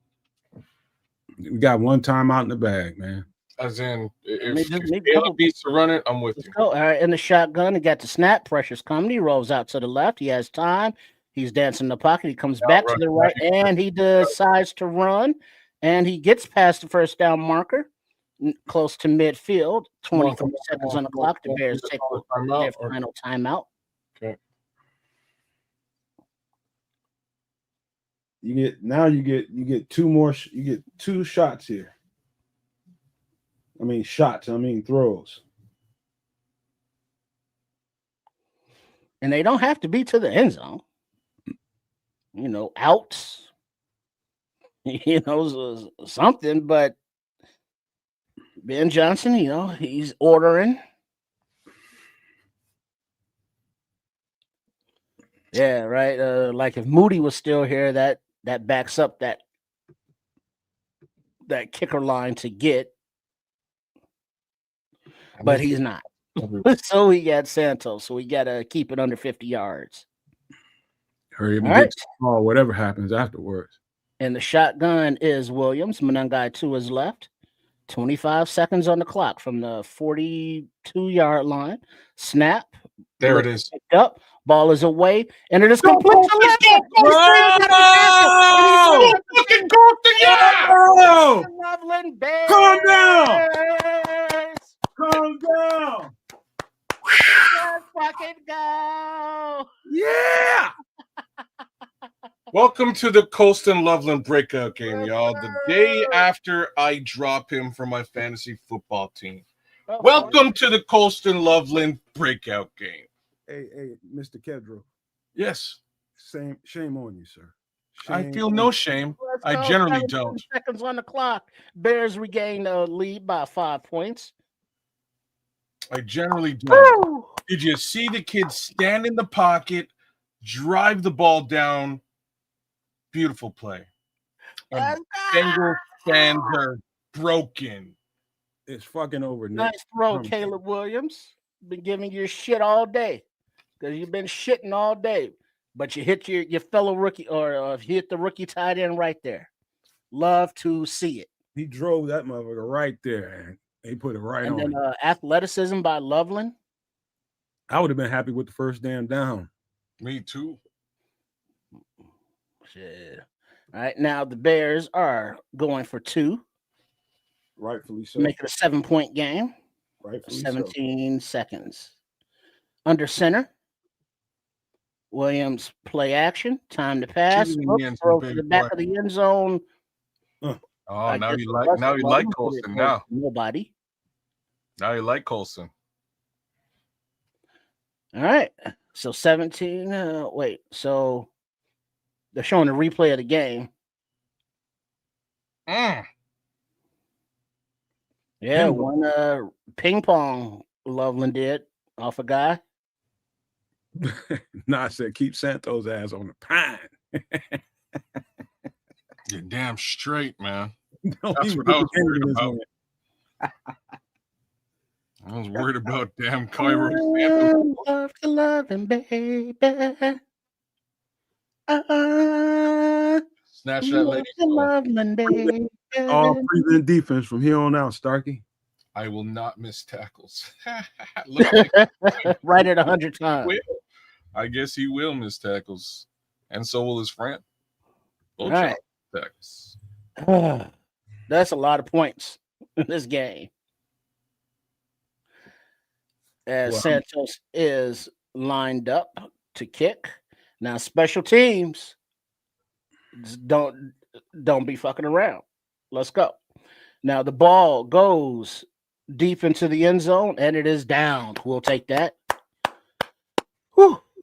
I think that was Santos back there kicking it. I'm not sure because the ball went deep in the end zone. Ha ha ha ha.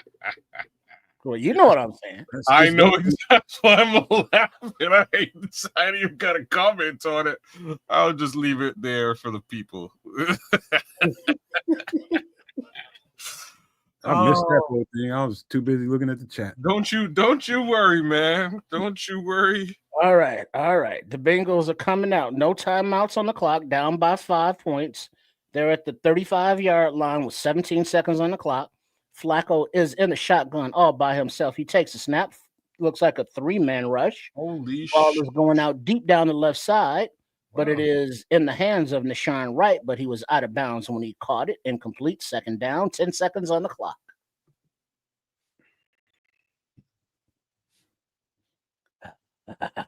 Nothing cheap, nothing deep. And I'm also happy for Loveland because I'm really tired of hearing this. Tyler Warren this, Tyler Warren that, Tyler Warren this. And it's like, well, shit, now Loveland got like half the TDs he got already. All we gotta do is throw him the goddamn ball. Shit. Well, that would help. I was just gonna say it helps when he's targeted. All right. Flacco in the shotgun all by his lonesome. 4-man rush. And he's flushed out to the left a little bit. He gets the ball away to Jamar Chase, and he gets past the sticks. You get about an 11-yard gain. 4 seconds on the clock. No timeouts. This has got to be an end zone shot. I'm not going to put it up, Naj. I promise you. I'm not. Because I don't want to How's your palpitations, kids? Say what now? How's your palpitations? I'm good. We got this one. I'm good. All right, let's go. All right, Flacco from the 47-yard line of his own. Let's get a sack. Back in the shotgun. All right, Bears bring some pressure. Get him. Oh, Flacco gets the ball up in the air, floated, but it's short. And it is right. It's off and intercepted by Nishan Wright, and he slides it down. No time on the clock. Bears final 47. Bengals 40 motherfucking 2. And the Bears get the victory and move to 5-3 on the season. Bears win. That's when that 40-something-year-old arm shows up, buddy. All right. You know what? You know what time it is, man. You know what time it is right now. And that is post-game.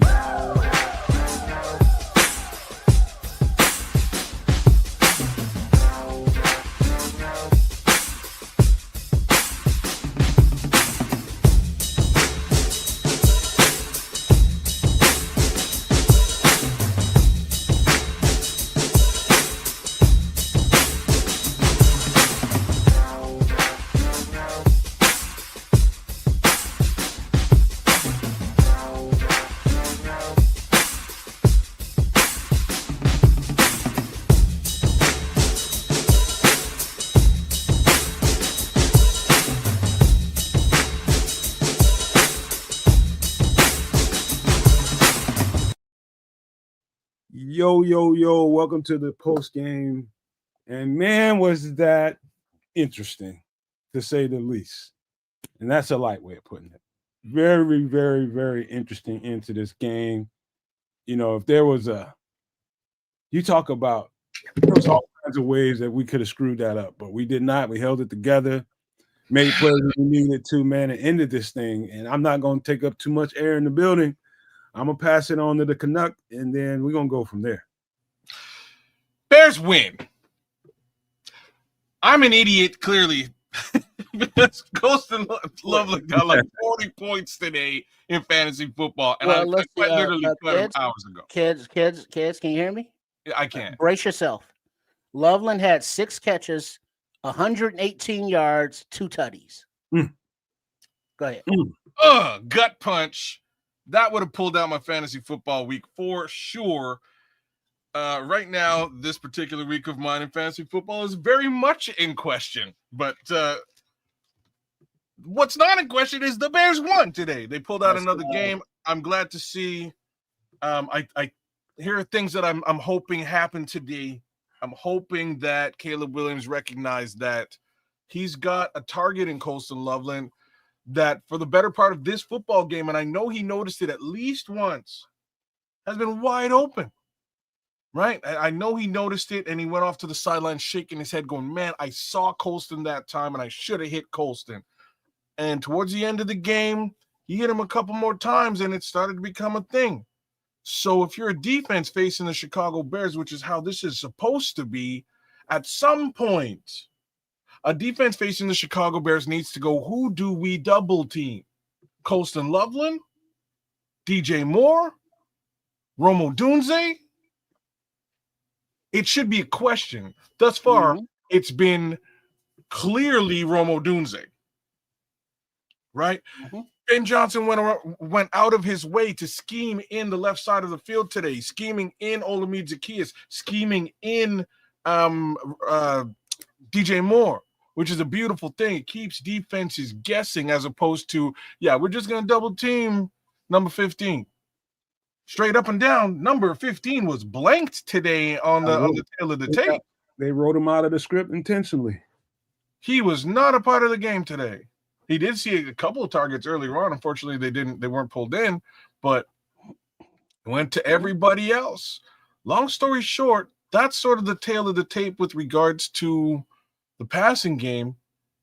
I think we found, well, if I was DeAndre Swift, I don't know what I would say. I don't know what I'd be saying today on a day like this, because a young 7th round rookie did what? What did he do? 26 carries, 176 yards on the ground. Plus, he had a couple receptions with some yak. Here's the bigger piece to all this, though. The bigger piece to all this was his average per play. 6.8 yards per play. That's huge, y'all. That's big shit. I don't know what else to tell you. That's big.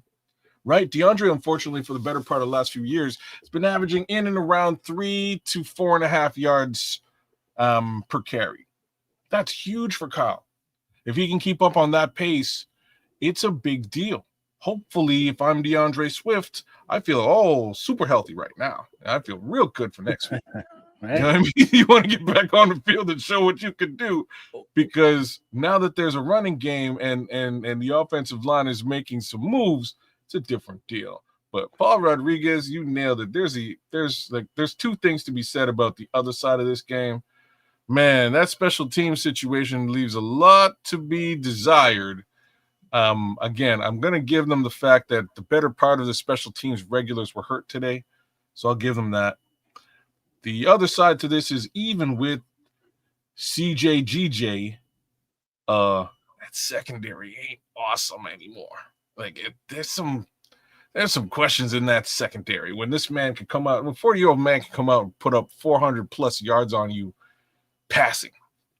Well, that's not just the secondary, though. That's the D-line not getting to him. D-line doesn't help the situation either.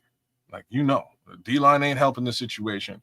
I am happy that that Austin Booker was able to go out there, get at least one major pressure and get to the quarterback. Big ups to our guy, Marcel Sweat, for doing the same.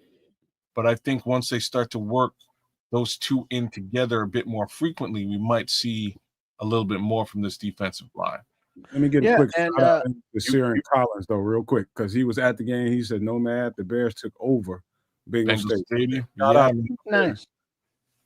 Every shot. I was just kind of real quick, because you all pretty much covered everything. Just a couple game balls. You gotta give one to the rookie Monangai, then one to the other rookie Loveland.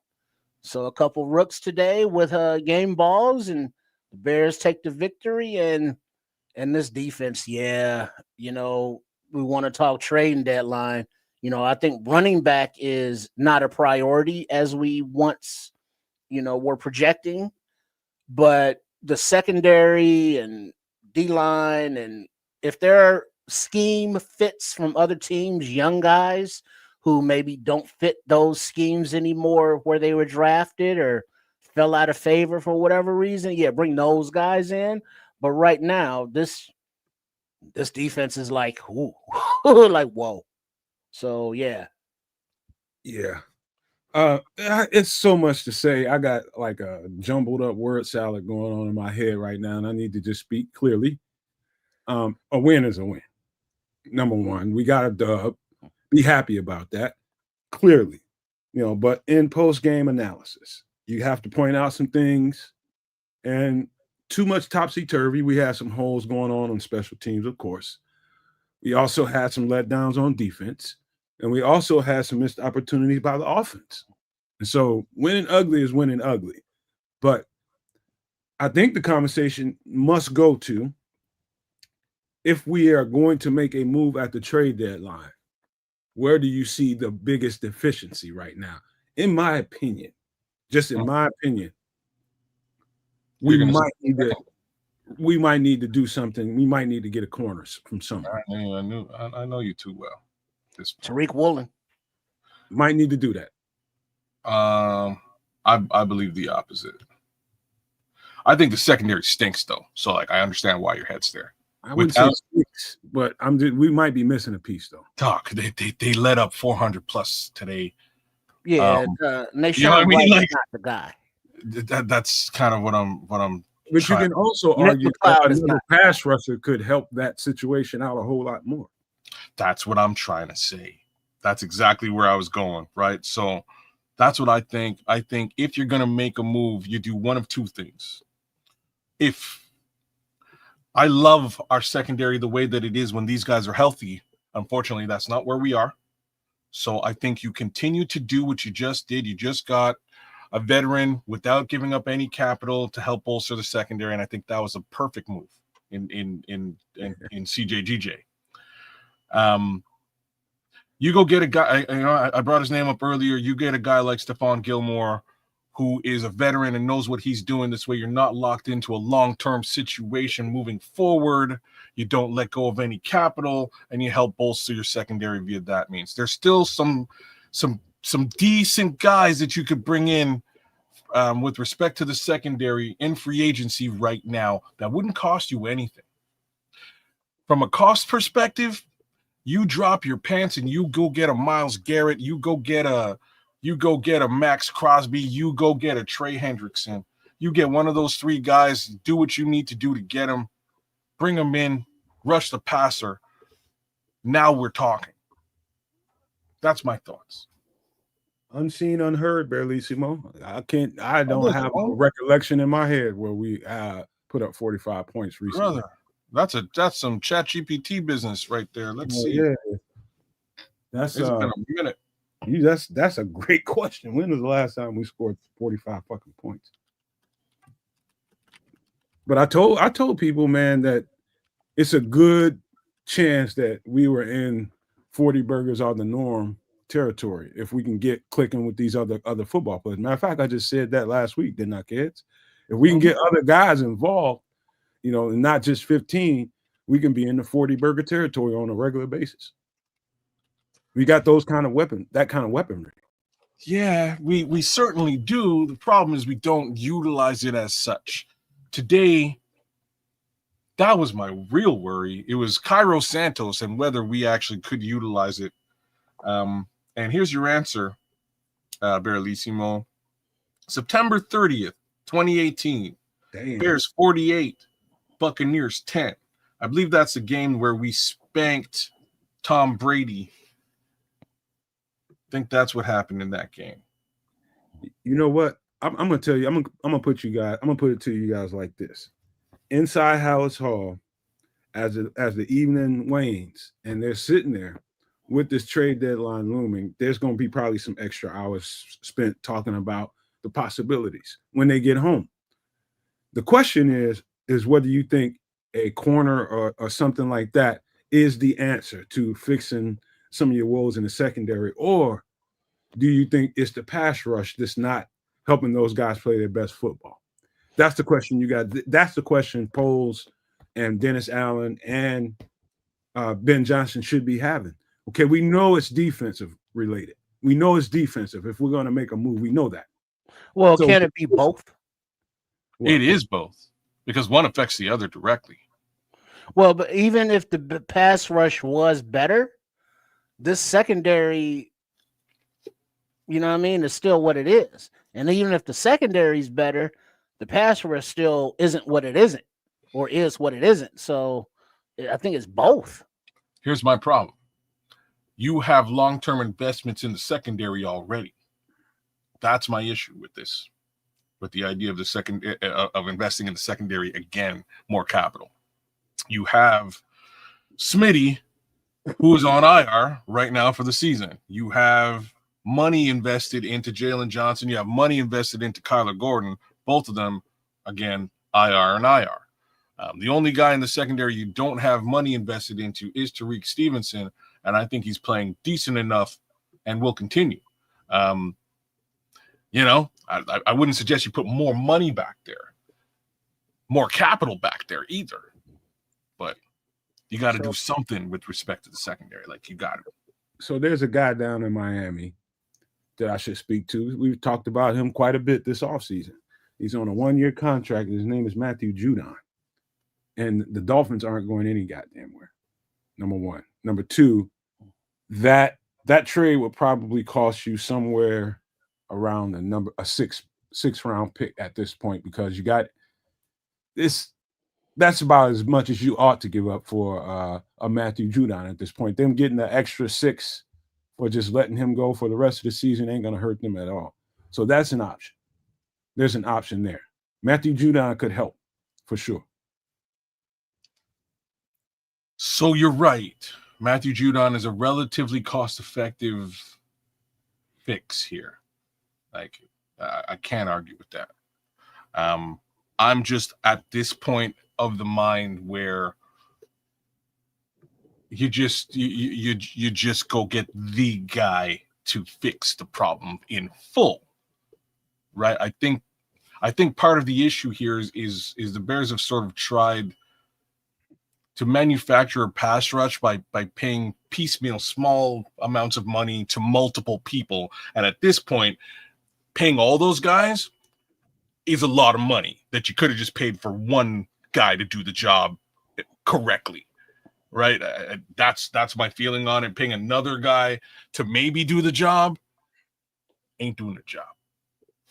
Something I should ask you guys this, and I'm gonna ask you guys, and also the No Maniacs, Super No Maniacs, and everybody in the chat. Did you see enough of Austin Booker that would make you say, you know what? Let me chill on the pass rusher front. Let me. This is his first game back. Let's see where this is trending. Did you see enough from him to make you say no on that front? Well, here's the thing, though. You can have, a good player in Booker, but you still need more. There were times where he was off the field and there was, no pressure whatsoever. So you need somebody to be on the field when he's off the field, or you have them both on the field at the same time.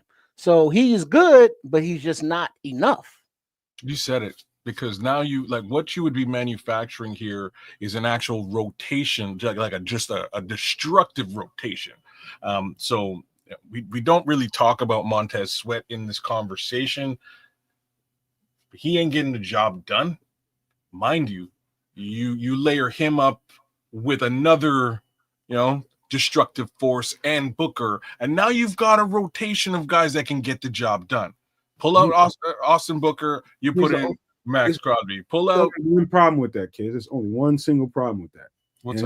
That is if you bring a dominant edge rusher in here with Dio, with Montez Sweat, and you want to give Austin Booker, he's at the point where you need to be giving him reps, as many as you can give him. What does that do for his status? I think fair. I think the answer to your question is the Dio Odingbo question. I'm not sure if Dio Odangbo is the $48 million guy that we brought in today. Now he showed up a little bit today. Now he played well today, dog, and I'll give you that. And I'll give him that. I have to. He played well today, actually. Well, it's still not good enough. It's still not good enough. Let me also say that one of the things that I think everybody's starting to notice it as well about Dio Odangbo, he's been playing very well on the interior too, right? So maybe that's the trick. Maybe you kick Dio inside, and you still have that crazy rotation. Worst come to worst, one of these three guys gets hurt, you kick him outside. I don't know how you balance all that, but at this point, really, the real question from a balancing perspective to me is in salaries. I don't know how you balance that. You got to do Howie Roseman type things and do what you need to do when you feel like you got a winner. So I'm at the point. But do you really? I mean, and I know that they won the game today, but is this really a roster or right now that you go, yeah, Judon, is that guy that's going to get us over the hump? Yeah. Do you believe that though? I do. I think you get another more consistent pass rusher that can really, really affect the quarterback. And see, to understand what I mean is understanding how pass rush marries and meets with the coverage on the backside. And so the less they're having to cover on critical downs, the better. If you got somebody that's proven that can get to the quarterback on a regular basis on certain down and distances, that makes the secondary be a whole lot. It's going to be a whole lot better looking when you got a guy that you got to deal with on one of those edges. You got Montez, when he got his one-on-ones, he was crushing it today.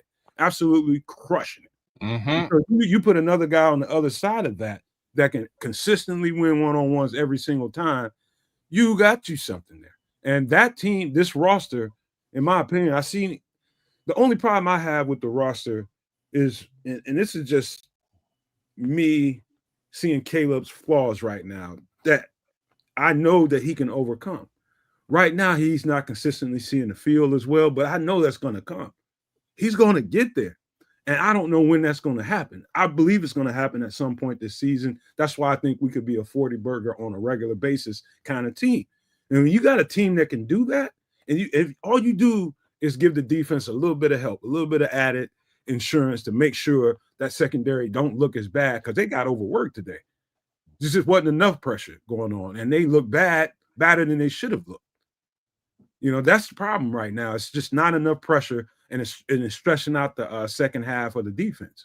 That's what it is. Yup. Yeah, that's how she looks like, man. That's where we are. So again, do you go for the secondary? Do you go for the pass rush? I have to say one more time, you go for the pass rush, and you go, in my opinion, you go all the way. You don't go piecemeal, for lack of a better thing to say. You go all the way. Get the guy, spend the first round pick if you got to do it.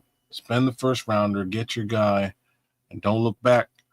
As far as the secondary is concerned, as stated, I would go look for Stephon Gilmore. I would go look for one of these viable free agents and see what they can bring to the table to bolster this secondary. Because at the same time, like, if this is a playoff caliber team, and it might be, we still got a couple more games to really figure that out, in my opinion. We're still in the hunt.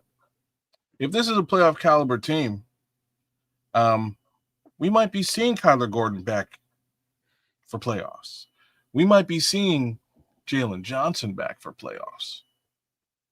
I just don't want to. I don't want the Bears front office, after what I've seen and they've seen, we've all seen, to go at this trade deadline and be timid, because you might have to overpay for something like what you're talking about, kids. You're definitely gonna have to overpay. For what? What do you mean? As far as swing for the fence and try to go get Max Crosby or something. Okay, yeah. You go do something like that. The one thing you're going to be sure of, you're going to get a dominant edge rusher. Number one, we know that. Everybody knows that. The second thing is, it's not that he's an old football player. He's young, like 26 years old, 27 maybe. That guy you're going to have locked in here for the next 3 to 4 years, playing dominant football at the peak of his career. And so, to me, I don't care what they'd have to give up for it. It's not an overreach for me, because you're getting pure dominance, and you're going to get it for a good, solid wow here. So again, you guys know I'm not the count the team's money type. I'm saying don't be timid at the deadline when you have an opportunity. If that opportunity is there, I say the great teams go and get it. That's what they do. And we feel like we got a chance to be in the playoffs and do something. You just gave them that much more momentum if you do that. You know what that signal says to the guys in the locker room? They think we can get it. They think we can do it. And so you get extra effort for that. It says more than what it costs in the pocket or the purse. It sends a message to the locker room. We rolling with you guys. We believe in you guys. Yeah, you guys but enough. Let's go. I don't buy that, because as long as they paychecks clearing, that should be belief right there. You know, you do your job, play your role, and you be all right. You know, it's like, oh, they brought in, you know, a Judon or whoever, Max Crosby or whoever. It's like, oh man, that means we're really good, because the front office and the ownership, they really believe in us and think we can do it. Yeah, that's that psychological thing, but it may be a little boost, but in the end, it's like, okay, what did you really accomplish? Well, we gave them a little boost, but yeah, the defense is still ass. So this is not a championship caliber defense I saw in the chat there. And one player isn't going to change that. Trip, what I'm trying to express to you is there's a reason why you think it's ass. And just saying it's ass that's just a statement. Well, yeah, it's ass because they're having still difficulty stopping the run, but they're tightening up on that. They can't get to the quarterback with a front four rush. And when they do bring the blitz, if it doesn't get home, the back end are leaving wide receivers open. And even if they are in man, the like the McLeods and the Nashon Wrights, they're getting burned, you know, week after week, whether it be with completed passes that they're giving up or penalties. So, I mean, you need, you know, Kyler Gordon would be nice to have back. So would Jalen Johnson. But, I mean, those are two guys right there. And so we need more pass rush on this defense. You need more better secondary in this defense. So I mean, there's just a lot going on that I don't see, like, you know, the psychological bump of bringing in a guy is going to really change all that. That's just the way you see it. I see it totally different. I feel like, okay, they got off to a pretty decent start running the ball against us early in the game. We pretty much tightened that up pretty good. We did well with the repairs there.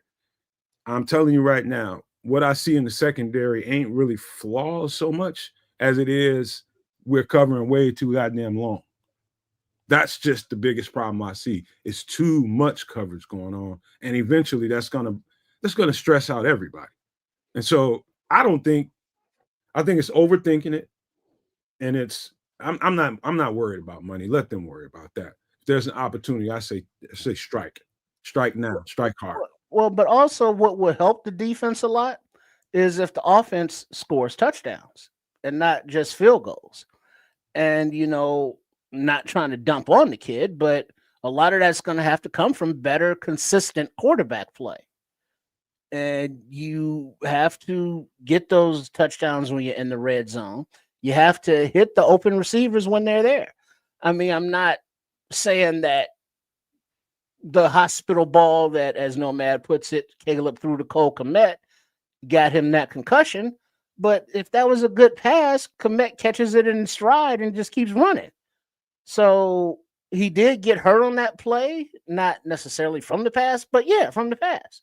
So there's just a lot going on mentally with Caleb Williams. Understandable. First year under Ben Johnson, you know, is like fourth coordinator in the league or something, whatever. But there's just so many times when I'm watching this play from the side view, and Caleb Williams is in the pocket, and there's a pocket, and there's time, and it's like, all right, on every other offense that I've seen in like college pros, by that time the quarterback gets back there, the ball is coming out. And so it's like, all right, are the receivers not open? Because I can't see it. So I don't know. And it's like, if the receivers aren't open, well, what the hell is that all about? But from the angles that I do see, there's always somebody usually kind of open, but the ball doesn't really go to them. So I don't know. but better play there will help the defense, keeping them off the field, demoralizing the opponents because they have so many points against them. Makes them one-dimensional, which also benefits the defense. So being a team game, there are a lot of things that could help the defense beyond just a player or two. The other phase of special teams, putting the defense in bad positions, giving up big returns. You tighten up on special teams, that helps the defense.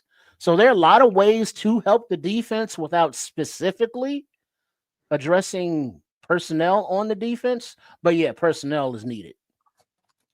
We need help. Bottom line, we need help. And everybody will have their virtues about what they think the Bears ought to do and reasons for why or why not. Everybody will. Everybody's got an opinion. I'm saying my opinion is do what you feel like you need to do, Bears. If you feel like there's holes and you think you can give this team a little extra lift, go fucking do it. I'm with you. I'm just saying, I'm with it.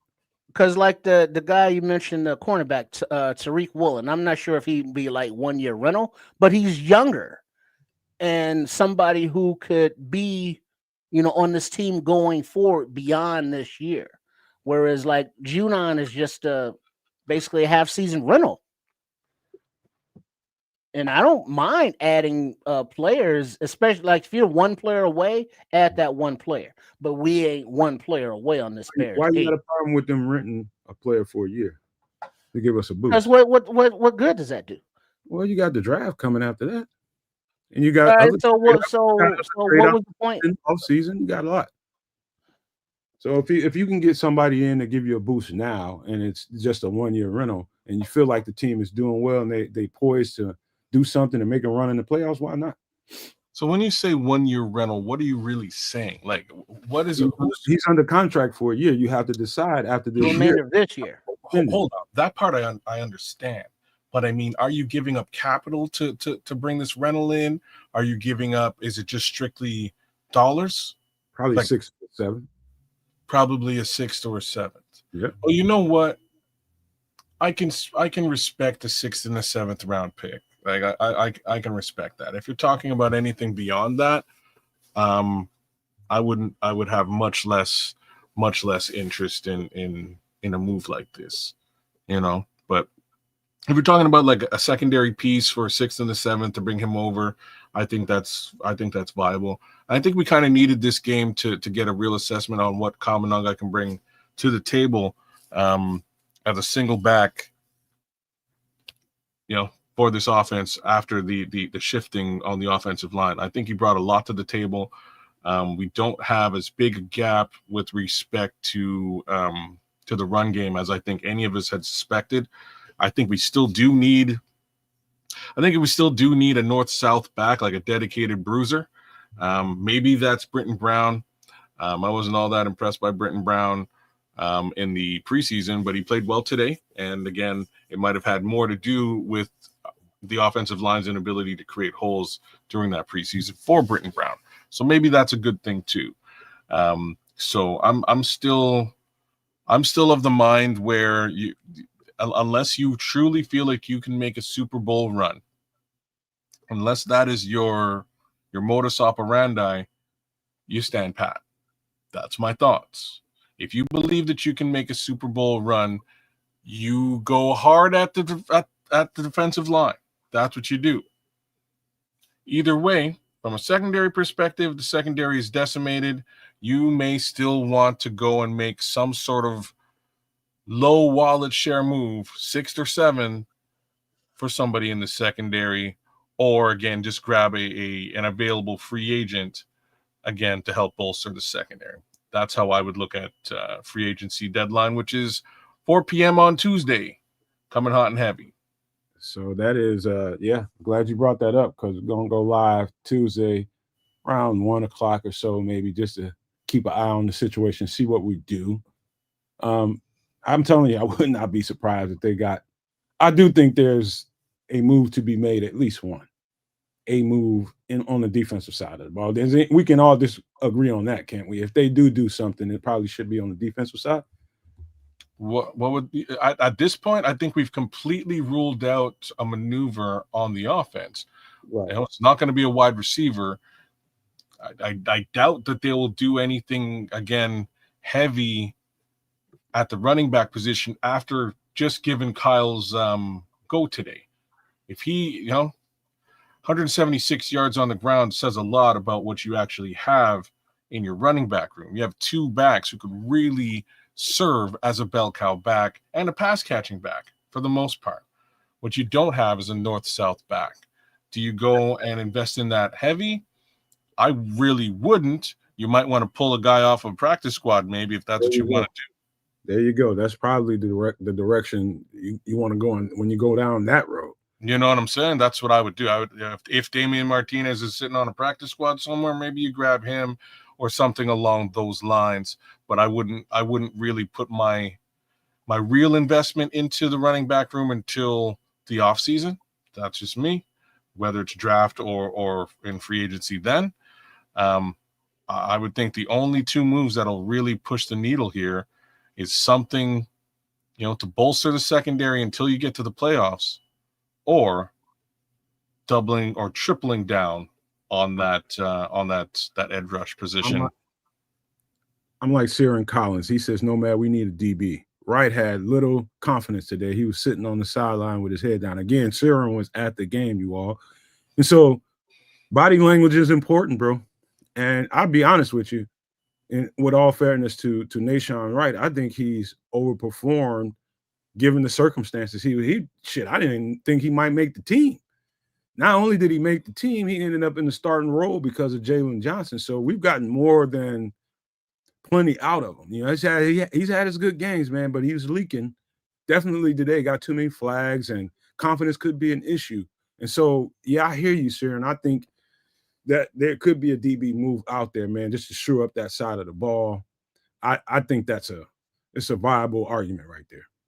Well, if you're, Ryan Poles and Ian Cunningham are in the front office, you are definitely taking a close look at what the Tennessee Titans, they just fired all their people. You're looking at Miami, and you're looking at other bottom feeders like the Jets, maybe the Giants, who knows? But any place around the league, are there any players that like the No Maniacs would deem it's like, oh yeah, if we got this guy, it could be a difference maker, like Nomad is referring to? Or are there players that it's like, hey, this young guy is under contract for a few more years and he fits better on the Bears now than he does in his previous situation?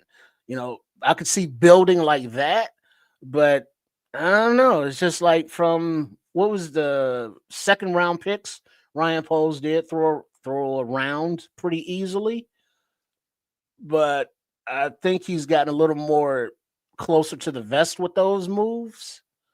So, I mean, we're 2 days away. It's going to be an interesting time. Very interesting, and rightfully so. It's going to come down to confidence, and I'm talking about confidence in the front office, confidence in the coaching staff, and how they feel about it. I think if you would ask me, if I'm Ryan Poles, I'm sitting there and probably willing to stand pat.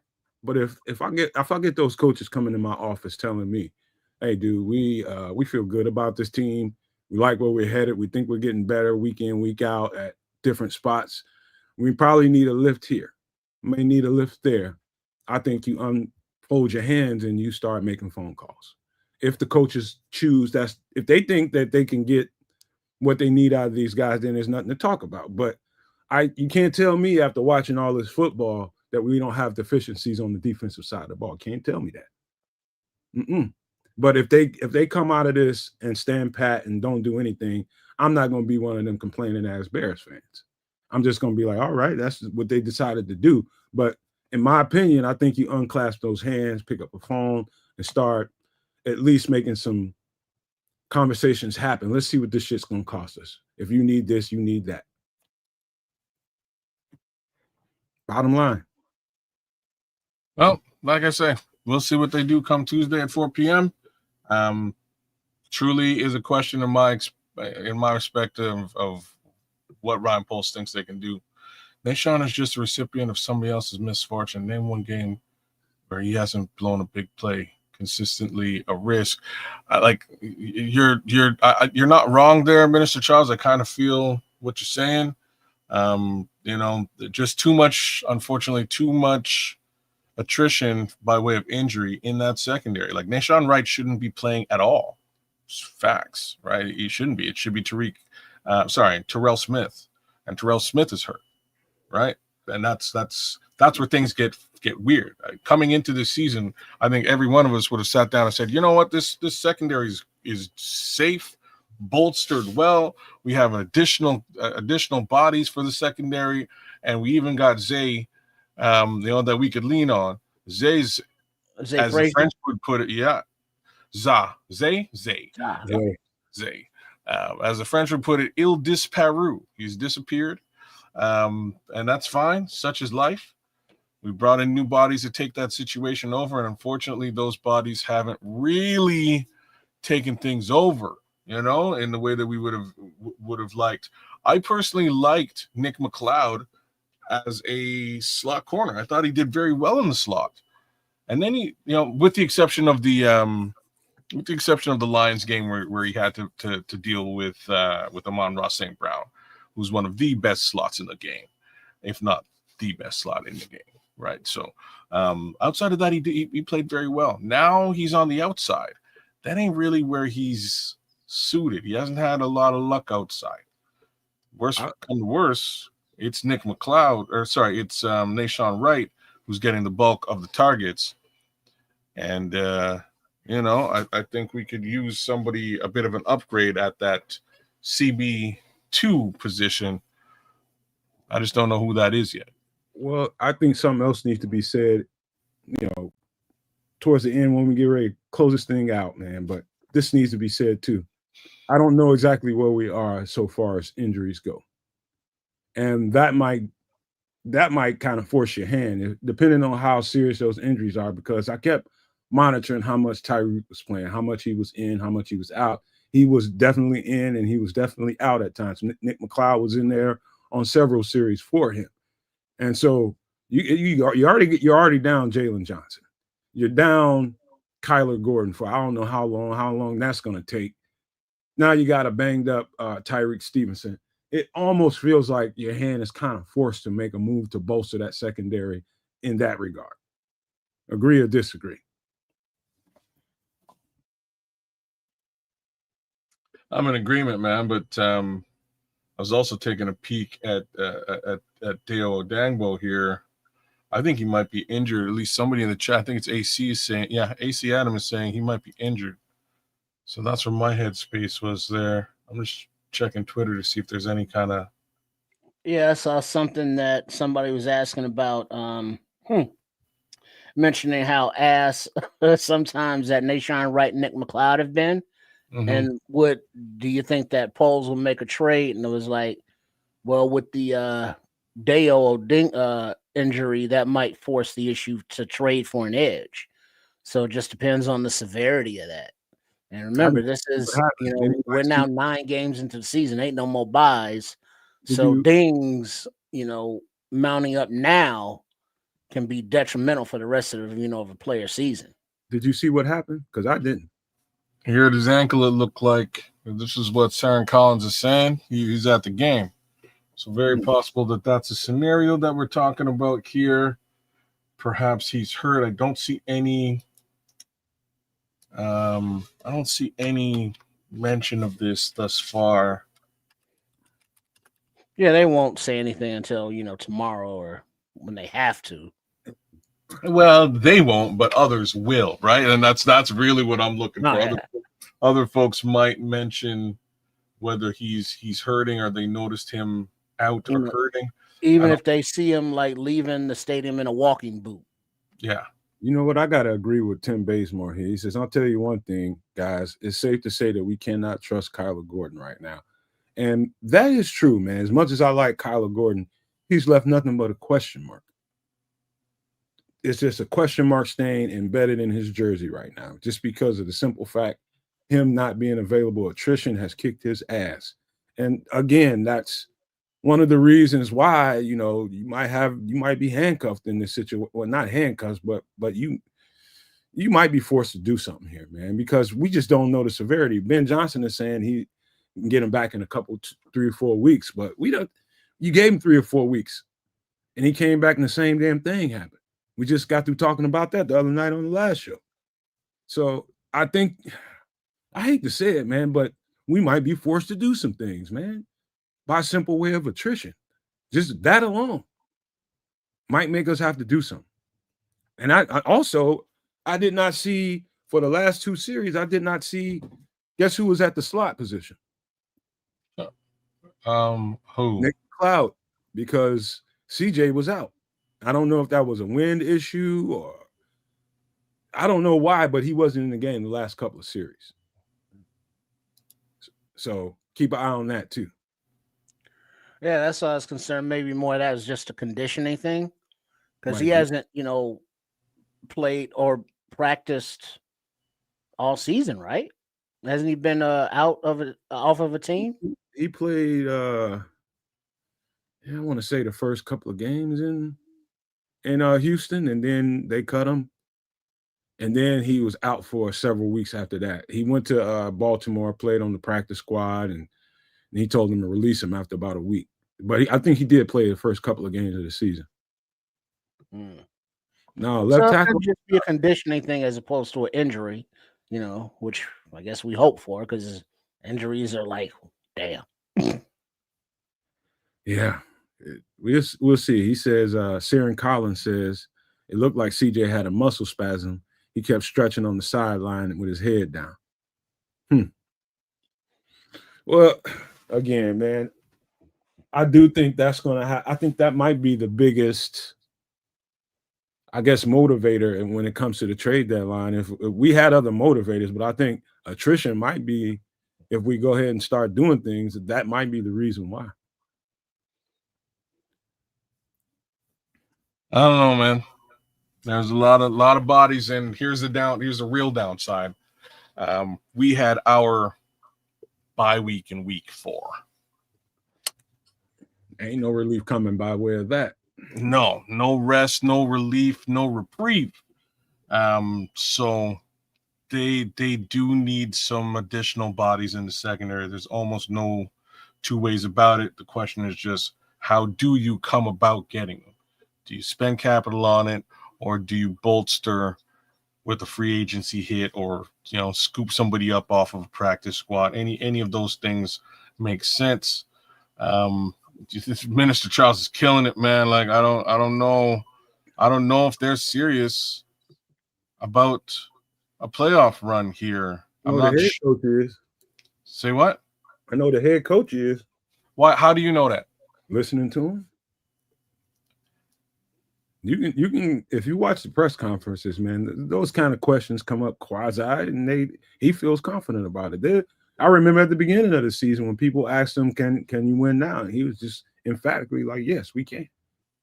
And so I think he's bullish, and I think when you have a bullish coach that believes in what he's doing, and the rest of the staff around him and the players, then you might have some action going on come Tuesday, man. I have a little bit of trepidation with bullish. Feel me out now. With bullishness from a first-time head coach, right? Like he what's he supposed to say? You know what I'm saying? Like, I feel like we suck.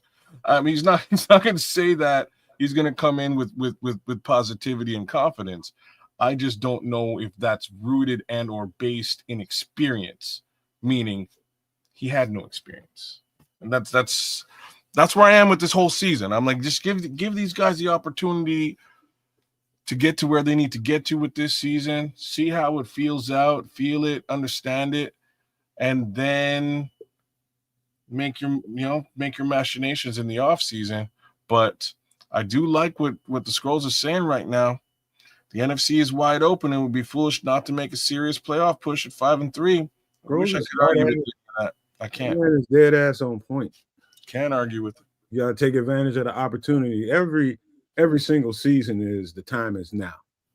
That's got to be the mindset. We've been in the rebuilding and building phase for a long ass time, man. We got talent on this team.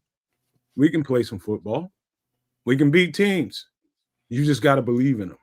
That's it. That's it. As fans, I can't tell anybody how to think. I can't tell nobody how to believe. But I could tell you this. Listen to that coach, man. That guy is bullish about this team. He is. And so come trade deadline, come Tuesday at somewhere around 12, 1 o'clock, we'll go live and we'll get everybody's thoughts about it then, man. But, you know, I'm with them whether they decide. I just can't see them not doing something, especially when we start talking about the injuries and attrition. I don't think you can't. There's no way you're going to get through this without making some kind of move of some kind. Well, we'll see. And I'm going to ask you you're both, both of y'all, an important question. And you said, you know, we can beat teams. Can we beat good teams, you think? Well, they've been struggling with bad teams, so you know, and the good teams, you know, they've lost to. So I mean, they lost to those good teams early. Also, a good team with a backup quarterback and virtually no defense. I got another question for you. Are you the same team at game 1 or 2 that you are at game 8 or 9? No, you're not. All now right. back to my question. Can they beat good teams? I think they can. Who do you think is a good team that they can beat? We start looking in the North. That's where you want to start. I would have went elsewhere. Well, so far, you know, they've been right now. You can pick those teams. These two teams in the North are pretty damn good. Like hell, man.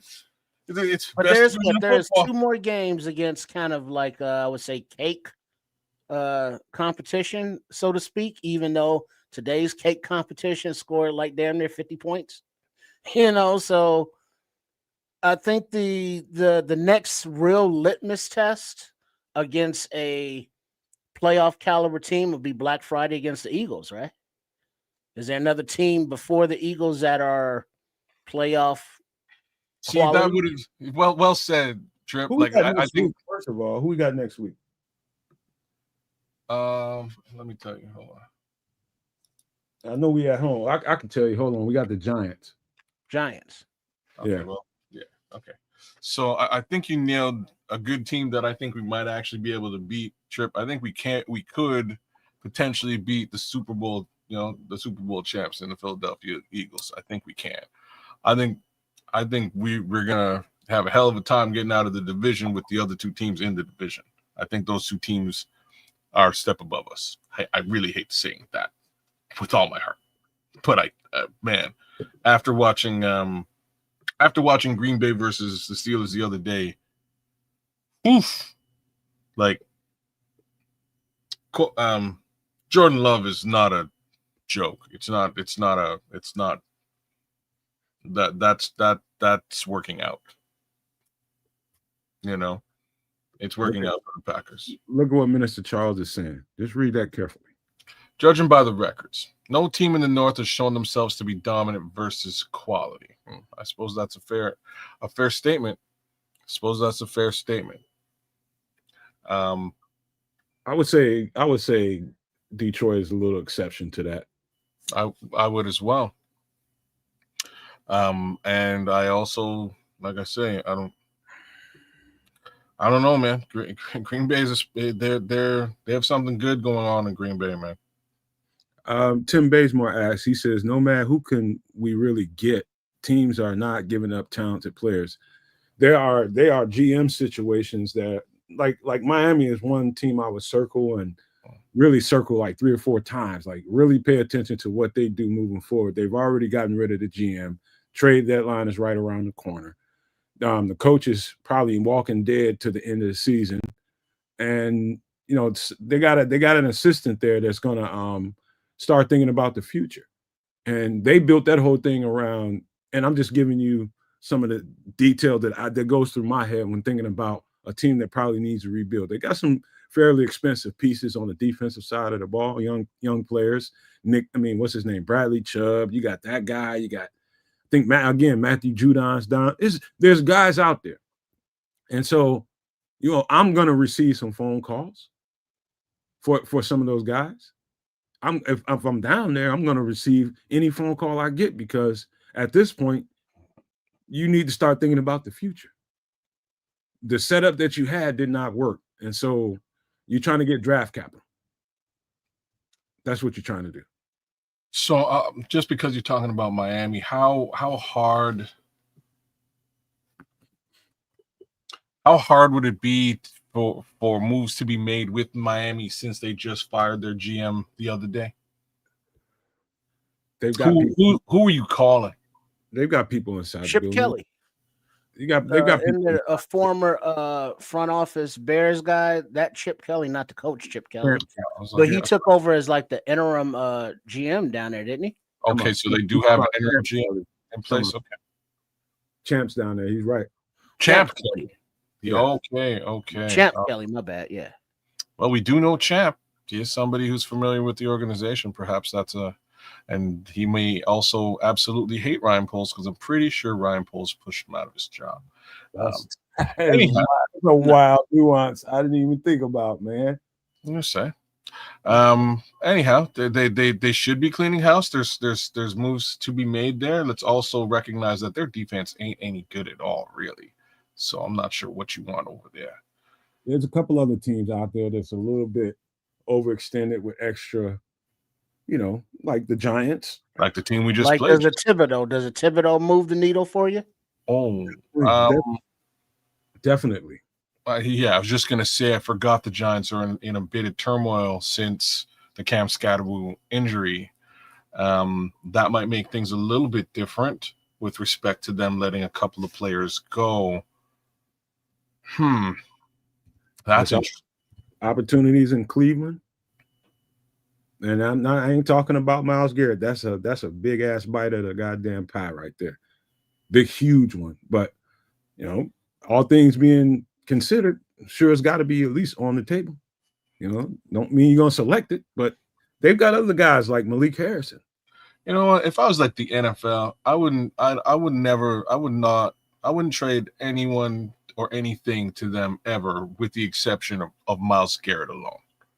It was like just Myles Garrett or bust. That defense is pretty stellar, man. Well, it should be stellar. Everything, for all intents and purposes, should be stellar in Cleveland. They've been picking in the top 10 for as long as I can remember. I couldn't tell you when they haven't had one, if not two, top 10 picks in the draft, followed by one, if not two, picks in the second round. Like they've got capital, and or traditionally have had capital for days. So yeah, that team should be stacked ultimately, and it's just the shit just hasn't manifested in dubs. Yeah, that team drafts well. When I say defensively, they are chock loaded full of studs. And I'm telling you right now, a guy like Malik Harrison, defensive tackle, if you want to go down that road, something like that. It all depends, man. So I'm telling you, fellas, this is you just be ready. Just be ready. I wouldn't expect anything, but telling you guys right now, I think we need some help, man. I do, and I think they're gonna get it one way or the other. Do you think there are any current players on the roster that are not part of the plans going forward that other teams may be interested in? On our roster? Can't think of nobody. We need everything we got, man. I think the answer to that is Braxton Jones, and he's on IR. So much for. I wouldn't even, just for depth purposes. You know how I feel about that. I'm strongly against that. He's already hurt. Yeah, but I mean, at least you got some depth. That's a good insurance piece, man. Theo's played well, man. You got to give that guy some credit, man. Theo's played well. He ain't playing perfect, but he's played well. Let's say that. And so they're starting to feel pretty sure about that situation. But yeah, man. Any last football thoughts about this shit before we close it up, man? My head is already at the trade deadline. My mind is already there. We got the dub. My mind just automatically moves forward. And so trade deadline, man. Any last thoughts about that before we get ready to wrap this up? The only last thought I have is somebody should check out what the penalty yards were for us today. I think we did very well with regards to penalty yards, and we might have actually had less penalty yards than the Bengals, which is like a first team versus team all season long. So if that's actually the situation, big ups to the Bears and cleaning up some of that mess with respect to penalty yardage against. Along those lines, there was I guess I've been going on a tirade a little bit over at Sports Chicago style on the pre and post game videos. But last week we saw Olamide Zaccheaus take the crown of a helmet right into his grill, and there was no penalty called. But they kept reviewing it for possession, and if he caught it, that kind of thing. But I saw that that defender got fined like $47,000. Good, I knew it. That was exactly what I said. Unnecessary roughness. I'm glad you brought that up because I said it when it happened. I was like, "That's BS. There should be a fine." You were mad about it, Trip, when you saw it. I was like, "That's ridiculous." But I was like, they're guaranteed they're going to find this guy at the end of the situation. So you're saying like almost $50,000. Yeah, and there should have been a flag for unnecessary roughness. Now, I'm not blaming the refs on the loss of that game, which they went a long way in helping, but just the consistency or lack of consistency of the flags that are going on. And like today, it's like, oh, that was a holding? Where? Oh, okay. He was Tremaine Edmonds was really down by contact. Really? Kinda? Is he? So it's just weird how the penalties are working, but they were calling them both ways. There were just way too many for my liking, just in general. But this team still is not good enough to have these self-inflicted wounds. Now, they did cut back on them today, but they were still they were good. Some of them were a little bit better. By no means were they best. So one last thing before we get out of here. I don't know who's a baseball fan out there. I'm not the biggest baseball fan, but I sure as hell watched the better part of this World Series. Reason being, Blue Jays were in there, baby. And my boy, Ricky LaFleur, I'm sad too, man. That was a shocking end to a baseball contest that left the better part of Canada in shock. The only upside to this situation is somebody must have won that $20 million 50-50 draw. That guy is a super happy baseball fan. I don't know who that wound up being, but good Lord. Yeah, the Blue Jays lost to Team Japan. Yeah, that's messed up.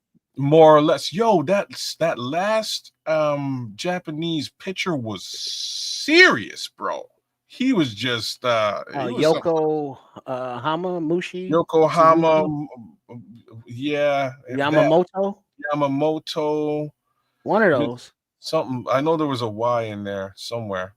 But yeah, I thought the Jays were gonna win, man. The Jays were up the better part of the game, and at the end, unfortunately, 1 point is all you need to win a game of any kind, and that's what it was. 5-4. I brought that game at the ass end. My girlfriend popped out and went in the living room and started yelling and shit. I'm like, what the fuck is going on? I forgot the damn game was on. Mm-hmm. So I caught it right as it was going into extra innings, right into when it went to the top of the 10th. Man, I've been missing. How do you score bases loaded, 1 out, and not score? Like that's what I said too, Scrolls. They had everything ready to go to do something, and sometimes in the clutch, it just don't work out. And now that's it. Not to mention, like they were leading the better part of the game, man. They were leading for the vast majority of that baseball game, and somehow. Were they in Toronto? Yeah. It was a home game in Toronto too. Trust me, this is what I'm saying. Like, what was funny is like, the Dodgers are in the center of the field celebrating the win, and everybody in Toronto's like, "What the f?" You know what I mean? Like, what do we do now, man? So like, everybody left. Take your ass home. You're out there celebrating. You're happy. You're drinking champagne in the middle of the field. Meanwhile, everybody in Toronto traffic. You know, I didn't even like give a damn because I was like, oh, the World Series, that's on, cool. You know, Cubs ain't in it, White Sox ain't there, but I don't give a shit. Right. You know what I mean? Call me a Man. homer or hometown or Well, you whatever. I should don't be. give a- That's the only reason that I even watch is because it's Canada's single team playing in the World Series. Otherwise, I give 0 Fs about baseball altogether. Like you might catch me watching a hockey game before that. I'll be real. Baseball. Normally, you might catch me watching hockey. Speaking of shit, the Bulls are still undefeated coming on tonight, so we got that going for us. Okay. Yeah, buddy, that's a treat to watch. I should go on and I hate X or Twitter, but so many people talk so much shit on there talking about 8K doesn't know what he's doing. They should have fired Billy Donovan. They guys have been screwing the organization for years. I'm like, how you motherfuckers feel now? You big mouth fuckers. How y'all feel? How you feel now? Mm-hmm. You know what I'm saying? But you know what I'm gonna do? The criticism has been earned because since AK got here, you know, he made the moves. Lonzo Ball got hurt, then he ain't do shit for 3 years. So now they got this reiteration of, all right, well, we're not gonna go young, but we're gonna go young with experience. And so far, that seems to be catching on. But I would assume that, you know, they're just trying to build what they're building until they can get a superstar like, you know, a free agent like Giannis or somebody. Sorry to bring it back to baseball, but I gotta ask you guys a question. Huh.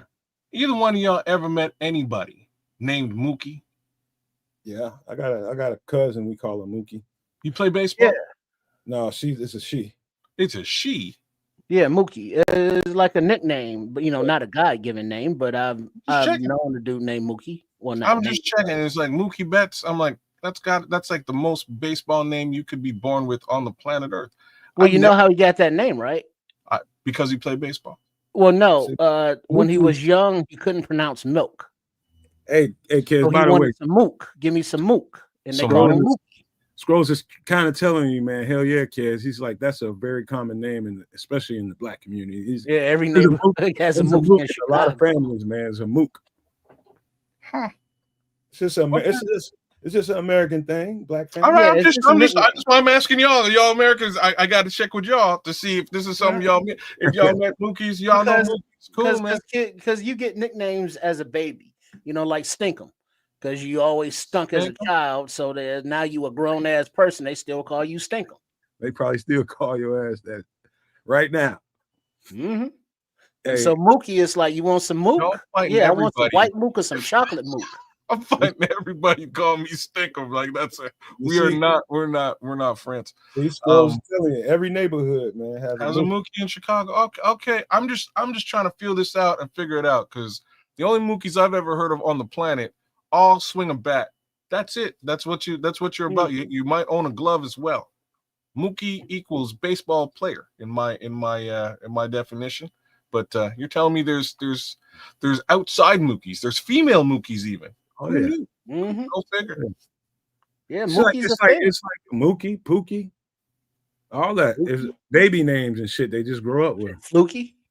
Yeah. Quato just came to jump in, man. He's saying he can't wait for Wednesday, man. Right on for Quato. Quato's with us. We got you covered. Wednesday for some extra sauce. Yeah, get my ass tomorrow. Y'all gonna get a double header. Y'all gonna get a Tuesday and a Wednesday show, man. It's gonna be great. Trade deadline on Tuesday at what was it? 3 p.m. Central, 4 p.m. Eastern. Scroll shipping Mookies up to Canada. Hey, dog, you have no idea how common that is, kids. You'll be crazy. Wait, now wasn't that Spike Lee's name in Do the Right Thing? Wasn't he Mookie as well? Mookie, yeah, that was Mookie. But that's because he was a baseball fan, though. He was like a big baseball. Well, yeah, fan. but he wasn't a player because he was too little. All right, fair enough. All right, just Mookie, Malcolm, Mookie, Pookie, Pooh. It's a lot of Martin. It's a lot of Poohs. You know, a lot of those. I know Poohs. I've met Poohs. How many Pookies you know? Huh? I know you know a couple people named Pookie. I know some Pookies. I know Pookies and Poos for real. I know but no Mookies. I've never met a Mookie in my entire God-given life. Not a single one.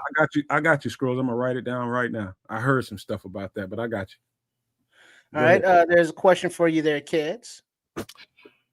By all means, we are triple streaming once again with the W.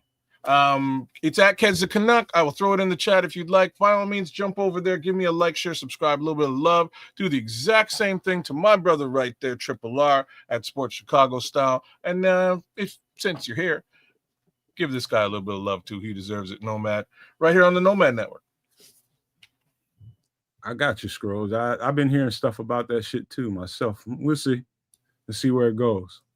Do some homework on that. You might want to give out some pleasantries before we get ready to bounce out. Woo! Well, we'll keep pleasantries somewhat short and sweet today because Bears effing win, and that's really all that matters. It's the only thing that's important. Criticisms aside, Bears win. Big ups to all y'all for joining us today. This neighbor. You know what I'm saying? That is not surprising. I bet you he's a baseball fan. Or he played baseball as a youngster. Anyhow, big ups to all y'all for joining with us, all the Super No Maniacs and No Maniacs. Shout out to the Scrolls and Minister Charles and AC Adam and Paul Rodriguez and Mr. Mayhem, all the regulars that were in here for sure. Big ups to all you guys. Shout out to Quatu, who will be with us likely on Wednesday night because he's always in for the extra sauce. Does he like smell the BO since he's always like under the shirt right there? So close to the armpits of his host. I was just gonna say that's probably the last thing he's worried about. He might be worried about when he go dookie. You know what I'm saying? You're right there. You got the fumes coming up. Anyhow, so yeah, shout out to Quatu and Phil and Paul and all y'all for spending your afternoon with us, man.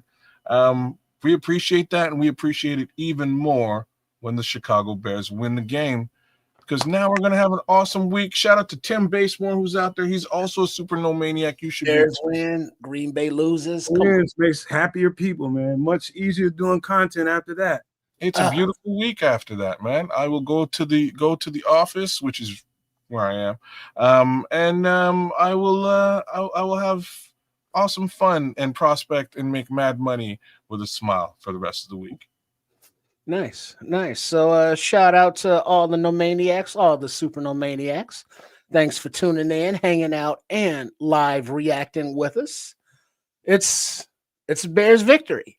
It wasn't the prettiest on any of the phases at any of the times, but it was enough, and enough is enough to get to 5-3. So the division looks like it's wide open as the Vikings take out the Lions, the Panthers take out the Packers. So Ryan Poles, Ben Johnson, it's time to take this north and don't get that shit back. So let's go, y'all. Trade deadline Tuesday. So there's action coming up. So make sure you are subscribed and following all three of our channels, the Nomad Network, at Keds the Canuck, and Sports Chicago Style, of which that handle is at RRSCS. Takes you to the same place. I don't know how it works. I don't make it. I'm just letting you know how to find us. So once again, thanks for the support, and bear down. Hey, shout out to FFG as well, man, for being out there, and the Nodge. Big up. Yeah, gotta give those guys a little bit of love too. Well, you go ahead, shut it down. Yeah, real quick, I just wanted to say, man, you got to be happy with a dub. Even no matter how you get it, you just be happy with it. We can talk about Tuesday is going to be a pretty good show because I'm sure we'll be back and forth about what we should and what we shouldn't be doing, and you know how that can get. You know what I mean? But also, right after that, we'll have some extra sauce, and I am definitely taking your advices. You guys that gave advice in there about what to go research and do on that show. I'm gonna get right on that. So I need some more of those kind of comments. What do you guys like to talk about? What do you want to hear about on those kind of shows, man? So taking that to heart, and I'm gonna go do my research on it. I've heard a few things to what you guys were making reference to, but I'm gonna do a little bit more homework on it so I can have something to say to all of it. So looking forward to that Tuesday and Wednesday, man. We're going to skip a day, enjoy a day off, man, but we got some more content to do Tuesday and Wednesday. Make sure you understand that we are streaming on 3 channels, so stop what you're doing right now.